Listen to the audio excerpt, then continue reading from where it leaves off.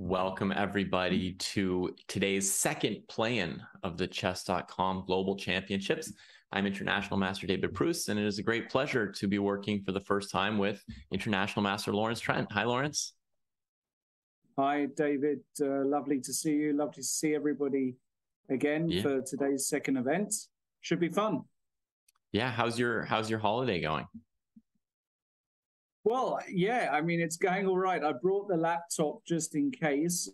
As you might be able to tell, I might not be as clean and crisp internet-wise as normal, but I'm doing my best to make sure that I'm here and able to walk you guys through the action with David. So fingers crossed I don't get a complete cutout of the internet. Right. All right. Well, lovely to have you. We're going to remind folks of the eligibility for those who are not up on the global championships. We'll go through some of the information here really quickly. So, Lawrence, how does somebody get into this event? Right. So the Open Qualifier phase, which has now ended, that went on for quite some time. That was available for everybody who wasn't titled, basically, to go through to what's called the play-in phase, which is where we're at now. This is actually going to be ending, I believe, this week. I believe Friday is the final play-in phase double event. Right. So there are 2 tournaments per play-in phase, let's call it, or play-in day. And it's a 9-round Swiss, 10 minutes each, and 2 players from that tournament will qualify to what is then the knockout phase, which is when the real fun starts, because some of the best players in the world will be playing. All of the qualifiers from this play-in phase will be there. And David, why don't you take them through the prize fund, not just for this tournament, but for the knockout tournament as well. For the knockout, yeah, because along with the fact that the tournament is open to absolutely anyone, the other major feature that defines it is the $1 million prize fund overall. Here's how it's broken down. We've got $60,000 over these 16 play-in events, so $3,750 on the line today, with $850 for first and $600 for second, and a very important $300 prize for the highest non-titled player, because so far this has been the phase where every non-titled player's run has ended. We do not yet have an untitled player making it into the 64-player knockout. As for the $1 million, here's how that will be distributed during the 64-player finals. In the knockout, there will be $200,000 for first and $100,000 for second. And to my knowledge, Lawrence, and perhaps you can correct me because I've been commentating this solo several times. There's been nobody to correct me. Okay. To my knowledge, there's no event other than the World Championship with a higher prize than this one. Yeah. As far as I know, you're spot on as well. When I first saw the prize, when I was first asked to actually co-commentate, the first one I did a couple of weeks back with Danya, I was like, did you put an extra 0 onto those prizes by accident? It's absolutely outstanding that $1 million has been raised effectively to be able to support this event. It's a great sign for chess. It's a great sign for online chess, and fingers crossed it's the start of great things moving forward. So it's going to attract a lot of the top players, and won't be surprised to see the best of the very best taking part in that knockout phase. Yeah, I mean, that first prize alone is kind of like the normal haul of an entire 10-player elite round robin, probably. They get first through 10th prize at one go. I mean, I'm not even sure after you pay tax for winning the world championship, whether you could, in certain editions, whether you won that much. So I mean, nearly $250,000 is a really serious amount of money. And, what I would love to see, by the way, David, is one of the qualifiers actually sort of make this dark horse run right the way through to the finals, because, the Magnuses and the Fabis and these guys, they're kind of, I know, used to it. But wouldn't it be great to see an IM or a 2600 GM just blast through the field and win it? That would be absolutely stunning. But we'll see. Yeah. For today, I think we're on the same page. In these play-ins, I'm always looking for the non-titled players to have a good run. Those who had to fight their way just to qualify to this phase. I'm always rooting for them to do well here. Yeah, absolutely. Love to see the underdog come through. I was commentating an event the other week, David, and two guys especially performed well. One was Pranav, Pranav from India. He always does very well. He's an IM, but he's going to be a GM soon. And another was a FIDE master by the name of Marco Rielli. Yeah, he's playing again today. You'll be happy to see. Yeah, a young guy from Germany. He's only a FIDE master, and he was inches away from beating Alexienko in the tiebreak. And just to remind everybody, the second and third place players in this tournament will play regardless of whether second is in front of third or whatnot. And the 2 10-minute games will decide who goes through to the next phase. And Marco was extremely close to beating Kirill Alexienko, who, by the way, played the candidates, rated 2700 plus. So it was really quite a serious deal. Yeah, it was exciting, and I'll be rooting for him. As far as I know, there's no FIDE master qualified so far. Of the 32 qualification spots, we have 27 decided at this point. And I believe that it's 26 GMs and 1 IM and no FMs yet. So, yeah. Would love to see it. Yeah, we can root for him if he has a good run today. Yeah, absolutely. Would love to see Marco go through. Yeah. So right now I've got Gadir Gusainov, Grandmaster from Azerbaijan, up here on the show. We have seen him play in several of these events already, and he has also, like Marco, gotten as close to a second, third place playoff match. So he's a real warrior of this event. Dania and I have actually been talking about Gadir. He's been the unluckiest guy in this whole event. I think he's got to the tiebreak once. He came fourth once. I think he even came first once with a bunch of other players and didn't make the top 3 as a result of his. So I mean, he's just had terrible luck in this event. I'd actually love to see him go through, because also, as far as I understand, David, he is now in Chennai playing for Azerbaijan in the Olympiad. Yeah, so he's played a game today. Sure. Yeah, so it'd be lovely to see him go. But his position is, well, I'm not that impressed by his position here with White. Are you? No, I mean, Black has come out of the center counter doing all right.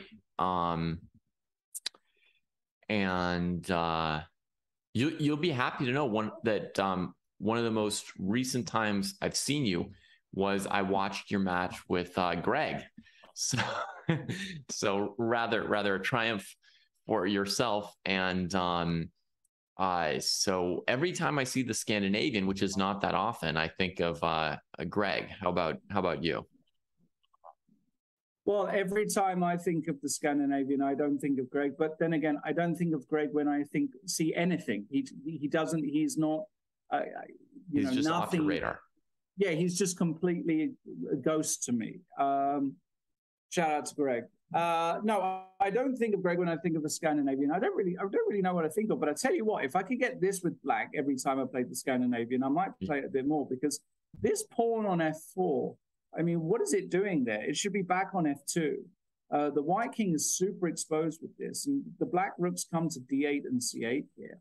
the bishop ever gets to c6 on the long diagonal, and suddenly it's like, well, isn't black just better here? White has to try and make something work. Otherwise, you're just worse with white. It just looks totally out of place to have this pawn on f4. It looks like a Sicilian defense where black achieved d6, d5 without making any concession and while catching up on development, which is wild. Which is wild. It's wild. And wild. I'm a big fan of the Sicilian. I would never expect the center counter to literally produce a better position than the Sicilian. Indeed, yeah. And queen e1 on the board, I mean...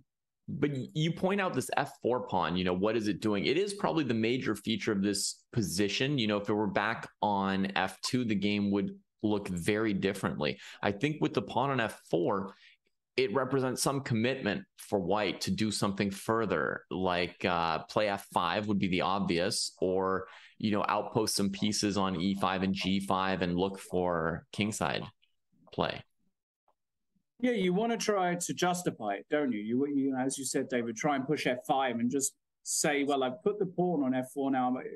I've got to do something with it. But I love how black is playing. He took on d4. There's a knight d5 he's blundered, is there? Has he blundered that here? He might have. Well, the bishop on c4 is attacked. I don't know that he's like blundered it, but I thought that... Okay, bishop b3. Now he really has to watch out for it. Now he should play a defensive move. So what is the queen h5 looks like a decent move to me here. Oh, beyond decent.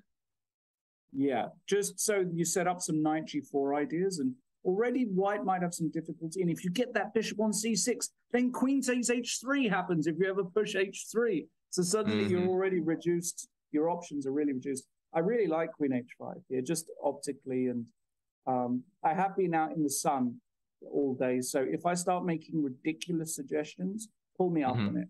But I'll just let you know. I'll just let you know. Yeah, just say, I'll just say, sorry, mate, it's a sunstroke. Apologies. But queen h5 looks good. What else? Because knight, bishop. Ooh, that move. No. That move ain't good. Bishop takes f6. This is the move that first occurred to me. And at first I had a spot. I hadn't even realized that, bishop f6 would be possible if I played bishop c5. I was thinking of that from black's perspective. Yeah. But now I like the move. Now I like going f5, for example, is very, and there you go. Now this all makes sense because e takes f5 is too ugly for words to have the triple pawns. And if you go e5, now white's able to get some kind of bind on the light squares. The bishop on b3 works. The pawn on f6 is a big target. You can probably just go queen h4 followed by knight e4, rook f3, rook lift, and all of a sudden, one move. And black's position has gone from great to what looks like very bad to me. Yeah. I guess black's going to try to put the bishop on d4, leave the pawn on e6 as long as possible, even if it gets lost, and try to activate all the black pieces. Possibly, but for example, now queen h4 is white actually prevents bishop b4. It actually covers d4. So I play queen h4 very quickly here, I think. Force the move bishop e7. And then, your rook lifts all exist, but then rook g8, rook g7 is going to happen. So maybe after queen h4, bishop e7, rook a to e1 to kind of pressurize down the e file. Right. It looks very sensible. It looks like a natural flow of moves. Also, there's some knight d5s that suddenly exist there. And, you have options here as white, but I absolutely don't like what black has done, allowing this bishop takes f6. It was not necessary. Yeah. Luckily I recognized the bishop c5 was a mistake before recommending it, but Jorge Reno did not recognize it before playing it. So in a spot of trouble now against very, very dangerous Azeri. Gadir is a great attacking player. And, once you see these doubled F pawns, you just feel like he's got everything he wants here. So he goes after the bishop. And if the bishop moves, he'll capture the pawn on e6, and he'll be able to defend the g2 pawn with bishop d5. If black defends the bishop with the rook, the question is, is Gadir already thinking of trading on d7, you know, sack the exchange, win the pawn on e6, and just it prevents rook g8 and opens up all his pieces. Correct. And yeah, I like rook d1. I would actually be kind of tempted to give this pawn if I could give it in a good way. For example, if I go bishop c6, f takes e6, f takes e6, you probably have to take with the queen, right? Because if you take with the bishop, I pin you. So queen takes e6. And the question is here, do you have anything? I really don't see anything there for black at all. Rook c8. Right. So rook g8, queen f6 would be a problem. So most likely you would have to play rook e8 here to try and back the queen off of f6. And then perhaps actually the queen needs to find a good square. f5. f5. Then there's rook but e4. then rook e5, exactly. And the rook luckily comes for to black, g5. f8's defended. Exactly, and rook g5 is the next move. So this is not ridiculous here. Queen h3 makes a lot of sense. But now the question is, can you go rook e3, continue to pester? Continuing to pester. My Queen goodness. h6, maybe? Right. And now the question is, you need a good move here. I feel like my queen isn't really getting involved at all. Yeah. By the way, what we're analyzing is relevant because in the live position, black has just played bishop c6, abandoning e6 and going for this. Notice how the evaluation bar didn't shoot up for white. So there's something in this. And again, intuitively, it felt as though that black, with a few accurate moves here, could actually get something going. So it doesn't surprise me that the bar is kind of sitting midway and saying only slightly better for white. But how do you be precise here? That's the question. Another thing to say about this position is, let's say black played queen c7, queen g7. Yes. Right? Even though black is down a pawn, this endgame is not beyond salvation. Absolutely. The endings are, well, I mean, you've got to be a bit careful that white doesn't, as you said, play this bishop b5 move, and suddenly you might run out of steam. But But in general, we've sacked a pawn, but there's an interesting distinction, or an important distinction, between a pawn sacrifice where you're absolutely committed because the endgame is lost, and a pawn sacrifice where you could play for the initiative in the middle game, but also if you went to the endgame, you're not over the edge yet. Precisely. And rook e5, look, something very similar on the board here. You know, I like this move. This is a great move, actually, because you try and cover the d5 square. So the assumption is that bishop b5 does, because I would try to make bishop b5 work here. Right. Bishop e6. He's headed to f5 to make trouble on h7, but it is giving black another move. Rook g5. Rook g5. Rook g5 has been played quickly. And it doesn't like it. It doesn't like it. Yeah. Now Jorge spent quite a bit of time on that bishop c6 move, you know, the decision to sack the pawn. So now 2 minutes down, you know, 2 minutes total to play the game. They're kind of forced to keep up the pace here. Precisely. And bishop d6. Oh, what does he want there after? So after knight takes f6, he wants queen e5 or something?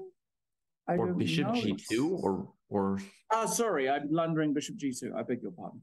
Sorry, excuse me. Okay, so c4, bishop. I like this maneuver. c4 lodging the knight, good, but black also achieves an absolutely incredible bishop on e5.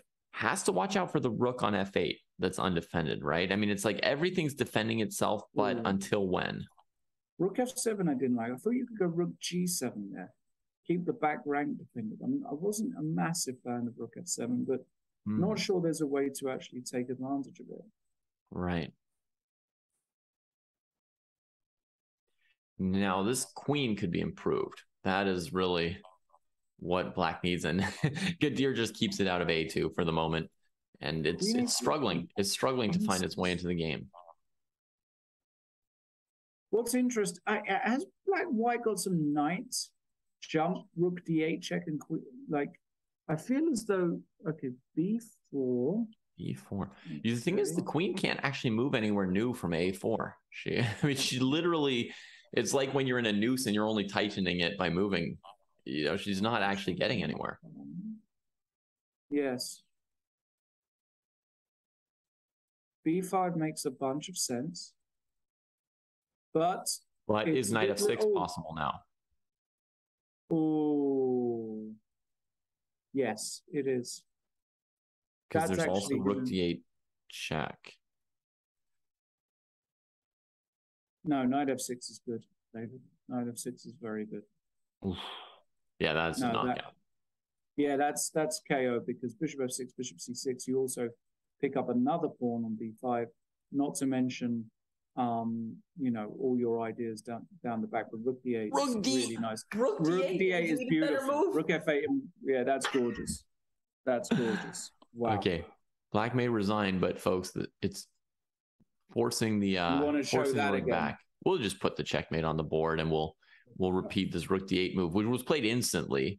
He wasn't like, well, I might have something here, and he wasn't content to take on c6 and have an easy winning position, but puts the knife in the coffin here with the back rank. Nice. Okay, who else we got for this round, or is it all pretty much coming to an end? The top couple seeds seem to have already taken care of business. Let me see if there's any outstanding games here. Christopher Yu still playing. Christopher Yu. Okay. Wow. Yeah. Wait, what? He might win this, but absolutely shouldn't, is my guess. Right. Knight f5 check. King f3. King d2. Okay, he has to go play knight e4 here, I guess. To me, it's very odd, the white king moving away from the king side, right? I mean, I think the king was on f2 when we joined the action, and now it's like, where are you headed, friend? You know, c7 h king d5. Okay, now you have to come with king e3. Come on, bring your king in. King e2 is also fine. And it, you know, it just should be a draw, basically. Knight f6 I don't like. He's hunting for some like knight g8 trick, perhaps. That's a real fun. I mean, it's still a draw, as you can see, because the king can just come over and sweep up the pawn. But what does he know? No. He's going all wrong. Oh, what's he do? No. At least the king came back to the correct side. That's true. He might have actually saved it just there. Actually, you know, Chris, you has 7 seconds, so white is probably trying to strangely flag him with these moves. Knight f3 now. Knight f4 is going to take care of it, right? Yeah. It's going to be a draw. Yeah. But for a moment, it looked like he was sending the king to the wrong area, then the knight to the wrong area up in the far corner, but... We now know why. We now know why. Oh, wait, white is Arthur Gabrielian. Excuse me, isn't he a GM? Yeah. Right, I was thinking, right, now it all makes sense, because a GM doesn't play those moves if not to try and flag. And is he going to get the win here? Is there a construction here where white wins? No, they gave the draw. Okay. That's good. Yeah, I think, you know, if you try to construct it like king on a8, knight on a7, knight on b6, king on c7, you could set up a checkmate in the far corner there, right? Knight on a7, knight on b8. So black has knight on a7, knight on b8, king on a8. White has king on b6, knight c7 is made. Yeah. But the side doesn't allow it, which is good. I'm relieved that chess.com did not adjudicate this as a victory. I don't know exactly how they reached this conclusion, but to me it's proper, and I would prefer if the players shook hands once it was knight against knight. Yeah, I mean, but there are some platforms which award that as a win, aren't there? Yeah. So, you know.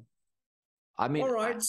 I long ago Yeah, had go a on. friend get sort of adjudicated a loss in some situation with Right, king and rook against king and knight in a FIDE tournament.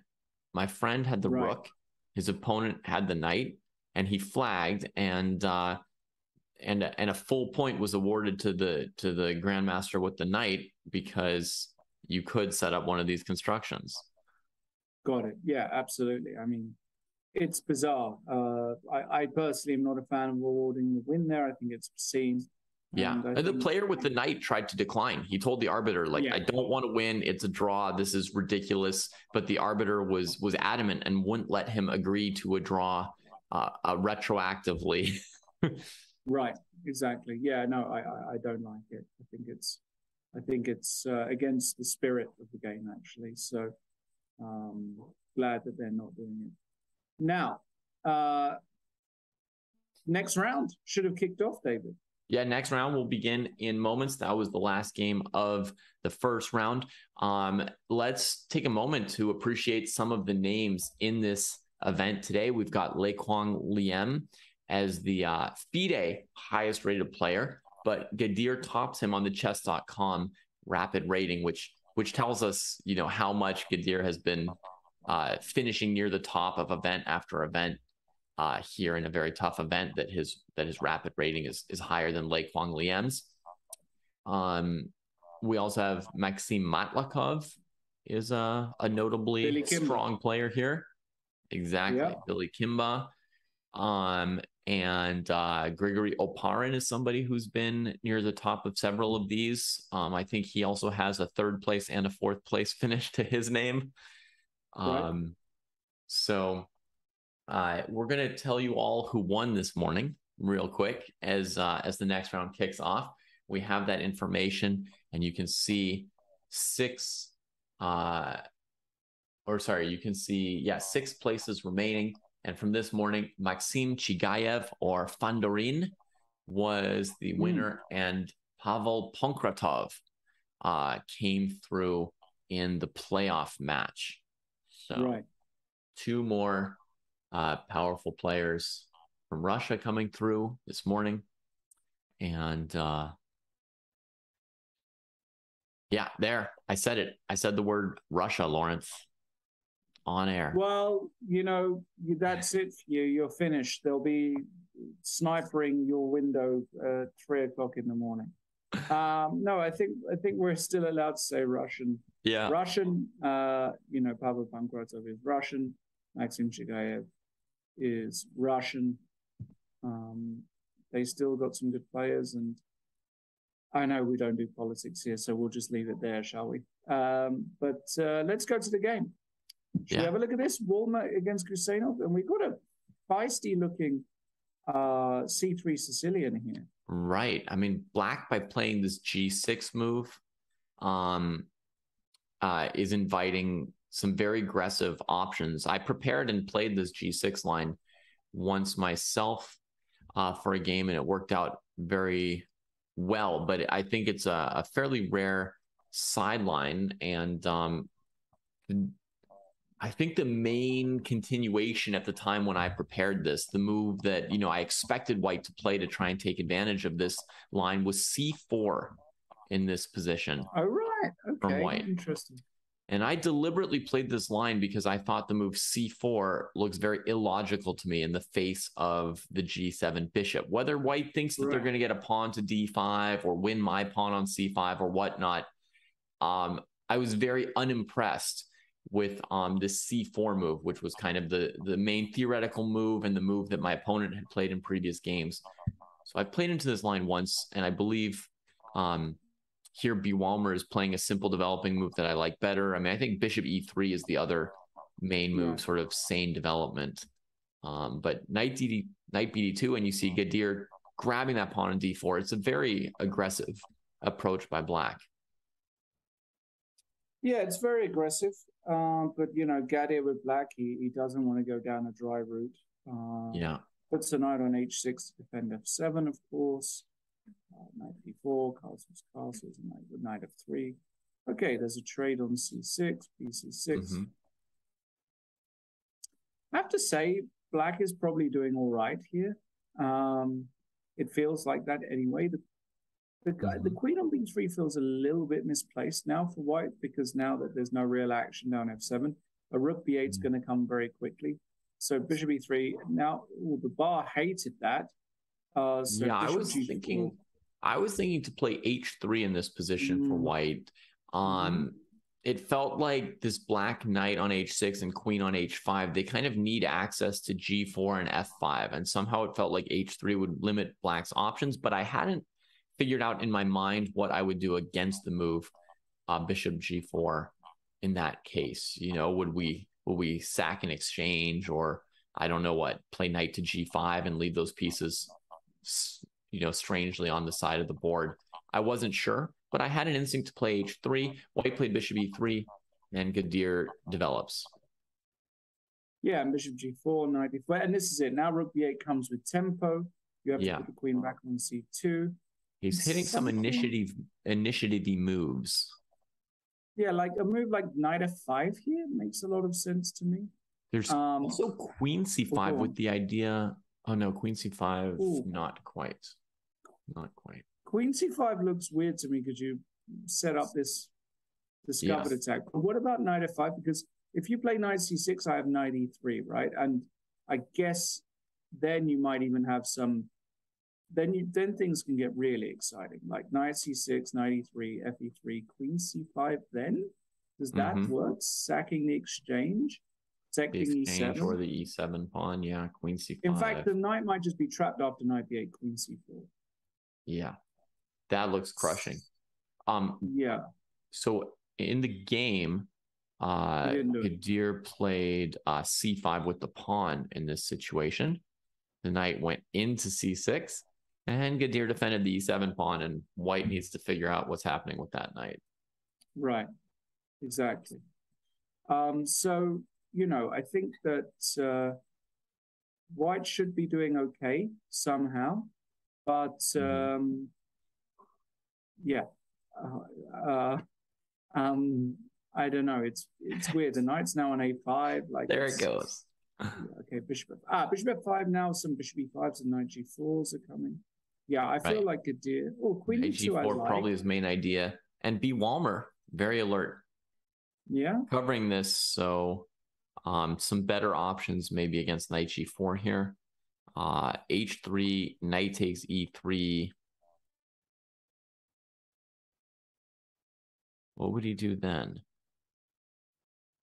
H3, knight e3, queen e3, I guess is the move, right? And you just say, okay, you've got the two bishops, but so what I like bishop f4. I do like bishop f4. Yeah, of course, because you protect this way, precisely.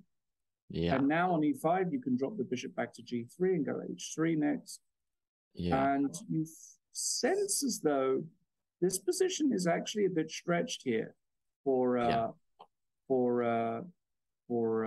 black.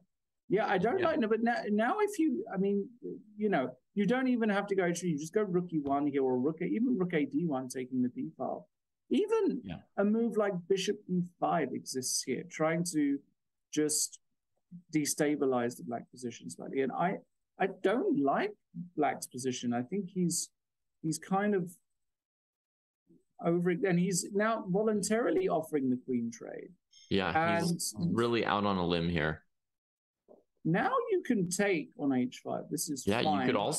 You could also consider f3, because e4 bishop c7 is probably not quite palatable. No, but there's something about f3. I don't know. There's something about f3 that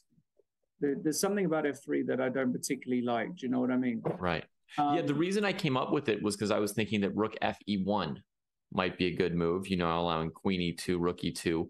And then I thought, well, let me check bishop g4, f3. And then I thought, you know what? It's not that bad to have a pawn on f3. So if white really wanted to argue that these pieces were badly placed, f3 is possible. But my instinct would be that rook e1 is the strongest move here. He goes for it. He goes for it. He's feeling confident. There you go. He likes his position. And as you said, it, you know, it could very well work out. You know, you need a few good moves now as black. This is not an easy position. What do we consider here as black? Queen G5? Oh, you know, I think I know what he might have not liked. What he might not have liked with rook e1 would have been queen e2, rook e2, knight h5.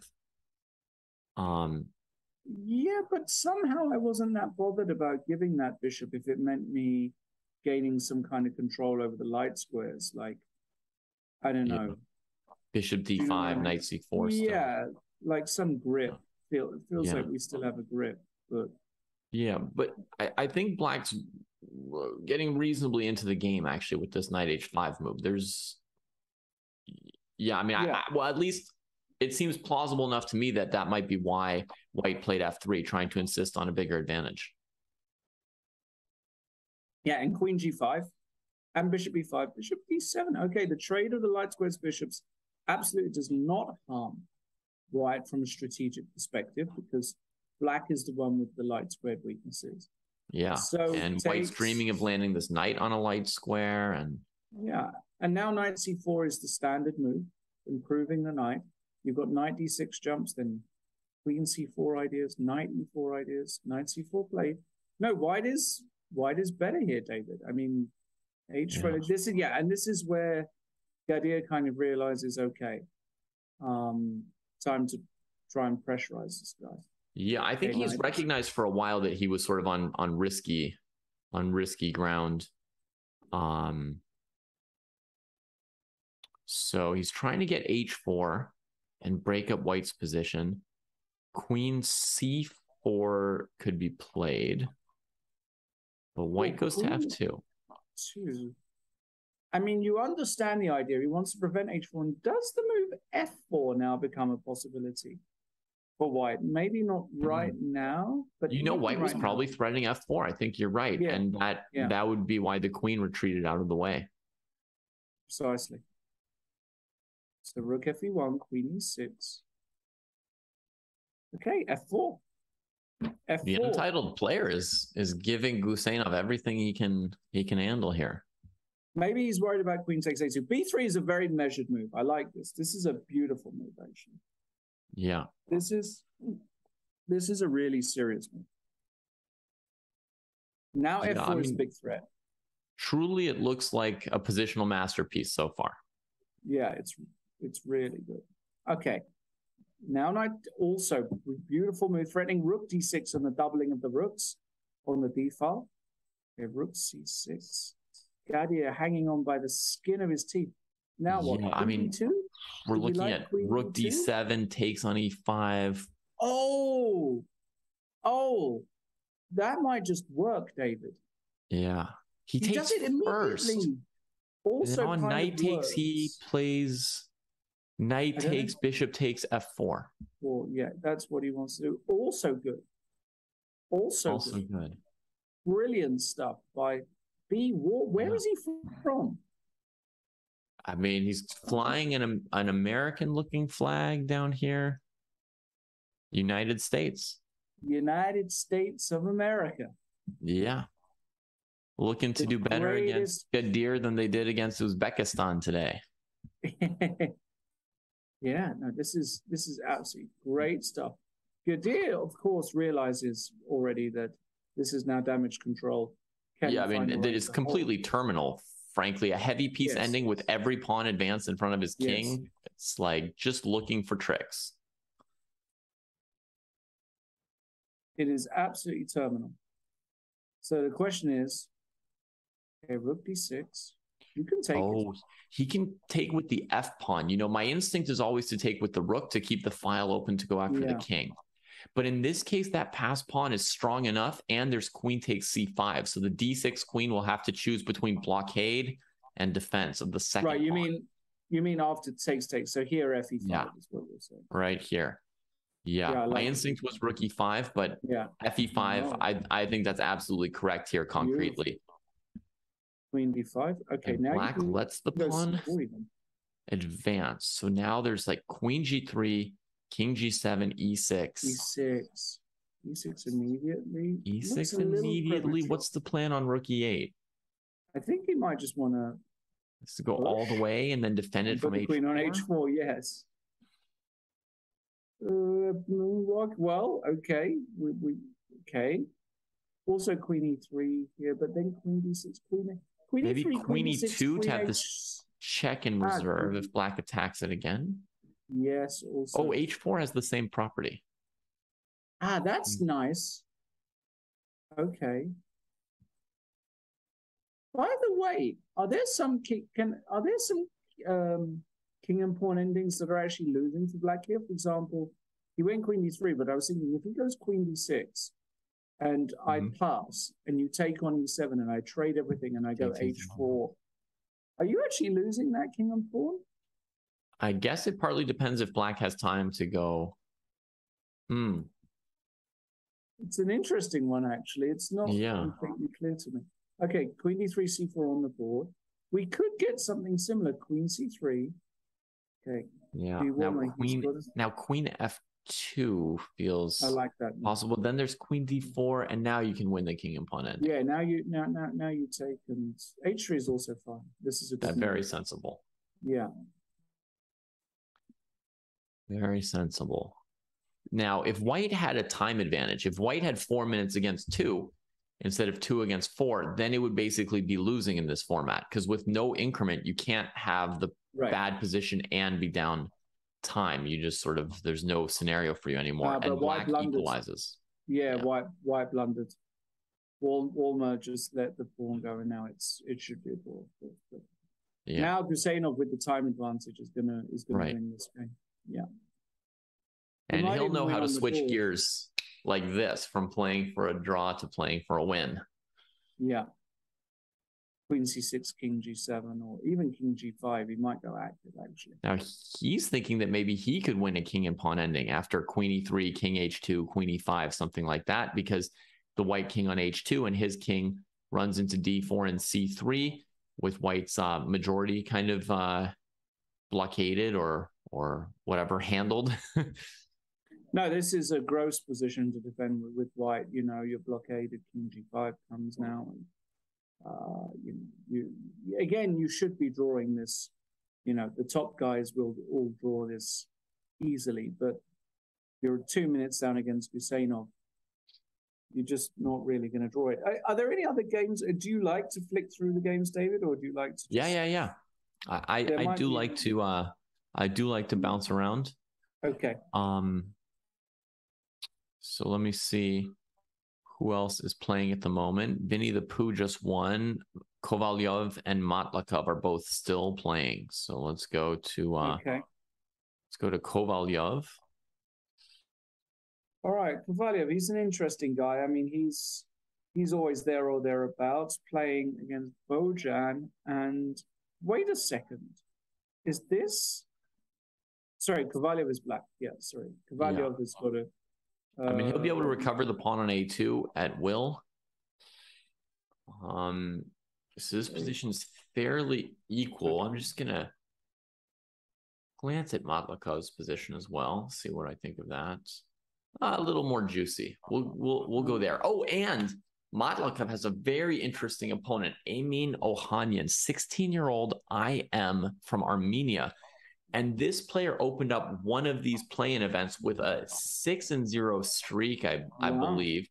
Gave Kravtsev his only loss, but Kravtsev eventually ended up qualifying, and Amin lost 2 games in a row after being in sole first place. Oh, brutal. Yeah. Okay, so very exciting young player.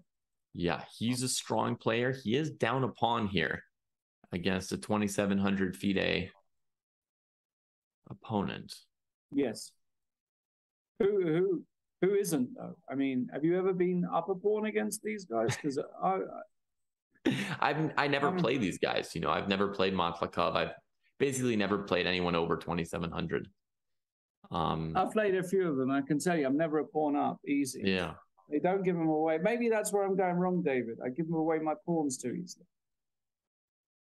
Yeah, perhaps the best was I got to play against Gadakamsky once, and I thought, oh, he'll outplay me if he gets to an end game, and then he just checkmated me in the middle game. There was no end game to be had. That's it. He's also very dangerous. Gada also played in this event. Tiger Verschlap. Yeah. Verschlap. Tiger in the hat. But he qualified, so no need to play tons of events. Yeah. So two extra pawns for Matlakov here, and I guess the plan is to eventually put the H pawn on H5. Yeah, you can just do anything you want here, basically. Okay. Yeah, I mean, you have to cover your king from a couple angles. Yeah. And then you have to activate either one of these pawn majorities, at least one of them. Yeah. Just queen f3. Okay.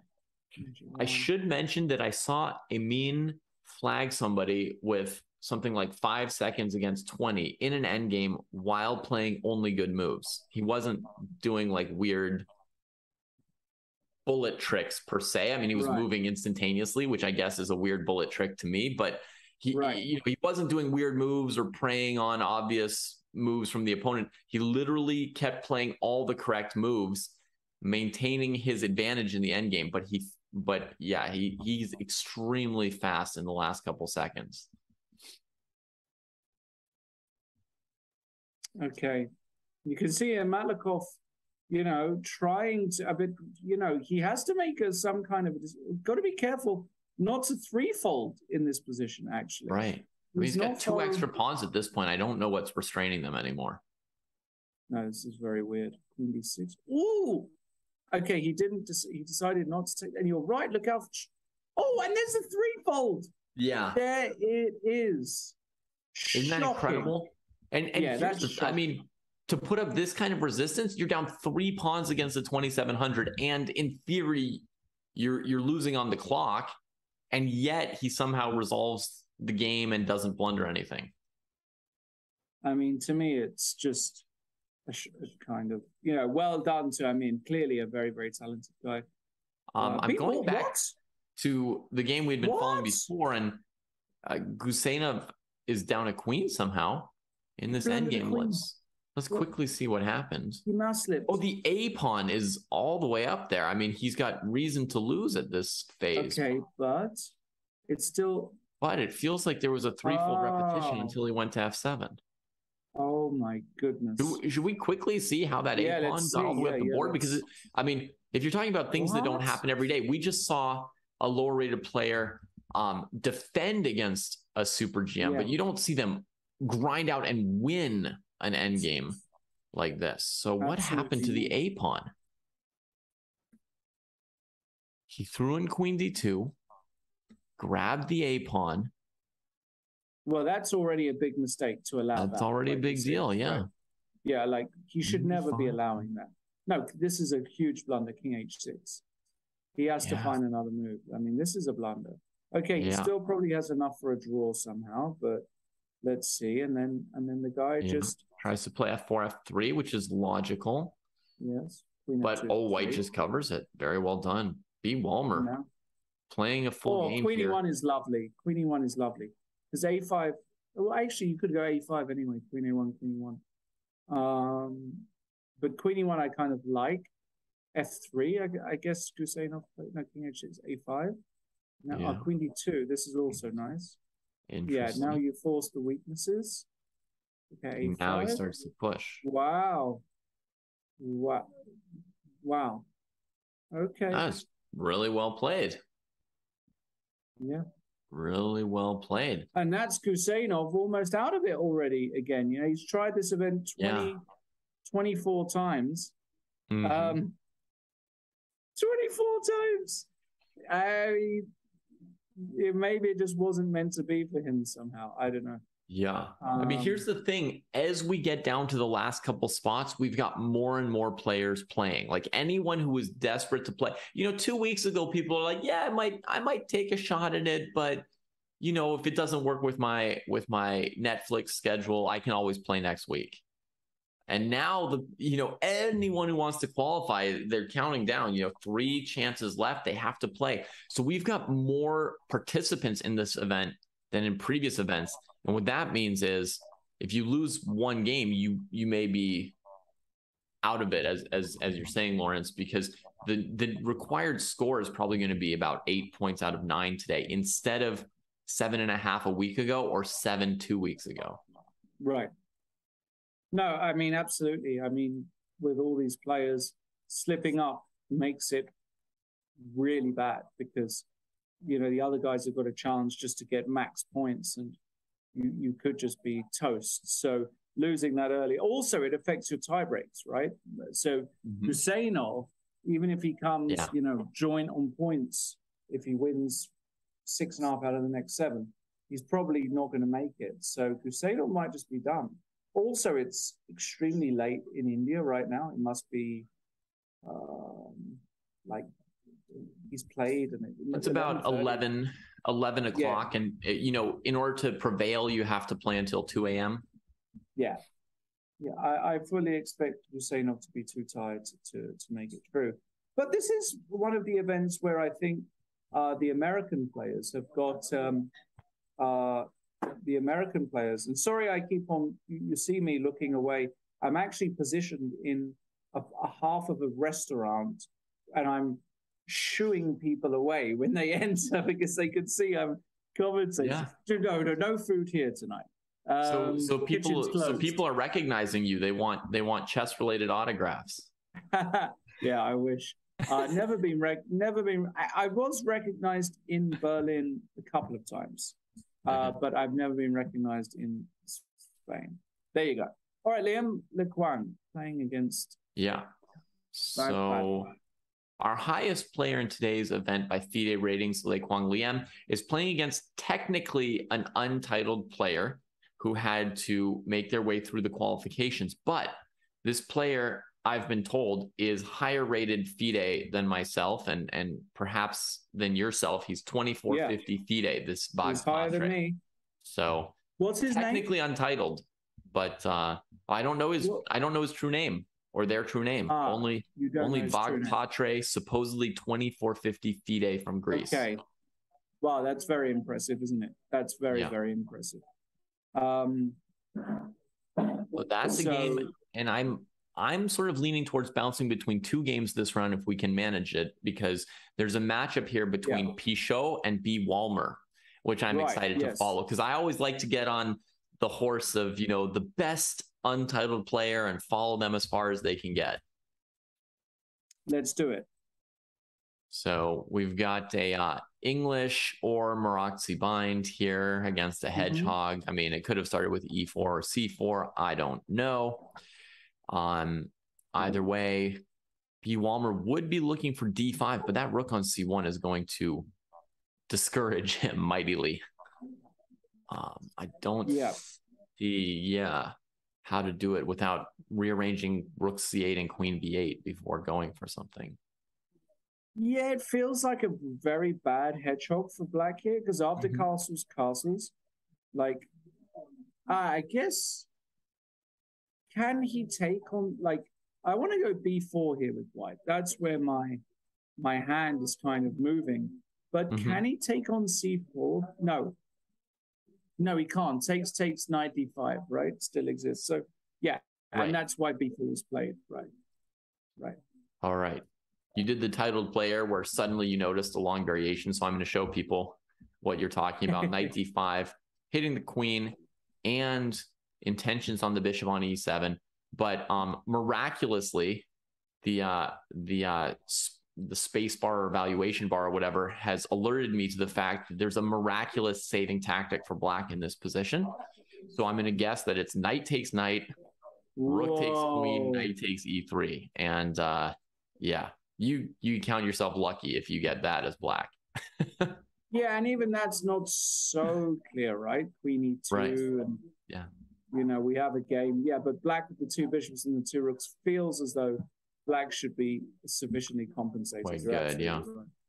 So and B4, you know, knight C4 would have been very complicated, I guess. In a rapid game, I don't think you invest much energy as black trying to make moves like knight takes C4 work. So we get rook C8, we get D6 in order to defend B6 with knight D7. Knight A4 is preventing queen B8. And, you know, we'd love to play d5 in one shot, but this b6 square needs possible support. And, there we go. Knight d7.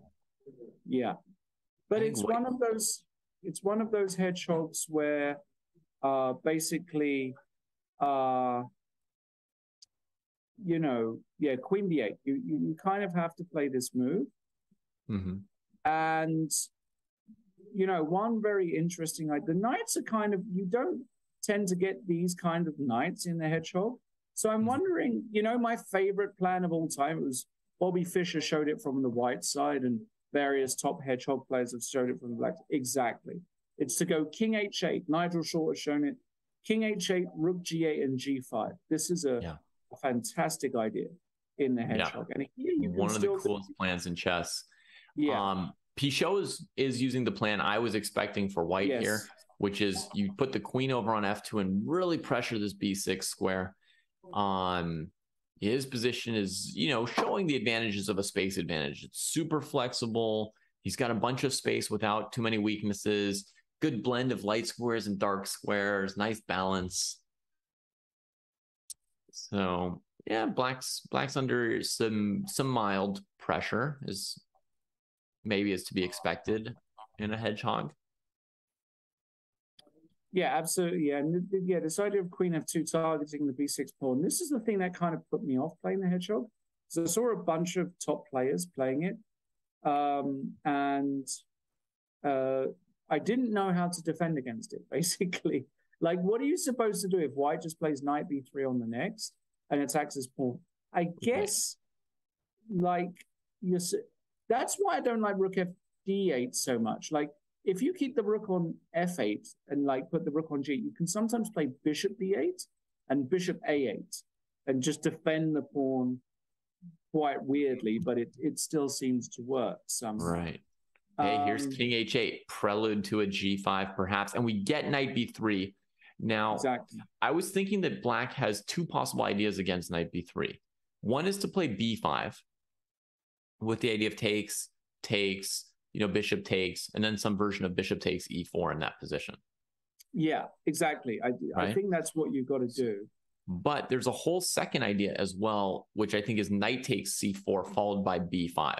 Ooh, that's nice. Yeah, that one risks getting your queen trapped by bishop a7. But again, it's, you know, the idea at first level looks like this, sort of, you know, tactical means on the c4 weakness to stay in the game. And knight c4 has just been played. So okay, he's playing extremely well, isn't he, B. Walmer? I mean, give him credit where credit's due.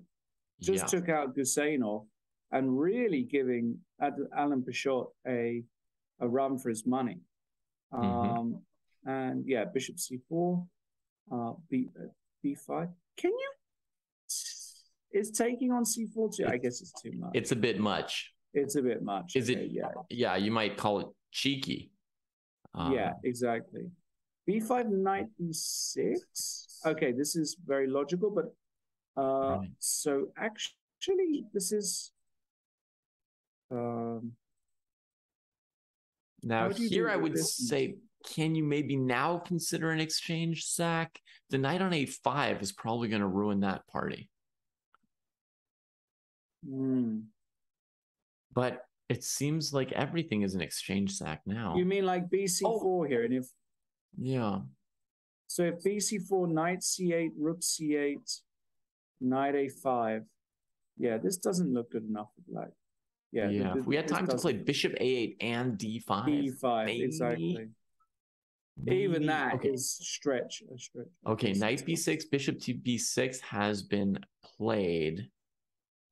And now b takes c4 may be playable because of this dark squared bishop emerging into the queen side. Oh, you have bc4, bishop d8, and if the knight moves, you have bishop takes e4, David. Exactly. If the knight goes to d4, there's still maybe this e5 move, right? So maybe we play that first, and then bishop takes e4. Or, you know, I'm not sure the order. I'm just wandering around with this piece. Well, here not, because there's 93, right? Here not, because there's 93. Yeah. The timing will be tricky. on getting this right. He's played B takes C4 and Bishop D. B. Walmer is playing, I mean, just an insane sequence here in response to White's Knight B3 move. No, what I wanted to point out was Knight A5 is one of the most logical moves in this position. But then Bishop takes E4. And okay, right. So Knight A5, we'll put it there. Yeah, so Knight A5, and now Bishop takes E4. Now we've got the bishop pair and fair amounts of material. Knight A5's been played. Ooh. It's been played. Are we going to get bishop takes E4? Is there anything better? I don't think there is. Seems unlikely. By the way, someone in chat is pasting us Benjamin Walmer's bio. Hi, my name is Benjamin Walmer. I'm a 17-year-old expert, USCF rating of 2097. For those who think that, a USCF rating is not worth a FIDE rating, 2097, currently working on my national master title. The fellow is trying to become. But this is unbelievable. USCF. Rook takes C4, rook takes C4, bishop B6, rook C8 check is what Platty wants. Oy, oy, oy. Okay, so you need another move here. What about bishop D5 simply consolidating? Bishop D5, knight E3, I suppose, and the game goes on as well. Yeah, bishop B6, and we pin you for a while. Yeah. So that's what we got, bishop D5. And the material is 2 bishops and a pawn against rook and knight. And well, it's hard to speak of a material advantage there. It's just a complicated material imbalance, really. It's not obvious beyond that. Oh, Platty decides to start taking the pieces off of the dark squares. Queen F1. That seems clever. Knight E3, bishop B6 felt like you'd be sort of stuck on that diagonal for a while. Okay, now you need a really good move with black. And it's always the really good moves that are kind of tricky to see. What about the move bishop G5? Does this move make any sense? Trying to yeah. And then if rook C2, the rook is undefended. Yeah. I can't make something. Well, there you go. Me and B. Walmer. And F4, but this is the move we wanted him to play. Yeah. Now the whole point of bishop G5 was to get white to play F4. Yes. Yeah. Now we can go back. Exactly. Good. 2097. And they talk about rating inflation. Are you out of your minds? I mean, the guy's playing like a 2600. I mean, this is crazy. Okay, now bishop E4 is the move. No, you drop A6. Sorry, I beg your pardon. Queen B, takes. How do I do this? I can't. There's some back rank issues. Okay. Yeah. What if we just go back to that I would be playing here if the two of you weren't on this clever bishop G5 idea? The other thing I would be doing for black in this position would be just playing H6. White's got 2 rooks. Let's just get that, pay that tax, get that out of the way. It has to happen at some point. I don't want this game to end with me getting back rank mated or not being able to recapture a pawn on A6 or D6 because of the back rank mate. So correct. White takes the file. He's probably going to look at Queen C4, Queen C7 as an idea from here. Queen C4, yes. And then he's probably going to go bishop D8, exactly, cover the squares. Yeah, he's got to cover all the penetration points, but a bishop pair can do that. So we get Queen C4 and B. Walmer down to a minute with no increment. That's a bit tough, but we can say on the chessboard, I mean, there's nothing that you can say to put him down. I mean, he's just playing great. Bishop C6, it didn't like. Now knight C4 might be an issue now. H3, H6, there we go. H6, there we go. Happiness. Yeah, but happiness is a flight square. It is, but happiness is also having 4 extra minutes when your opponent is not 2600. So that's right. That's an issue. Bishop B5. Yeah, now forced to play bullet. Yes. Yeah, White's rook is pretty good. I mean, it's not easy for White to make progress, but Black can't do very much. Exactly. I suppose my dream for black would be to play d5, try and bring my bishop to d6 instead of d8, and see if I can get some traction on the f4 pawn. Exactly.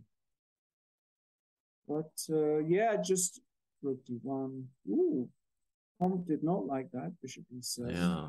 I would have played bishop c7 possibly, just to line up the bishop against the king. But yeah, it would have been nice. I think he knew that knight e5 was going to be the next move, and he may have calculated something there.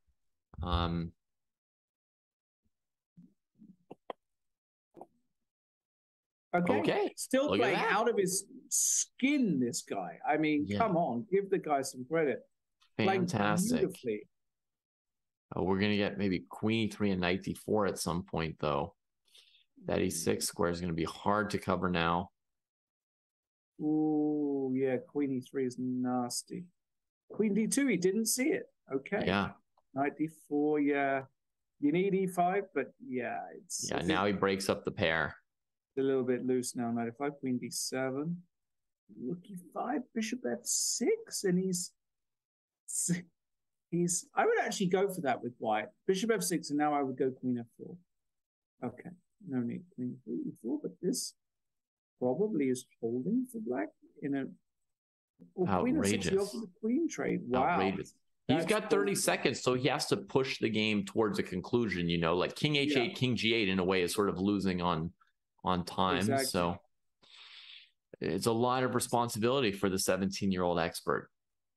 Really is, yeah. GF, G1. Trying to get the pawn to f4. White allows it. No, white. Wow. Wow. Now you rush in with the king. Yes. Yeah. Well, now black's just straight up fine with this pawn on f4. Well, on g3, do you take it? Because no, you don't get to e5. Sorry, g3, you can't take it. I beg your pardon. G3.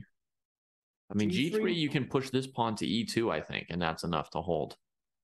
Probably that's enough. Oh, is he? Oh, he might be bungling it. FG, King G. Now D4. This is unbelievable. He's got 20 seconds left. King E5? What's going on here? I don't know. White is winning. He got the blockade. Rook G1 or something. Whoa, bishop E6. This is stopping Rook G4. He is so good. H5. How good is this guy? By the way, I mean, let's just be honest for a second here. How damn good is this guy? Rook G6 is good. That's outrageous. And now white can go after the H5 pawn, huh? Man, black is so close. But he's got E1, King C3, and it's winning. E1, King C3. Trust me. Oh my God, he finds it with 5 seconds. Oh my God. And King C2, King C2, quick. Oh my God. King C1? No. This is probably still. Oh, I think he missed a win earlier. Oh, it's still good. He's going and collecting the queen side now. 3 seconds left. It's unbelievable. I don't think Pichot can believe what this kid is bringing. No, this is just unbelievable. And the guy is just pre-moving. He's doing beautifully. He's got A4 pre-moved. He's got A3, Bishop B5. He's got pre-moved. Oh, he wants to play Bishop A4 as well at some point here. But he pre-moved it in this order in case of Rook B8. Take the ball. Oh, no. Oh. Okay. No, that's a shame. That's a real shame. He's going to lose. Yeah.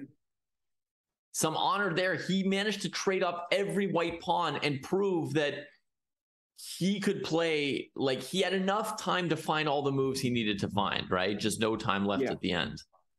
That was, I mean, the most impressive loss ever by an untitled player. That's what? I mean, B. Waldmer, take a bow. That was absolutely brilliant. I mean, to play like that, 2097 was his rating, or 2079? Outrageously underrated. Outrageously underrated. Oh my goodness. Okay. Hello Kostya is playing today. Yeah, and he's got 7 seconds left with an extra queen and rook. Throws in a check. It's good enough. Oh, he finds the correct moves. But white won't flag. This is ridiculous. Okay. Wow. He won just. Shouldn't be that. Hello Kostya. Shouldn't be that close with an extra queen and rook, should it? No, it shouldn't be that close. It shouldn't be that close. No. Okay. And that's the end of round 3. Yeah. And let's have a quick look at who the top standings are so far in this tournament. How many? Oh my goodness, there's more than a dozen players still with a perfect 3 out of 3. Yeah, and this is the danger, David, that you were talking about. That normally at this stage in the tournament, I've covered a handful of other of these tournaments. There were never this many players on a perfect score. So if you do lose a game early, it's pretty much over for you because just the quantity of players getting perfect scores will be there. But we've got some big names. Lem Lequan is up there. Kovalyov is up there. We've got who else have we got there? Antipov, we've got Grigory Oparin, Mikhail Antipov, a former world junior champion. Those are always dangerous. Yeah, and a bunch of them. You got JC Ibarra there. You got Alan Pichot. Tons of strong players. Yeah. Let's go to a current position. Who should we check out? Well, let's see. Do we have a non-GM here in Ruud Makarian with a 2600 rapid rating? Yes, we do. There you go. Ruud Makarian playing as Miyagi. Who is Miyagi? Do we know? Oh, Miyagi. I've seen Miyagi in one of these tournaments before. And by the way, look at the line they're playing. They're playing this old line of the Najdorf with this E6 G4 that used to be played by Polgar, right, and co. Shirov, back in etc. Knight on F5. Stivler. Just leave it there. Queen F3, and then D4 white castles queenside. That used to be what they would do, right? D4 castles queenside. Think like this. D4 castles queenside, knight BD7, and then I think they even played rook takes D4. Yes. In the day. This is definitely this was old time madness. Maybe just slightly supercomputer days, right? Like just before we had some tools, but they weren't infallible. Absolutely, yeah. And yeah, this position here, I mean, I don't know what the state of current theory is, but given that Black hasn't played it almost at all at top level, like in the Najdorf, they're going for this E5 move rather than E6. It probably means that there's some problem with this particular line with Black. That's right. Against Bishop E3, E5 has been almost universal, whereas in the Kasparov era, it was kind of like a 50-50 thing until they came up with Knight G4. And then for a while, it was a 1/3, 1/3, 1/3 distribution for Black. That's right. Yeah. So now, look at the state of this position. Now I'm being reminded Miyagi is a player whose profile only gives the name Andrew. No other information. And I mean, this is an event all about, verified accounts and we know who's who and all that.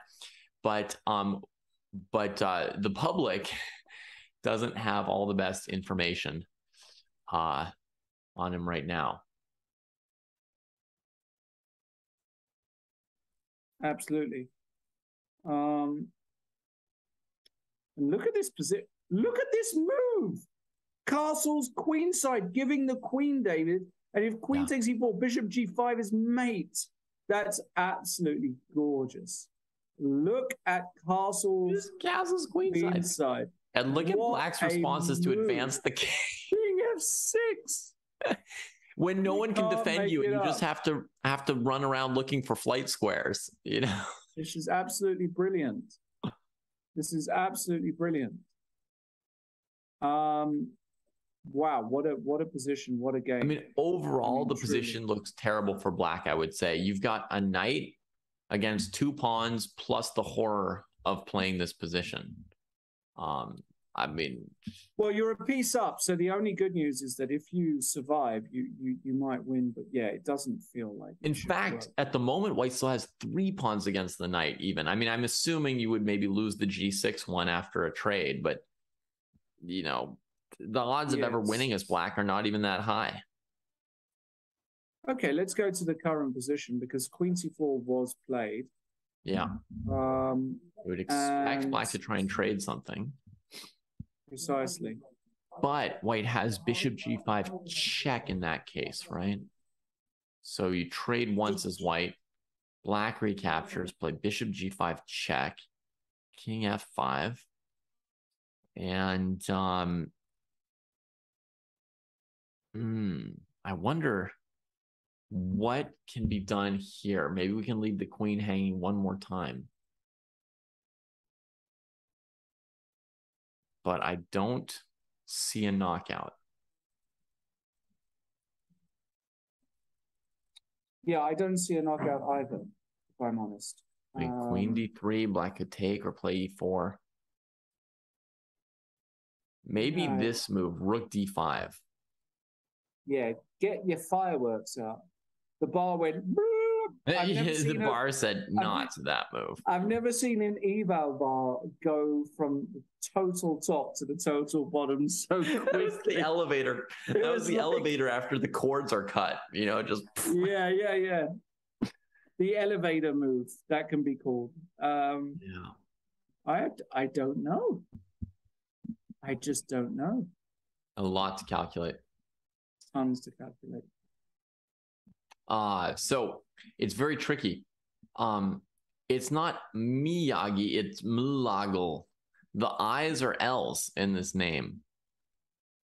Oh, I see. It's an optical illusion, you see, because the M, the Y, the A, the G are all capitalized, but then the lowercase L's are thrown in there. So Miyagi was already taken, and this person came up with Mlagle to look like Miyagi as well. That's so funny. People are so resourceful, and it is I love it. It is Gnel Melikian is the name of Miyagi. Bishop e6 is played, trades. Maybe Gnel will show us what happens with bishop g5, king f5, because I certainly could not find it. I stared at that position for a minute.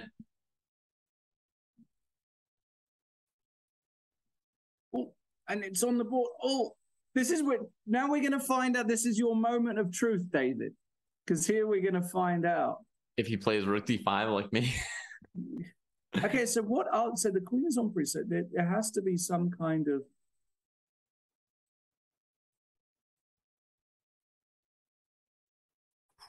Where is the move here? This is so tough. Yeah. Okay, you just need to spend like 4 minutes on this move, basically. Yeah, it's outrageous. Rook d5 is the only. It took me a long time to come up with rook d5, and it was the only move that made any semblance of sense to me. So I don't even have any other candidates. I mean, I've looked at queen d3, but I'm not excited about it. So king g5. Where is the win? King g4. King g5, g7. G7, King g5, g7.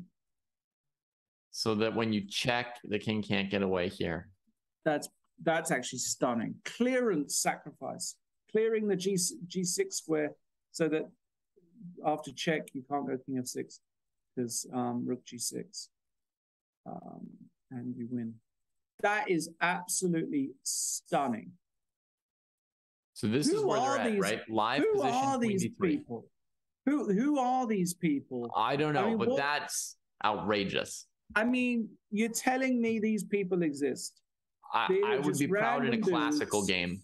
I would be proud in a classical game. I mean, it's completely outrageous. How do people ever win a game of chess when you play against these monsters? Yeah. I mean, well, I mean, I can answer for myself. I wouldn't. Yeah, exactly. You just wouldn't. Queen d3, and I guess against e4, you know, queen g3 is probably reasonable. Threatening queen f4.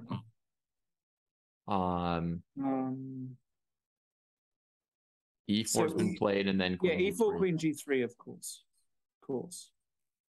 Now ideas of Queen F4, Rook HG1 exist. Now, another critical variation here would be Queen E5. It's just not been played. But there, we get a second try at Rook D5. Oh, my God. Is that no! Rook D5 no, but... it didn't touch the full bottom yet. Yeah. All right. I don't know what's going on at all in this game. Queen G3, King took on G6. And that's the live position right now. Flying in the face of the discoveries is Black, currently with a knight against 2 pawns. And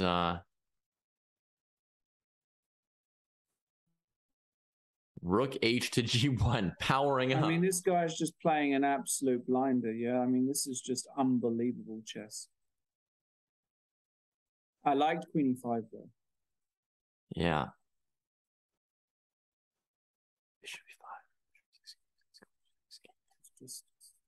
This is over. I mean, this is really bad now because here you're threatening like what's the actual threat? Let's try and come up with a threat. I haven't even found a threat here.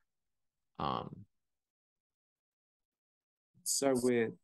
Okay. Yeah. What about just Bishop H4 check? Is that a threat? Bishop H4? Yeah. So let's say Black played some random move like A5. Like Rook E8. No, Rook E8 isn't random though, because then the king can't go back to E8. Like E8 was a square. So let's just put Rook C8. Okay. I mean, something within the realm of moving a piece. So he just leaves the king here and says, what's your threat?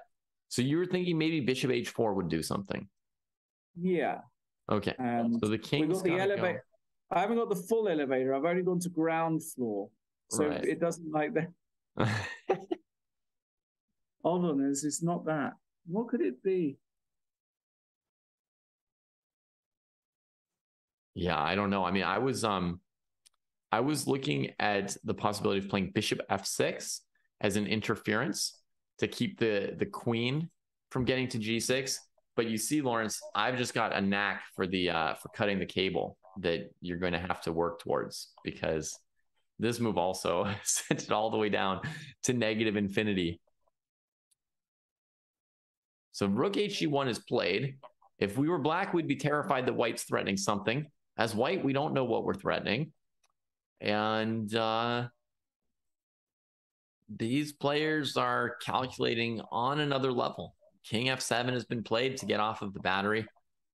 Very logical looking move, but White could chase with Queen F4. And how far do we go? King E8, Rook E1 doesn't look good. Just King E8, Rook E1 is as simple as that, isn't it? Yes. Oh, and Queen F4 has just been played, and King E8 has been played. Yeah, and Rook E1 will be played because it's just obvious. Yeah. Yeah. Well, I don't know what was going underneath the surface in terms of the variations, but what's being played on the board at least makes sense. Yeah. And now there's more or less no defense. Bishop E7 has been played. Rook E4. On bishop takes G5, Rook E6 is check. The queen can move somewhere, but Black's going to lose their extra knight on E7 in a second. Correct. Gorgeous stuff. I wish I could play chess like these guys. Yeah. I really do. Yeah. Stunning. Yeah, I mean, the main thing is that they can play in 5 minutes a game that would take me a day to play. And I don't always have the time to do that, right? Right. Imagine having 10 minutes available and being able to create a masterpiece. You just dash it off, you know. Quick sketch. It's stunning. Hold it. So Queen F7 played. And now perhaps Queen E3, Queen C7. And, you know, eventually this rook comes to either E1 or D7. And the piece will be lost here on E7 in just a moment. Wow. Wow. Just got to just gotta stand in awe at what White managed to do and calculate here in this game.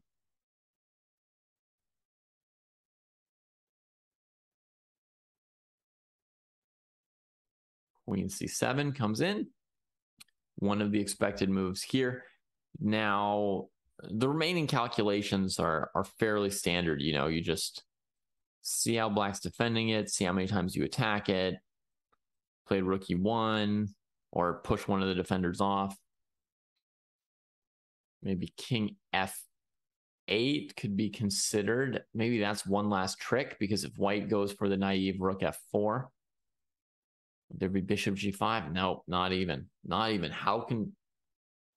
There's almost no possible saving scenario anymore, is there? And takes, and this move or some other moves would probably be good enough here as well. So I think Black's reached the end of any plausible resistance. Let's see. They came up with rook h5, attacking the bishop on g5, sacked a rook with check. Mm-hmm. And yeah, White's just kind of running the table on Black here. Maybe rook d7, maybe any move. Yeah, I mean, any move. I mean, precise. White is actually up you know, a rook and 4 pawns against the knight already. It's good enough. Yeah. Are there any other games, David, from this particular round that are a bit more competitive? Absolutely. Lei Kwang Liam is still playing, and that's always going to be an important game. And here he is in a queen and pawn ending against Mikhail Antipov, former junior world champion from Russia. Queen e5, queen e1. Yeah, the white queen is in and among the black queenside pawns, so Liam takes a draw. Mm-hmm. Let's check out Grigory Oparin with black trying to convert the opposite colored bishop ending. Yeah, I saw something similar actually. Who was playing this game? I think I was actually commentating here, and it was almost an identical ending with another pawn on f2 somehow. Something very, very similar in any case. Mm-hmm. And basically, yeah, it was still a draw. So this is an absolutely this is a stone cold draw. There's no way to actually manufacture. Do you want to play rook g1 check and it to be, you know, you force the move rook takes g1, but it's actually not plausible. As long as f1 is defended, white always has a move like king h2. Exactly. So, yeah, with the pawn on f2, there would be a little bit more room for tricks, right? Because you could play on two sides of the pawn. Like you could try to come down to e1 or g1 around the blockading square. But here, white seems pretty safe as long as they keep the rook defended. Black, although they're dark squares, black can't control h2 and g1 at the same time in order to box white in with rook g1. Exactly. So this one will be a draw. Let me see if there's any other game with some more meat on it still going. We've got another player. No. Yeah, those are all the very, very top boards. Okay, so who's on 100% so far? So we've got Alan Pichot, aka Platy 3. We've got Miyagi, who we just saw. Sorry, it's not Miyagi, it's the Malagal, but I think the intention is Miyagi, so we can read it that way. Yeah, Malagal. And then we've got Vugar Rasulov from Azerbaijan. Also on 4 out of 4 with this round about to finish. So plenty of guys still in contention because, of course, 3.5 out of 4 is more than enough. And we've still got the likes of Oparin. Well, Oparin's playing here, but let's see. King f3, rook f1, trying his best. Now, black can't really flag white either. Just too far down on the clock. White just should not be taking too much time here. Rook d1, rook f1, rook d1. You ask black what you want to do. You go back, you go back. And they've had this situation for a while. I mean, maybe at some point, Grigory has to try to be sure to get a draw himself, right? He has to get 50 moves in. Actually, you can start getting a bit ambitious here as white. That's true. Okay. Yeah. Well, he's playing very quickly now. I wonder if anyone's offered a draw in this game. Draw. 50 move rule. There it is. The only way it ends. The only exit is 50 arduous moves. Oof. So that's just about the end of round 4. But I finally found Marco Rila. He's got the bishop pair and he's got the checkmate. 2 bishops against 1, and he finds a checkmate. Yeah. That has to be a theoretical draw, no? Yes, probably. Although the king position, well, yeah, here it's definitely a draw. But once you start getting the king on the rim like that, yeah, this king h6 already deaded him because bishop e3 was a mate threat. Yeah, that's already over. Yeah, so you don't put your king there. Amazing. So don't run your king into the corner, and perhaps just push the f and h pawns instead of holding on to them. Just get rid of them. All they can do actually is box your own king in, right? As in the game, I mean, they literally took the last flight square from the king. I don't even know if you'd be losing in the final position if you didn't have the h pawn. No, right? Because your king could go maybe through h4, h3. I mean, I'm not sure. That's definitely. You didn't have the h pawn. I mean, white could go bishop g5. And then you might be losing because the f pawn prevents bishop d1. You might need both pawns gone to save this position. You might do, yeah. That could be like a study-like position, you know, bishop g5 in that position. You're going for some kind of a Zugzwang. But that's the end of round 4. This is where the players get a small break, and thus you all do as well. We'll be back in a couple minutes with the continuation of the Chess.com Global Championships 14th play-in. Okay, we're ready for a small press conference. It is something that has never happened anywhere in the world before. To have correctional facilities all around the world playing at once in a chess tournament. Army is very proud to participate in this tremendous event. It will be an honor for us to be part of any of your future undertakings. Last year, we organized the first international intercontinental online championship for prisoners. It was 31 countries participating, 40 teams, 5 female teams. I know, without naming the country, that some maximum security facilities where prisoners could not be more than one in a room. Before I met him, I would never thought people do that. I think, yeah, it's chess competitions, but all over the world, online, throughout the jails, playing against each other, that's a whole different thing. Like, he opened that up. There was an incredible level of anxiousness that was neat, that reminded you of how athletes would be before the big game, before the kickoff.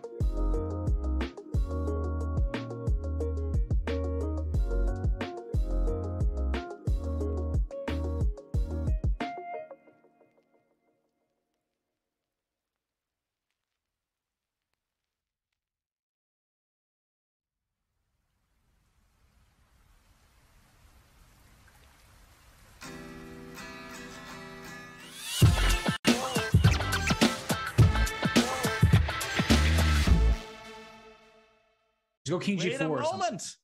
Knight back to F1. Amazing. Oh my God, you have to. Oh, stalemate! He should have made a bishop. He could have flagged him with a bishop. Oh my Wait, gosh. Does David Anton? Oh, David Anton is slightly worse timings. Fedoseev still qualified.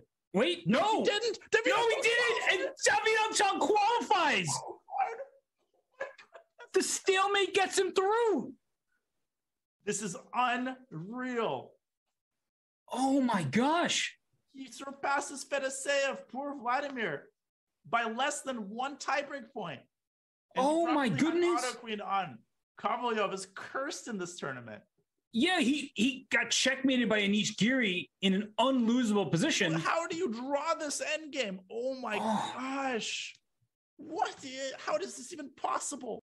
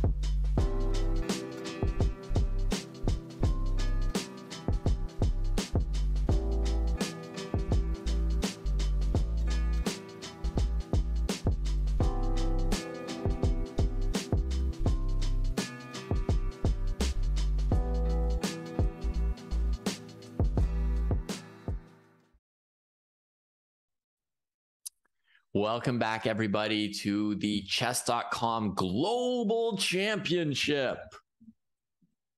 And we are 4 rounds into a 9-round Swiss.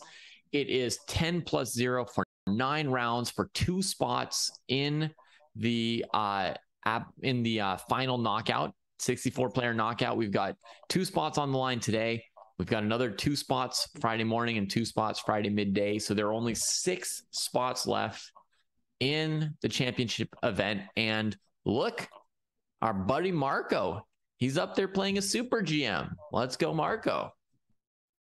Yeah, Marco Riele. I mean, I pronounce his name poorly, and it's quite shameful that I do because I shouldn't. But I'm going to say it anyway. And he's really impressed me. For me, it's. I've used it too. Dania already told me off about it, but I think Marco scored it. No, Marco's a fantastic player. Yeah. Came so close to qualifying. Was literally only one Armageddon game away from coming through against one of his sternest challengers in the form of Kirill Alexienko. Now he's playing black against Liam Kwang. He won't be afraid because en route to getting to that top 2 finish, he beat a whole bunch of top grandmasters. He should not be underestimated, but he is playing a very strong player in Liam. And he's in thought fairly early in this game. So there's something about Liam's move order without knight c3 that's, touching on the edges of his repertoire. Correct. So he decides to go for c5. An isolated queen pawn is a likely proposition for black at this point. Yes. But it's one of those isolated queen's pawn positions where you get a lot of activity.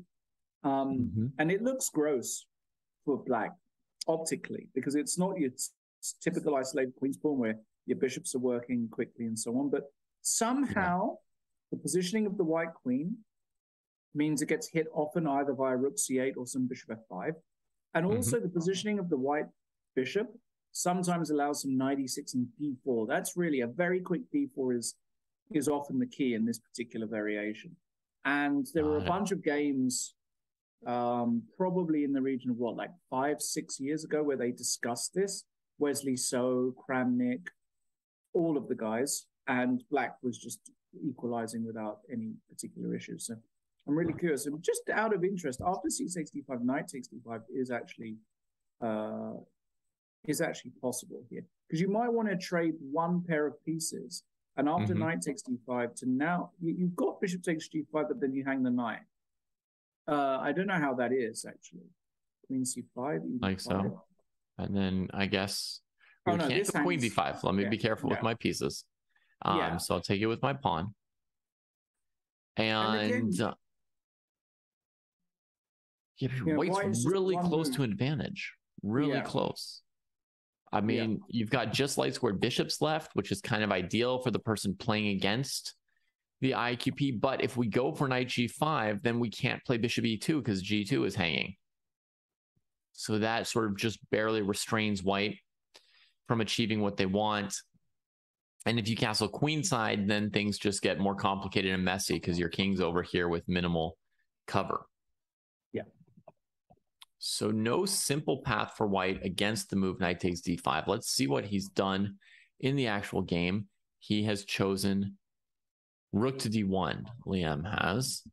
Yeah, that's obviously a very standard move. Queen a5 is also particularly normal in these lines, pinning the knight, cd5. And EV, no problem. Bishop e2, knight c4. I like the way Marco's playing. Fast, decisively. Really like it. Yeah. Perfection. So he brings the knight around, considers taking the bishop pair, considers giving a doubled pawn. He's got all these options here. And also, if the bishop trades on f6, he can recapture with the knight and keep his pawn defended if he needs to in some scenarios.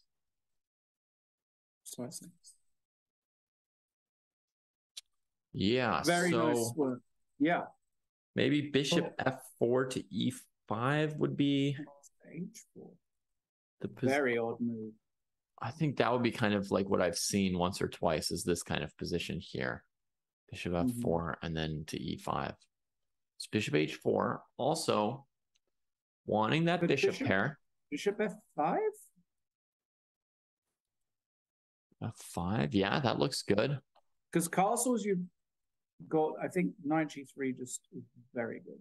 Yeah, I think that should be pretty clean. Oh no, you've got bishop d3, so, but you take on f1. No, it should be good. Bishop d3 takes f1. Yeah, no, this is an exchange. Yeah. Oh, bishop f5 played. Yeah, and Marco is now pulling ahead a tiny bit on the clock, so he's figured out what he needed to get through this opening phase. No, this is quality stuff. Actually, I'm very concerned for Liam because you might have to go bishop d3 here, I guess. And then black has got such an easy game. Rook c8 and bishop b4 coming. I mean, this is just like a dream Queen's Gambit declined position from all these. So it takes the queen off that diagonal. d3, but that looks... Okay. Like knight c5, you go to b5, I suppose.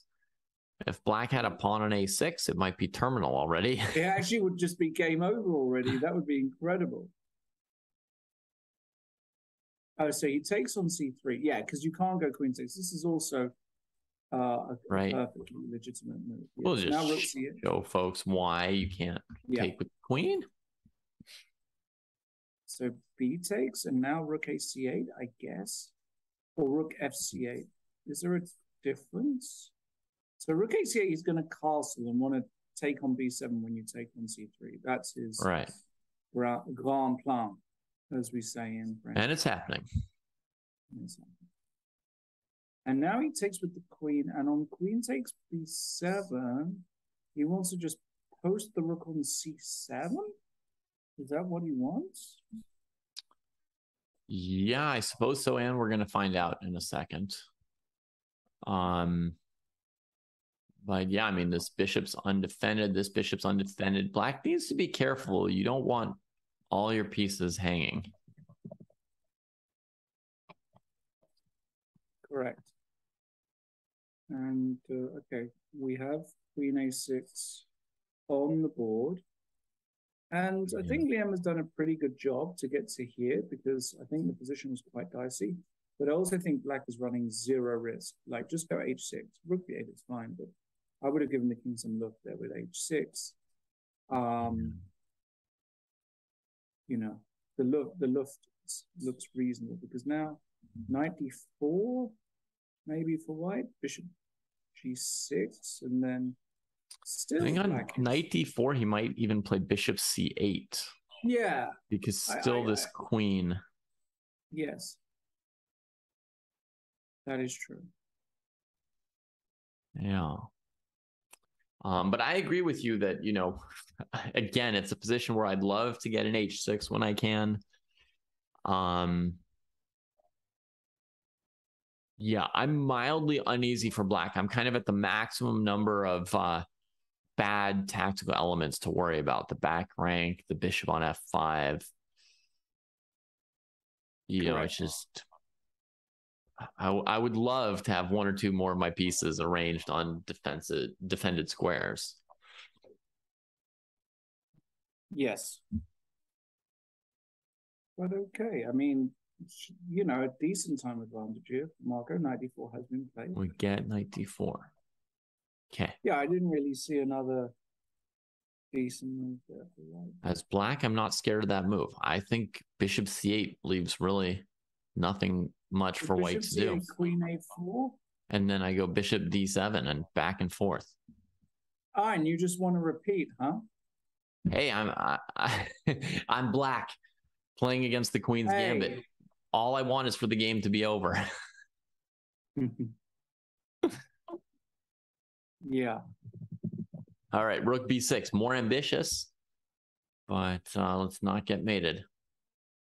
So queen a4. What is all of bishop this d7. drawing with black stuff? You've been spending too much time with Kostya. I mean, Kostya plays the King's Indian defense. That's true, yeah. He prefers losing with black. Yeah, he prefers losing. He's not watching, but it would be funny if he was. Yeah, but it's like, like once when you were a kid, you checkmated somebody with a pawn on g3, and so you're gonna like lose another 500 games in your life. Right. Okay. So Marco, he's got a pretty sizable time advantage here. So I think Liam is not particularly happy with his position. On bishop d7, he's going to have to go to b5 to not get trapped. And he played that move in at most a tenth of a second. That looked nearly like a middle game pre-move. Yeah. Bishop b5. Okay. So now this. Right. So rook c4 does right. We're sure rook c4 doesn't work, right? Rook c4, queen a7 is probably... e7 is hanging. Sorry, I was so fixated on the back rank. I wanted to go rook takes b5 there, but it doesn't work. Okay. So I mean, I thought of the exact same thing. So he takes. He's going to go queen c6 here, right? Yes, he is. And now a6 is a threat. a6, knight c3, queen c3, bishop f6. She takes f6 or something. Yeah. Yeah. Like as in, like if rook b1, a6. Why doesn't that win for black? Ah, because then knight c3 and wait, and then the rook on b6 is hanging. And the b6 rook. Yeah, but then, rook b1. There's also rook c to b7. But then rook. Rook fc1. No, rook fc1. Rook takes b5. Ah, look at that. After deep thought, Liam throws in bishop takes f6. Yeah, and here actually you've got a weird spot, right? Because you've seen these ideas of queen a. So GF is a really serious consideration, but then there's queen g4 check, and you get out of the pin. Rook d5. Wait, what a way to defend the pieces! But it hates it. It absolutely hates it. So now you go like a6 or something. Now you just go a6. White has a lot of questions to answer. Sorry, a6, knight c3, excuse me, and then queen c3, queen e8 is mate. Very good. All right, question answer. You can't go a6. So rook what d5. is the move? Is this one of those spots where you just go G6 and you claim that white is Bustovich because he's tied up? Because how about the rook B7 move again, right? But then knight C3 again? And knight C3. Bishop C3 and rook D8. Ah. Oh. Wait, we had that on the last. Yeah, we had the same. Oh, no, we could have also blundered that way here, right? No, because now D8 exists, right? So you get back rank mated in another fashion. Right. Exactly. But, so you know what he's played? He's played my move. G6, just saying like, hey, get rid of the back rank mate. Everything is maybe still hanging. Says it's losing. I mean, who knows? Says it's maybe. Losing.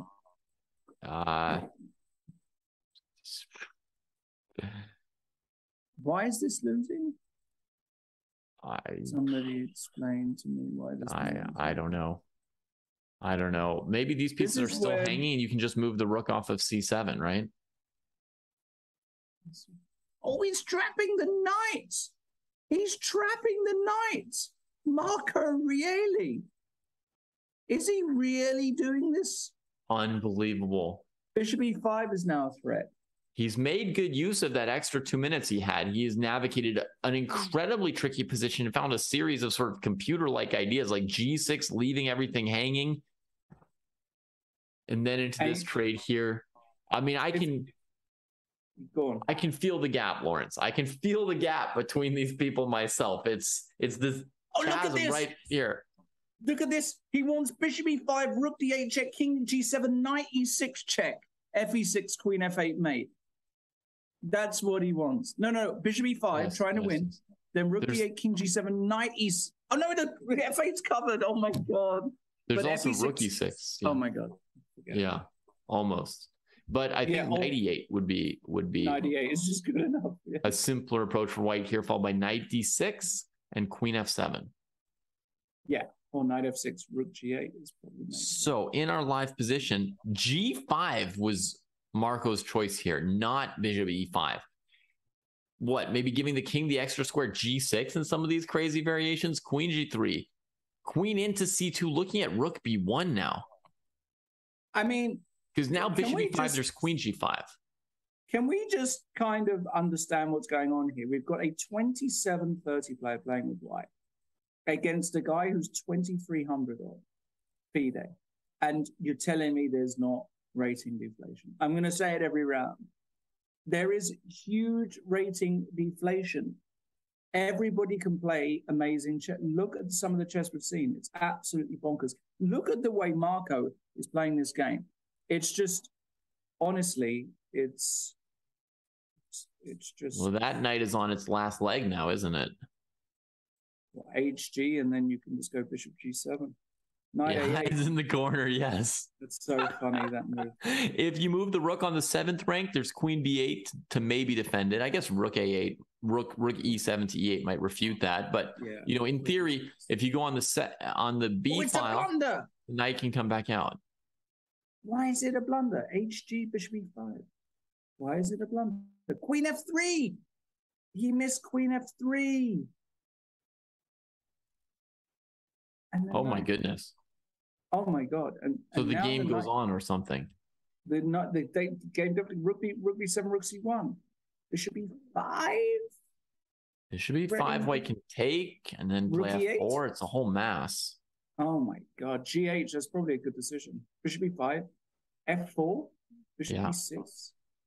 And there's rook C8. So the knight's never going to be lost, but is it ever going to come out? He just needs to harass black's bishop, right? With rook C6 or rook D8. Yeah. But what is going on here? Some rook E6. Okay, it's good. That's good. That's a good move. That's a very good move. Rook D7. Yeah, okay, but fighting for that knight's life. Woo! A5, knight C7. The knight comes out. Unbelievable. Now he didn't go through B6 because the bishop takes F4, I suppose. Now we get a pure rook endgame, and Real is just trying to draw this one. He threatens rook D2. No, he's not. I think he's trying to win. He's got an extra minute on the clock. Well, yeah, I mean, he may try to win on the clock, but the bishop for knight trade was just a simplification. Yes.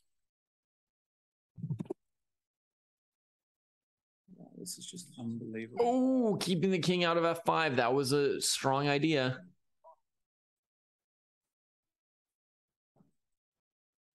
Yes. Okay, on e5, there's rook f4. So white's going to check and what? Bring the king forward. Black can take. How does white hold the e4 square? Oh, e5 any... Wow. Oh, got rook wow, f6 to f5 coming. Ah, okay. Rook d2. You win this. King e6 is good. Rook d2. Takes. King f5. Oh, then what? King f5. Yeah, king f3. There's King check. King. Wait, he runs away from the pawns. No. I don't like that. f5. That's a good one.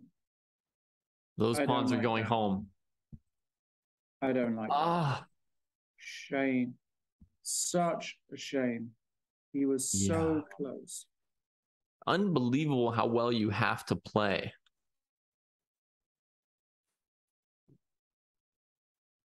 All right. So f7, there's rook f2. Now the black king's in front of the pawns again. Correct. Now what? And Liam's got 20 seconds. It looks like he may just repeat here. Wow. That's incredible, actually. I'm in awe. I'm simply in awe.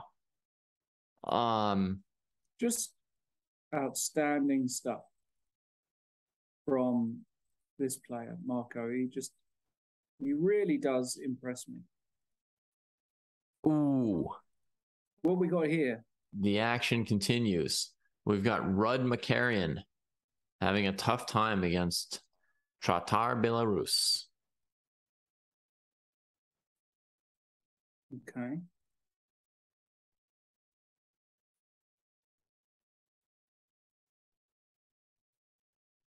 What's going on here? King d1, rook c3. This might be a fortress, a weird one. Yeah, white sort of hopes so, but I think you can always just take the rook with your queen. Take it. Yeah. Bring your king in. Yeah, this should never hold, actually. 20 seconds against 2. Queen f1 check ends the game. Oops. Yeah. Missed it. Queen f3 check ends the game. But no, keeps the queen. Well, it doesn't matter. It's too little, too late. Yeah. That should be the I guess he's just got more experience flagging people than winning endgames. Right. It's the ultra modern school of chess. That's right. Yeah. Who needs to actually learn how to win endgames when you can just flag them? Yeah. Right. Right. It's all the same. These positions are theoretically won in a zero increment online situation. Exactly. So. Okay. Round 5 in the books. And we are down to a single perfect score. Vugar Rasulov takes the sole lead in the tournament. And I finally see... Do you know much about... Go on, David. Yeah. About Vugar? I was going to say, I finally see Esipenko. I saw him on the pre-registration list, and I never saw any games of his in the first 5 rounds. And suddenly I see Andrei Esipenko in second place with 4.5 out of 5. I don't know why I couldn't see him till now. Yeah, that's weird. Maybe he had a very early draw earlier, like in game 1, and he just kind of crept up. But there you go, Andrei Esipenko up there on 4.5 out of 5. And who have we got here? Kasparov against Liam Lequang. Now, Kasparov, never heard of him. Have you heard of him, David? Oh yeah. Polish player. Yeah, he's been on chess.com since he was a little kid, actually. Really? I would guess that he's, in his early 20s now. But, a decade ago, he was on chess.com as a kid, and I remember him getting his FM title. I think now he's an IM, and I think his name is Casper, K-A... that real like SC kind of thing, PER. Right. Got it. Yeah. Okay. And Yeah, go on. I think I saw his name once at some point, and he had won some kind of tournament on chess.com ahead of GMs. Like maybe he won Titled Tuesday once or something, like, you know, pretty incredible for a non-GM to win. Yeah, I mean, you know, anybody can win anything nowadays. As we've seen, you know, look at some of the players we've already seen tonight, how strong they truly are. I mean, it's breathtaking. Yeah.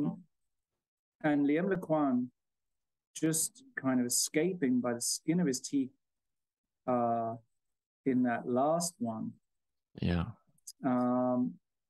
So we can stay here, or of course we can check out the leader, Vugo Rasulov. I'm kind of curious. Right. Playing against Andrejka. Rasulov is a GM with a FIDE rating a little bit under 2,500. He's in his early 30s. So he's not like a new child prodigy or, you know, an internet bullet fiend or anything too crazy. He's just a normal, you know, grandmaster. But I've seen him in a couple of these play-ins, and you know, he's got a fairly high, well-deserved rapid rating. Yes. Yeah. Okay, so what's going on here? It looks like an ideal spot for black. Again, Vugo having a great time. Look at this for an IQP that you want with the black pieces. Swapping off minor pieces is something you want to do when you're facing the isolated queen's pawn. Control of the square in front of the isolated queen's pawn. Look at that d5 square, nicely controlled by the knights. And ultimately, you know, the isolated queen's pawn, which is a topic unto itself. There are books written solely about having this isolated queen's pawn in the structure. They only work if you really are very, very active around them. Right. And here, I don't see massive activity for white. And I would take black all day long. This is a disastrous isolated queen's pawn spot. I definitely think black's position is nice, but you know, one of the things that I think I've started noticing in the last 5 or so years is that there's a whole variety of isolated queen pawn positions, which are not positions that you would want to have, but which modern players have found are quite defensible in a sense. And so you've got this small disadvantage of your isolated queen pawn, but in fact, you're not in great danger of losing. And I think that's one of the things that modern chess has discovered, like the position that Marco Rila played last game with black. He didn't have any traditional activity, counterplay, attacks, or anything like that, but he just had a position where, you know, the space was okay and it was just one weakness and he wasn't passive, and, you know, it just works out to be sort of playable. Absolutely, yeah. Incredible resourcefulness from these guys. That's one word that I would use. And again, I go back to this. I say this a few times. 20 years ago, a lot of the guys, they just couldn't play like that. And the general level and general improvement has just been so incredible. I remember going to Opens, David, 20 years ago. Maybe not 20, let's say 15. And I was rated 2450 or close to 2500. And if I played at 2200, it wasn't even a thought that I wouldn't win that game, right? It was just like, okay, the guy's going to collapse, we're going to crush him. And nowadays, the moment I play a young 2200 or 2100 or even 2000 player in an open, I'm just like, okay, I know I'm going to have to work my socks off today. Yeah. So it's just great to see how the general level is improving in this game. And look at this position that black has got. It's all right. Yeah, well, I'm very glad that you're happy about it. You know, that you appreciate that there's other people getting good, and you don't want to be the only person who understands chess well. Well, I mean, David, some people don't want more people. I mean, some people actually like, they want to be more special, you know, they're like, if I'm going to be an IM, I want, you know, 1,000 IMs in the world, not 3,000 or something like that. They want some specialness and some status for themselves. So I think it's nice that you're just happy that you're having a tough time. Well, I mean, there were some occasions where I wish I didn't have a tough time, to be honest. But hey ho. All right, so what have we got here? Very tense battle, A4 played. So the question is, do you go B4, which has been played, of course, Knight D5, okay, and Queen D5. Again, how is Black not just very happy here? Yeah, let's see. I mean, White has Bishop C4 if they want it to drive the queen backwards. That seems acceptable at the moment, like it would just force queen back to D6.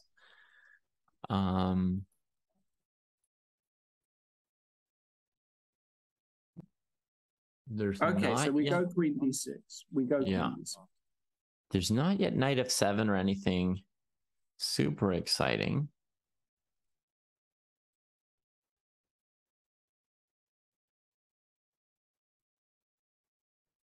I think he might just repeat. I don't think he's going to. I think he's going to play. See, the question is, do you actually want to go Queen F4? Okay, this is kind of sensible. So, do you ever go Bishop? No, Bishop D5. You can play. Is it worth it? H6. This is a much better move, of course. Just giving some luft. B3. Yeah, I was wondering whether White wanted to go B3 because you get precisely because you give up this square. I was thinking not. I was thinking the bishop's defended enough, and if Black's offering trades, you're probably not planning to stand your ground. You're probably planning to take A6 or back up. So, so I thought, you know, just leave the pawn on B2 where it covers the C3 weakness. Exactly. Yeah.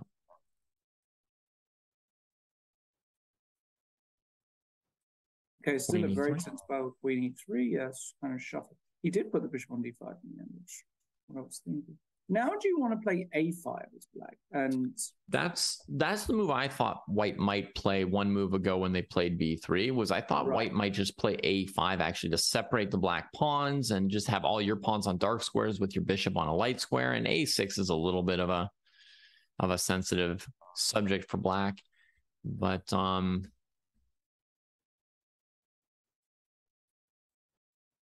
yeah, I mean, this is an example of what I meant about the IQPs. It's like, yes, you know, in my day, we would say, of course, White's a little bit worse with this pawn on D4, but there's a lot of players who seem very, very confident to play these positions and just say, you know, that maybe they're visually worse, but they're not losing. There's not enough room for Black to just make straightforward progress. Yeah, and I think you bring up another really important point there about modern chess, right? Again, I sound old when I keep on harking back to when I actually studied chess or did, you know, when I used to read books, you know, we were told not to enter certain positions. And nowadays, it's like players are willing to enter positions that optically look not that great, but they've just got such a deep understanding of the position that they just know it's okay. Yeah. But do you know what I mean? Like there are just some positions you would just never go for. And nowadays that's just simply not the case. It's amazing really how the game's evolved. All right. So what have we got? White still thinking. Black with a decent time advantage now. A minute and a half is no joke actually in this position. And this is what I was trying to say, that this is no fun for White. Okay, Queen F3. So now I was expecting from White the move Knight C4 because it seemed to me like Black had a mild threat here perhaps of trading on C1, taking on D4. So I was thinking that White would just shut down the C file with the knight on C4. It's a pretty good square for the knight, looking at A5 and B6 and just hang in there for now, but Queen F3 is the choice. And Black seems to be choosing between knight D6 and knight F6 now. Yeah, those are the moves that that first come to mind, right? I'm going to suggest a gross move. Is it too gross for me to even suggest? I want to look at f6. I'm afraid to hear it. Yeah. F6. Yeah, it's gross, but it's not completely insane. I would say it's also grossly unnecessary if we've got a clean move at our disposal. But yes, yeah. And now on knight c4 to go like knight c3 or something. Okay. And you might just be winning here as well. Right. So you're going after the d pawn. Yeah. In an endgame, this won't matter. Rook and queen are attacked. ED5 is the point. Queen d5, ED5. Well, you wanted a gross move. Andre is going to give you a gross move. He is played f5. Yeah, but that one I really don't like because you give up a lot more squares. Right. f6 was at least defending a relevant square. f5 is like creating e5 as an outpost where the knight stands. And it moves on. Yeah. Yeah, I mean, who am I to attack such great players? But I will attack them nonetheless because that's my job. That's the brief here. So before we get too excited about moves like rook c3 for black, we must attend to the one move threat. Black plays queen to d6, covering knight e7 and getting out of the way of an eventual knight f4 tempo. I'm not sure why the white knight went to g6 other than fishing for knight e7 check. I thought the knight was well placed on e5 or potentially on c4. So maybe he wants to play some kind of queen f4 move and queen e5, knight f4, some sort of rearrangement. Right, or maybe d5 in some case to trade who's got the isolated queen pawn, right? Yeah.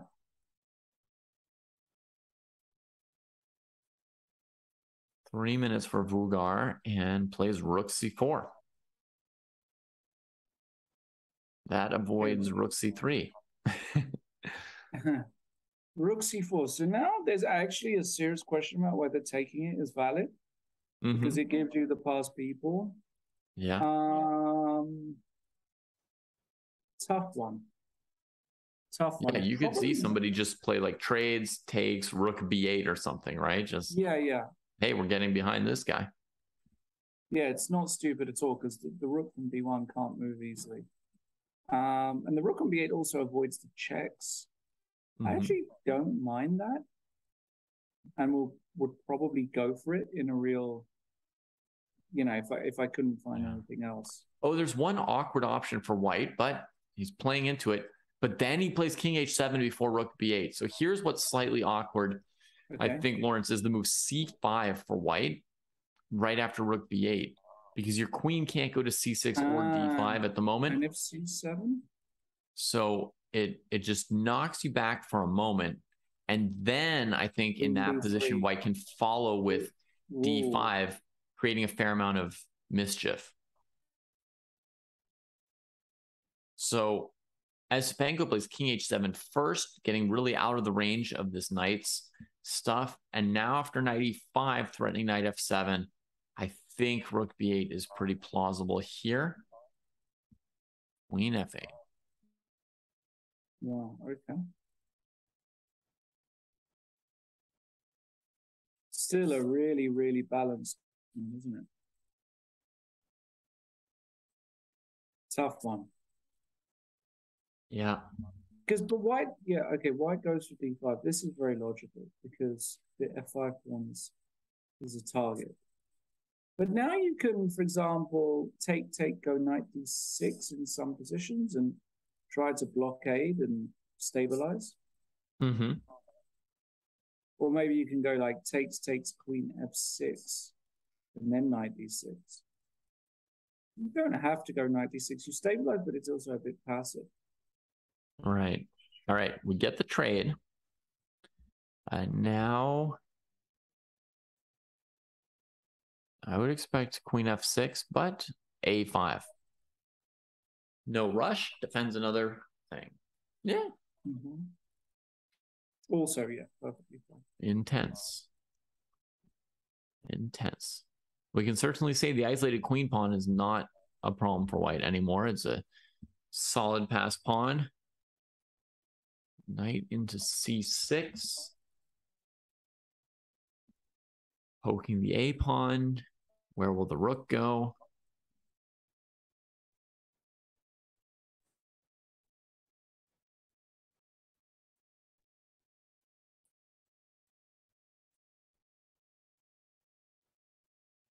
Yeah. Staying central.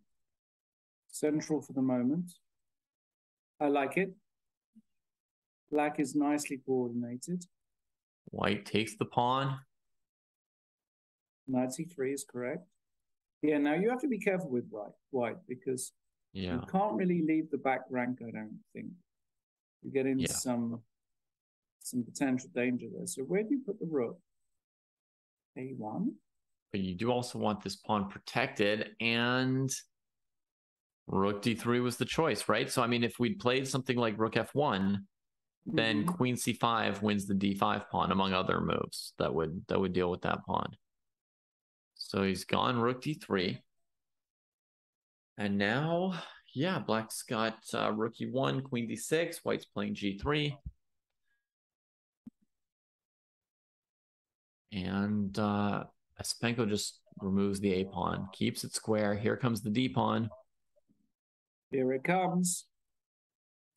Rook d5. Black's, what? Black's on the back foot here. What is going on here? Well, against rook f5, he's got queen here. B3 queen. What does he want to do here? Queen f6. Okay. Yes. And against queen f5, he can trade queens and play rook d1. Yeah. No, or b3 there. Yeah, and then with b5, rook d1, it would be a draw. Yeah. But you should go quick. But you should go. No, he takes on b4. Knight e5, but now black gets active. Now black. And there's some knight g4 ideas. If white is queen f4, knight g4. Knight g4. King g3 only move. Mm-hmm. And then rook e4. Queen d2, knight g4. Same idea. Knight g4 doesn't work because now e1 is covered. Yeah, sorry, knight g4 doesn't work now. Knight c4. Okay. Scrambling. 40 seconds left for Andrei Esipenko. Queen d1. Can you take on d6 and queen e5 check and take on b4? It is never easy. You could have done Knight b6 played. Weird move. I mean, he's got to keep his eyes on d7, rook but I don't think it works yet. And queen d6 and g6 he's going to play. Or rook b4. Rook b4. He blundered a piece. He blundered a whole piece. Yeah. He blundered the whole queen f5, g6. He's got 10 extra seconds, though.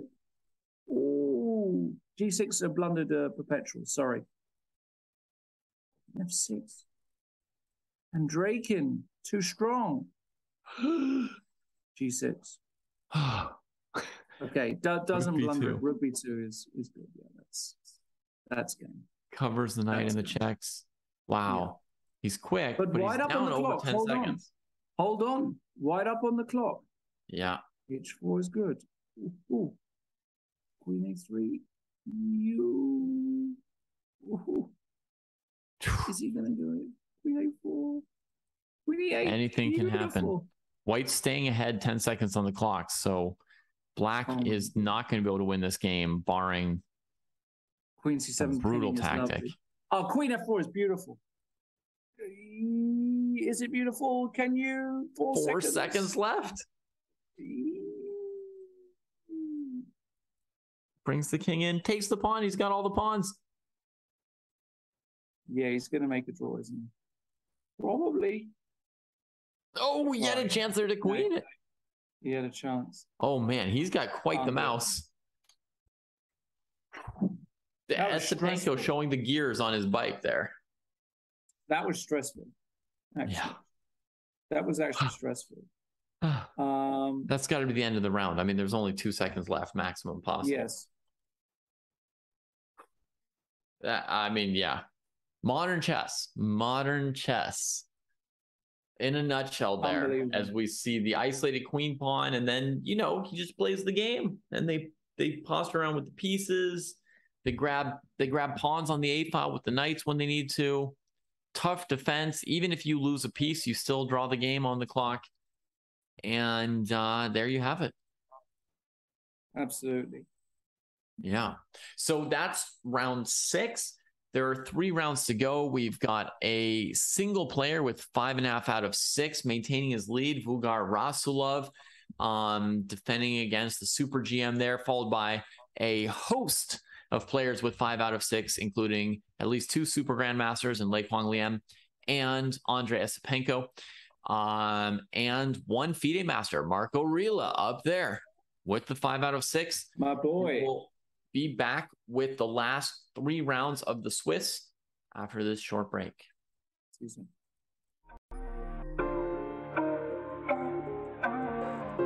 Coach K says that when you first start the game, you look at that chess piece as you are the king on that board. I got this tattoo approximately a year ago. I got the king piece and my girl got a queen piece. Technically, don't really play unless I come to jail. That's the only time I've really been playing a lot.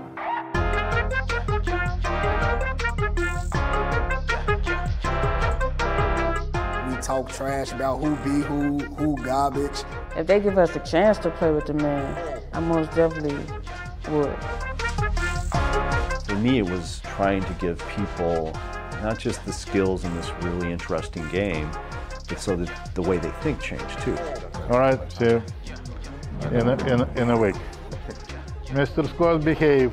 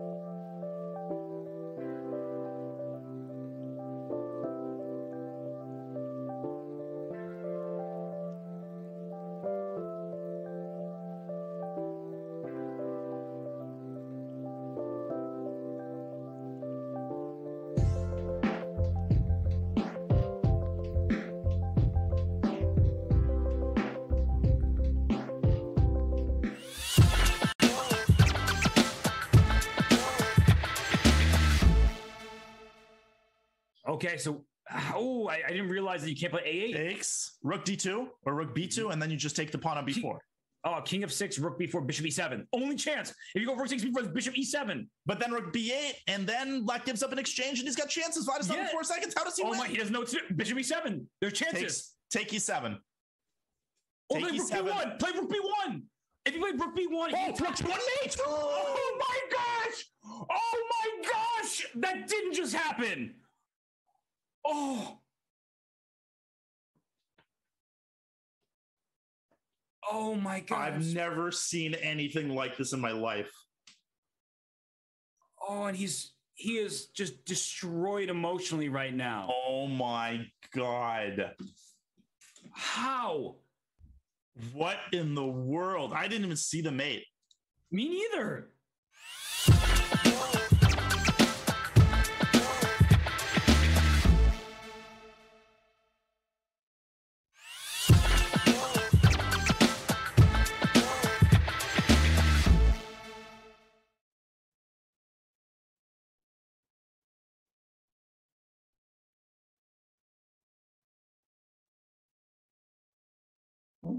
David DC.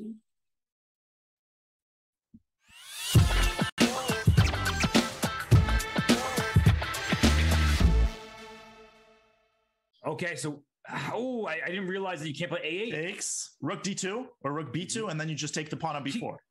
King of 6, rook B4, bishop E7. Only chance if you go rook 6 B4, bishop E7. But then rook B8, and then black gives up an. The 44th Chess Olympiad is happening now in Chennai, India, and Chess.com has coverage every round, every minute, starting at 2:30 a.m. Pacific. You can watch that coverage. For me, it's the middle of the night. Have you been able to follow the Olympiad on holiday? Yeah, a little bit. I tune in from time to time when I'm able to. Yeah, so been a really great tournament. The India 2 team, especially, we'll go to the games in a second, but very quickly, yeah. India 2. Wow, I mean, I don't know why they're India 2. They might be India #1 for the next 25 years with this young team just crushing souls, playing beautifully. England are doing all right. England's doing all right?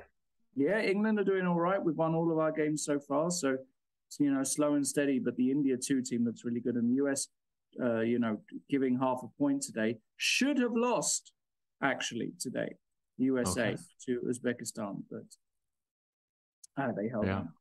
But yeah, check out the Olympiad. Really good stuff. If you have got problems with sleep, get up in the middle of the night. If you're stateside, make sure you check out the coverage.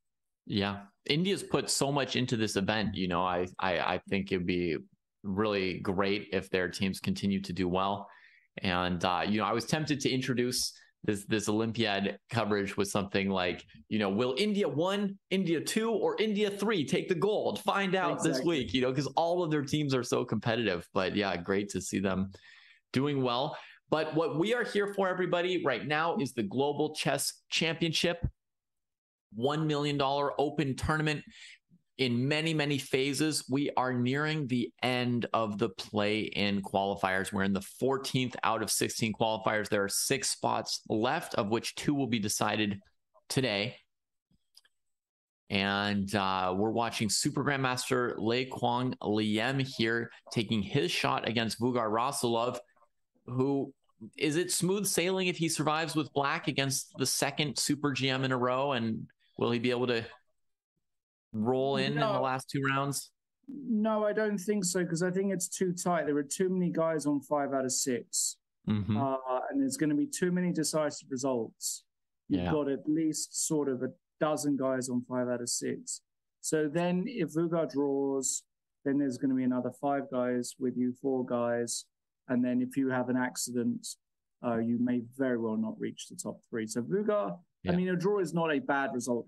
Obviously, black against Liem Kwang. How can it be a bad result? But it doesn't guarantee his victory. So, but his position looks decent. No, again. Yeah. Oh yeah. And this A5 move looks like a very nice, strong move. And it's another thing is, people used to sort of know their role. It's like, if you're worse on the queen side, you're worse on the queen side. You don't touch the queen side. If you're worse on the king side, you don't touch the king side. If you're better on the king side, you play on the king side. And now, people, they'll just fight you anywhere. You go for a minority attack and black says, you're not quite ready, hits you with A5, opens up the rook. Even with this bishop on G7, somehow, black's getting excited here. Yeah, and I guess one of the big points is that after B5, firstly, the move A4 is very annoying, but after B5, the general idea of playing C5 is the issue for black, for white, insofar as there's the pin down the long diagonal, and C4 is the threat. And, if black's able to achieve this, he's got everything he wants, which is why Liem Kwang played A3, but this doesn't really impress, to say the least. Right. It's kind of saying, okay. Yeah, and B5 I like. B5 I like. Love this move from Vugar. Yeah, typical idea in these. Yeah. Yeah, the dream is to bring the knight to C4, right? Right. So white needs to, hit black on C6, on B5, before the knight can make it to C4, because once it does, it's going to be too late. Oh, look at this. he's sort of quasi gaining a tempo by trading Yes. on b4 and distracting one of the white pieces from c6. Precisely. Exactly. Which is very, very clever indeed, assuming that that's what he wants to do.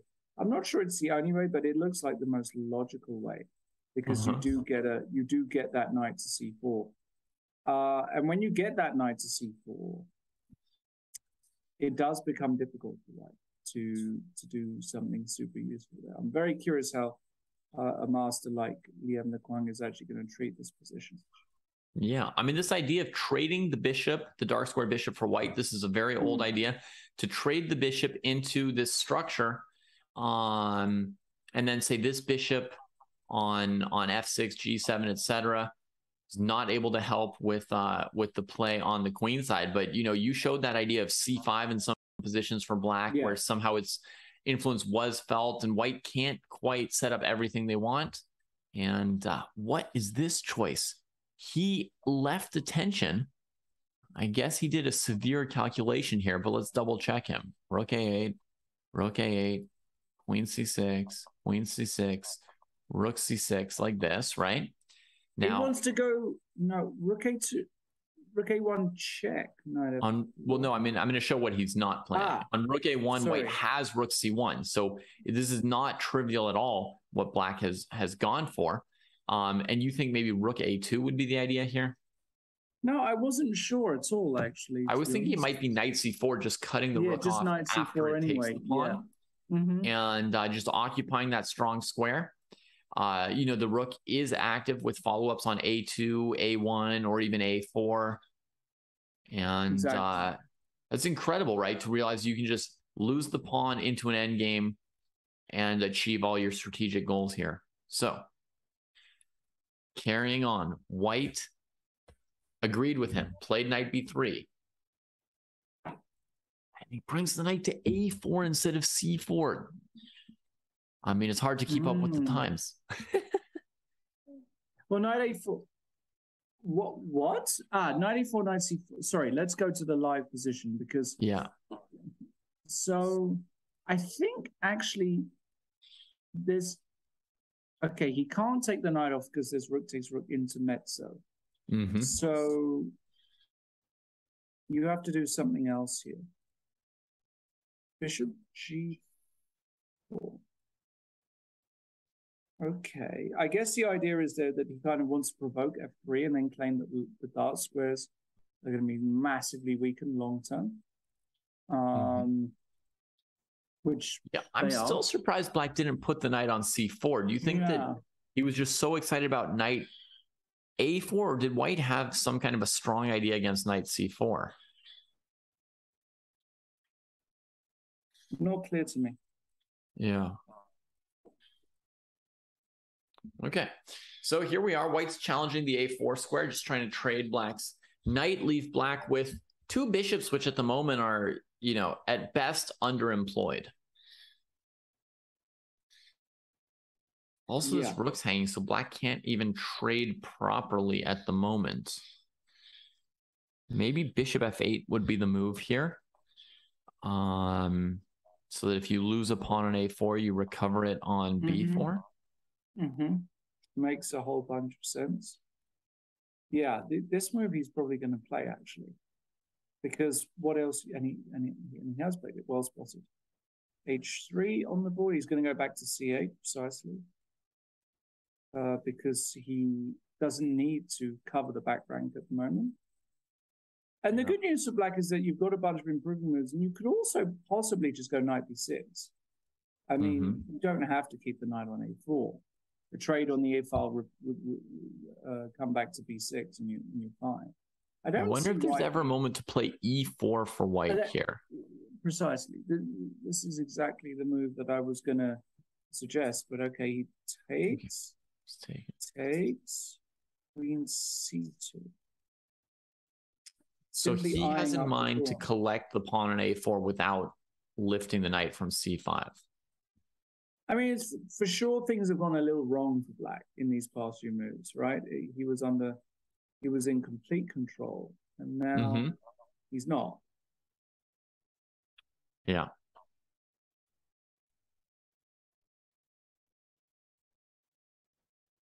Yeah, that pawn looks like it's approximately a goner. A3 is played. I don't see where it's going after queen b3. Queen b3, it is being collected. And yeah, it's kind of, your bishops just aren't working here. Yeah. Can you go bonkers here? No, you really can't. Can you go f5 to go f4? I mean, it's very desperate stuff. Yeah. But I'm trying to create some. No, he goes h5, which is a move he could have played a long time ago without. Okay, so it takes him. Okay, he wants to keep the rook on like this. This is kind of interesting. Yeah, I think when you're doing as badly as black is at the moment, it reaches that point where you need to keep a little extra confusion factor. Yeah. On the board, because it is looking like sort of straight up a technical conversion for white if black trades rooks. Precisely. All right, rook a7, well placed, you know, trying to make black regret leaving white's rook on the board. And yeah, it's tough for black to do much, but sometimes you can just hang around, you know, play moves like queen d8, wait for white to prove their point. White was maybe again going to play e4 though, so maybe that's queen comes to f6 to cover that point. Yes. Yeah, I think queen d8, e4 probably looks quite poor. That's a bit nasty. So queen f6. And one idea for white would be to at some point break with b5, and when black takes it, to then take the pawn on d5 and sort of create a central mass. White is maneuvering for the moment. Queen c3, bishop d6. Yeah, I mean, white's kind of just trying to get some stability here, but I kind of think black has been the one who's improved the most. Now the bishops are pointing in the right direction, and now you can start to think about mobilizing. Yeah, exactly. Some of these bishops, I don't quite know the exact way to do it, but yeah, I mean, I'm curious. You can calculate some bishop sacks on h3 with queen h4 or queen g5. The other thing you could do is you could launch your g-pawn at some point, right? If there's ever a moment where white's like not really on top of things, you look like you're just sort of sitting there steadily, and then suddenly you play g5. You're only one move away from engaging. So we get queen a3, queen g5 threatening h3, king f1. Shows he's willing to run. I think Liam is playing for rook a8 to reduce the material. Yes, he is. How sick is the move queen d8 here? Is it, sorry, does it actually, it doesn't work, sorry. I'm going slightly blind. It's 9:30 where I am. And this tends to be the hour, David, where I blunder every other move. So just be prepared. All right. I'm ready for it. Queen d8 played. He did it. Oh no, look how the bar shot up. It wiggled. It wiggled. It wiggled. That's I mean, I don't see anything more dramatic than rook a8 making some pleasant progress for white. Queen a4 could also be a question, but black's probably happy to play queen b6, right? So queen a5. Yes. Yeah. So looking like he wants this past a pawn, which can get as far as a6 pretty easily. Looks deadly against queen b6. He'll trade queens and go to the 8th rank with the rook. Some tough questions for black right here. I like what Liam is doing here. Yeah, it looks so exciting. The trade, really? What's the follow-up? God, that bishop on c8 is so bad. I mean, you've got options. If your bishop weren't so bad, you've got options like bishop takes c5, bringing your rook down to a3, getting behind the pawn. But I mean, everything just loses because your bishop on c8 is trapped there. No. And he went for knight d7. I was looking at this move for ages, and now it really does work because you get to keep the pawn on a6. And no. c6 is going to drop, and this is a catastrophe, as Laurent Fressinet would say. Yeah. I mean, nice concrete approach from Liam to be willing to go for opposite colored bishops. Because, you know, I mean, a move like a6 is pretty simple, but he picks the moment where he's going to keep the bishop and king from coordinating properly, keep the king from getting over and controlling these squares. And now the bishop on d6 is really quite bothered by what happens here. Black hides it on h2 finally. Oh my goodness. And we get a Fischer-Spassky moment. Here comes the a pawn. Does he want to go king g2, rook b2? He's trying to keep this rook from getting him on the second rank with his move order. a7, rook 8, and now king g2. Yeah, that's beautifully done. That should be the end of that. That really is the end. Yeah, absolutely done. And Vugar Rasulov has finally been toppled after several rounds in the sole lead in this tournament. Lei Kwang Liam takes the spot from him, but he is joined by Marco Rila, the FM. Oh my goodness. Marco! I mean, he's played beautifully. We've already seen a game or two of his already today. Yeah. You know, he plays, I mean, why is this guy a FIDE master? Can somebody explain to me? Because he plays beautiful chess. His understanding is superb. I have no idea. I mean, I understand that blitz, rapid, classical are different disciplines, but at some point when your rapid play is as good as, you know, somebody else's classical play, it doesn't make sense that you could play worse in classical. Yeah. So incredible. Another player tied for first right now is Spicy Caterpillar Ray Robson of the US.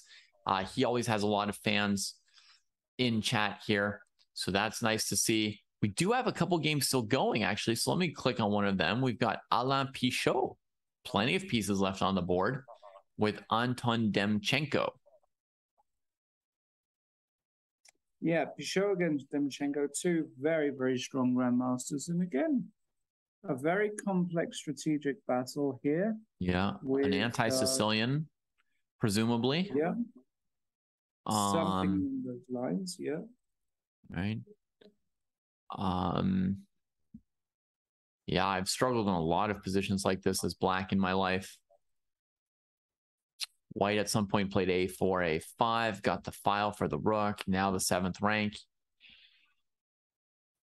But, you know, black's low on weaknesses for the moment.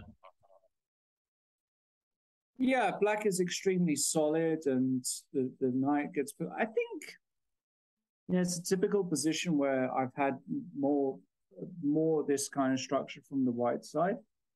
Knight b4, this is extremely cute.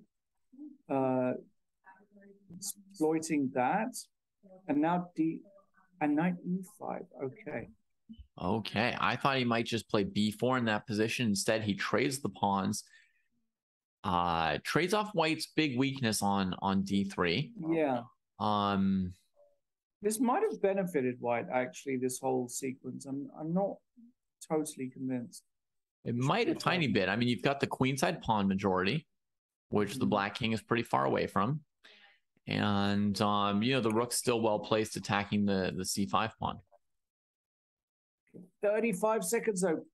Alain Pichot with a massive time advantage here. Yeah. You would have to think that the biggest advantage in this position is actually the 30 seconds or 20 seconds now after a deep think. Trades off the bishops. F5. Strengthens the e-pawn. Yes.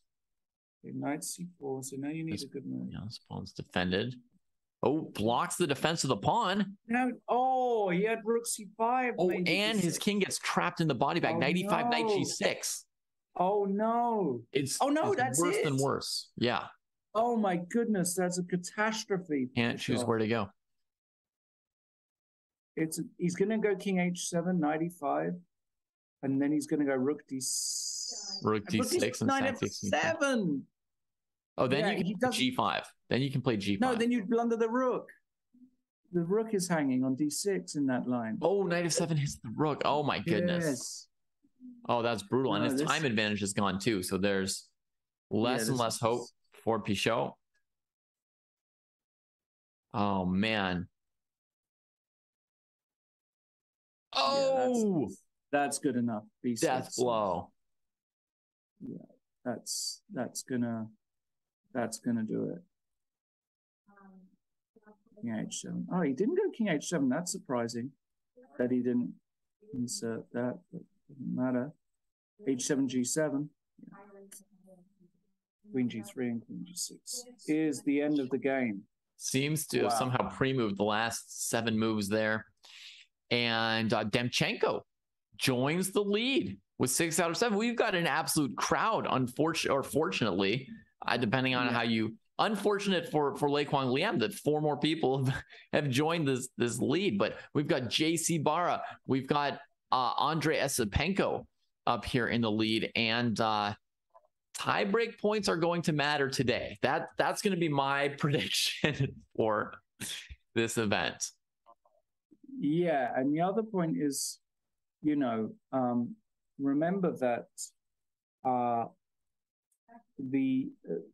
I made a mistake when I was commentating the other day, actually, that, I'd already claimed that a player in the last round had qualified, and you have to wait for every result to have finished to establish what the time.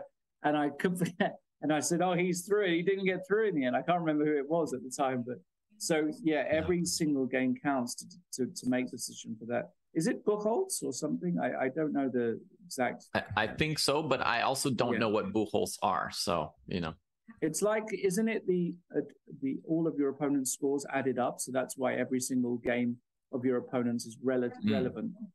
Because if they nuke in the last round, in that case, I would have known it all my life as opponent's score as opposed to Buchholz.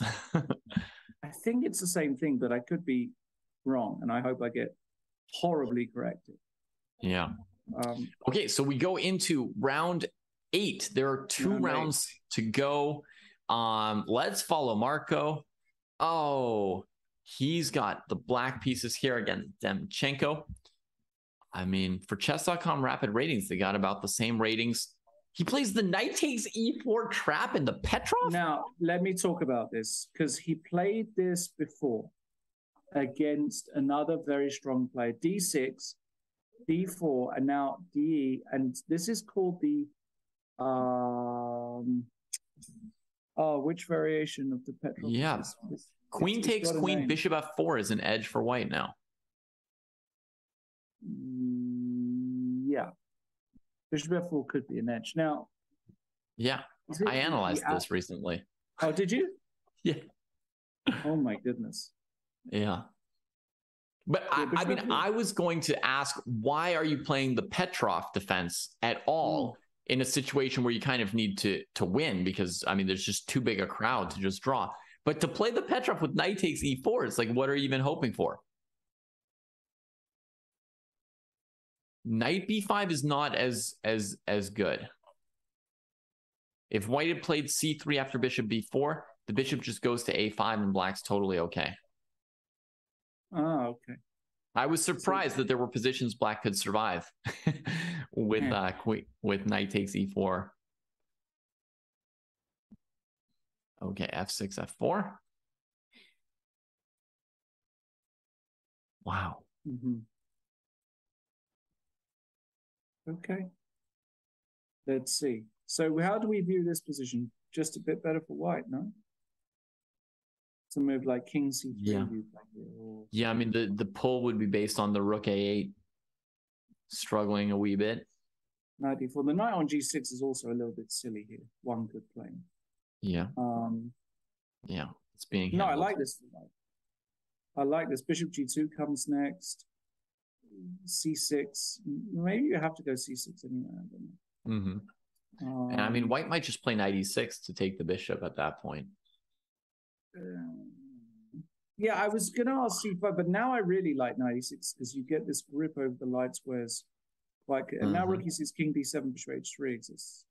So now, can you take bishop b5 check? Is that a bit awkward? King d8, rook e1, king c7? Sure. It's a pure Fischer endgame, and I could tell you bishop g2 makes a lot of sense trying to get this pawn on b7 to advance to b6 at some point.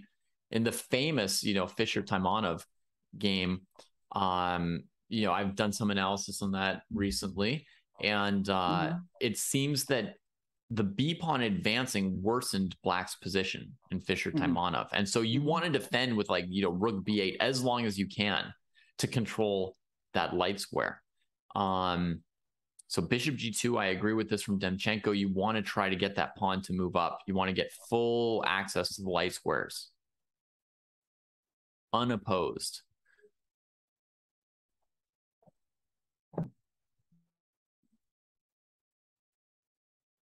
Yeah, I wonder, why is he taking so long for king c3 here? King c3, king e2.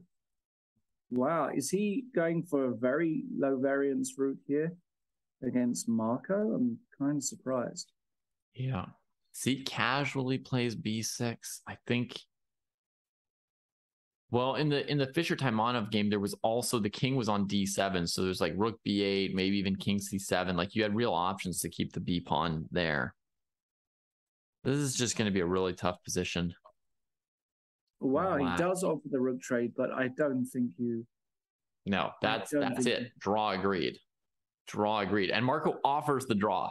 He says, my friend, it's like king and pawn versus king and pawn. You trade off the rooks. It's just paint by numbers for him now. He's going to post this knight on d6, and then it's just an impenetrable wall of pawns and knight control. Look at that. He doesn't even need to think about these moves, Marco. He doesn't care if you accept the draw. I actually think he's going to be a grandmaster, this kid. I don't know how old he is, but he's not like super young. 23, 22, 23. Yeah, I think I'm saying he's good. He's a late bloomer. He's going to be a GM. Yeah. For real. You can even go f5 here as black now. f5, g6. You can even put this construction on the board. It's fine. I mean, he can just shuffle his king at this point, I think. Or you can just shuffle. He's just done playing. Put the pawn on h6 at some point, maybe. Yeah, probably. G5 is also good, actually. Yeah. G5, h6, back and forth. Too strong. Way too strong. He's incredible, but he's really shown his confidence in his defensive skills this game, right? In the choice of opening he went for and the choices he made after that. I mean, well, that's surprising to me that he trades on f4.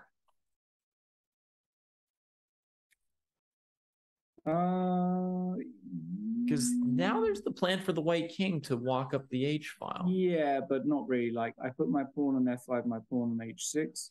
And I can always just go king g6, king g7, right? I mean, you can't, even if your king gets to h5. Is that really? Or h6? I don't believe really that white is going to. Yeah, I suppose the black king could go to g7 against the white king on h5, and that's one weakness, and there's no further way in, and then you just have to mark time with your knight instead of your king, but that's okay. Exactly. Because their king's far from the center. Yeah. Okay. Still just drawn. Yeah. Still a draw. Yeah. All right, let's see what other games there are, because I think this is okay. Just so clear. So let's check on Ray Robson, one of their leaders. Oh wow, there's a name I haven't heard yet. We haven't heard from Ray yet, have we? An Italian, the kind that Esipenko has tons and tons of experience with. So popular in the super GM circles right now. That is true. And Yes. Ray's trying to pressure e5 a little bit.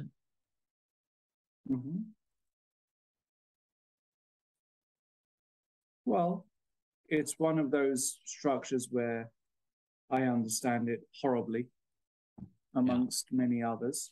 Right. I didn't want to be the one to say that part, so thank you for saying it.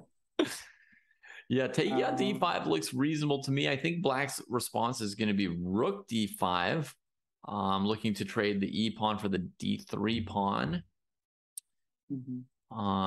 If there's another option for Black, I may have missed it. Oh, knight d5, c4, knight f4 is technically possible. Knight d5, knight e5 looks to more or less drop a pawn, then knight e5, queen e5, knight f4, and you just get it back. So I guess I don't really know what Andre will do here. Yeah. Man.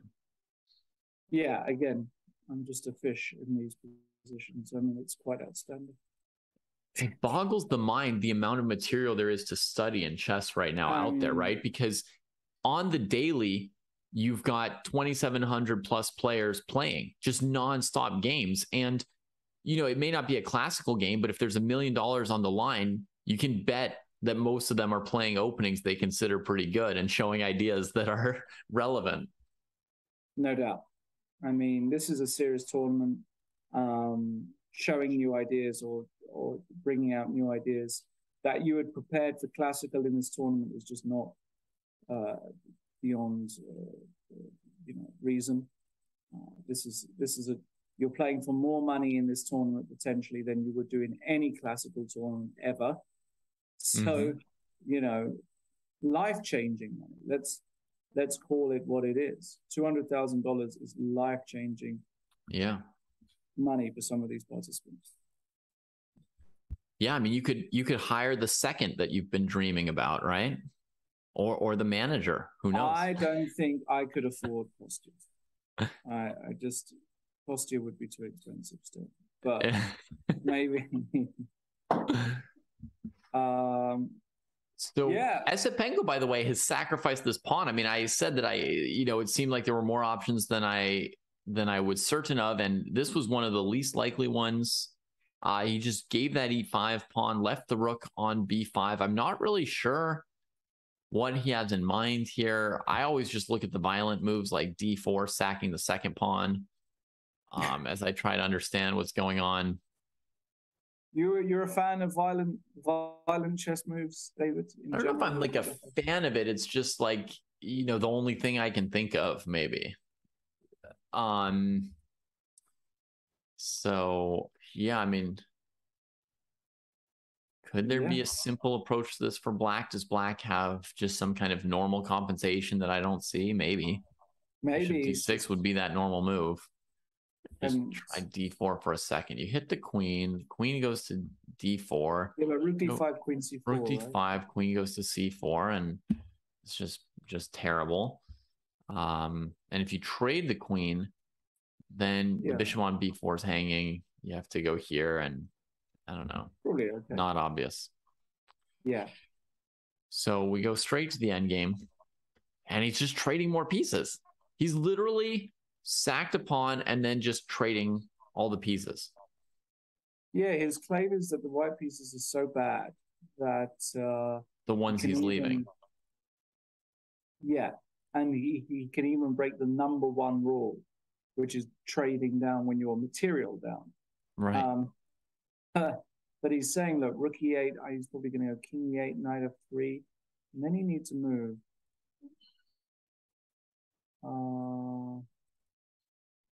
It's a little bit extraordinary. I mean, yeah, I don't see it. And Ray avoids the trade. That I'm shocked by. I guess on rook e2, he's always got king f1.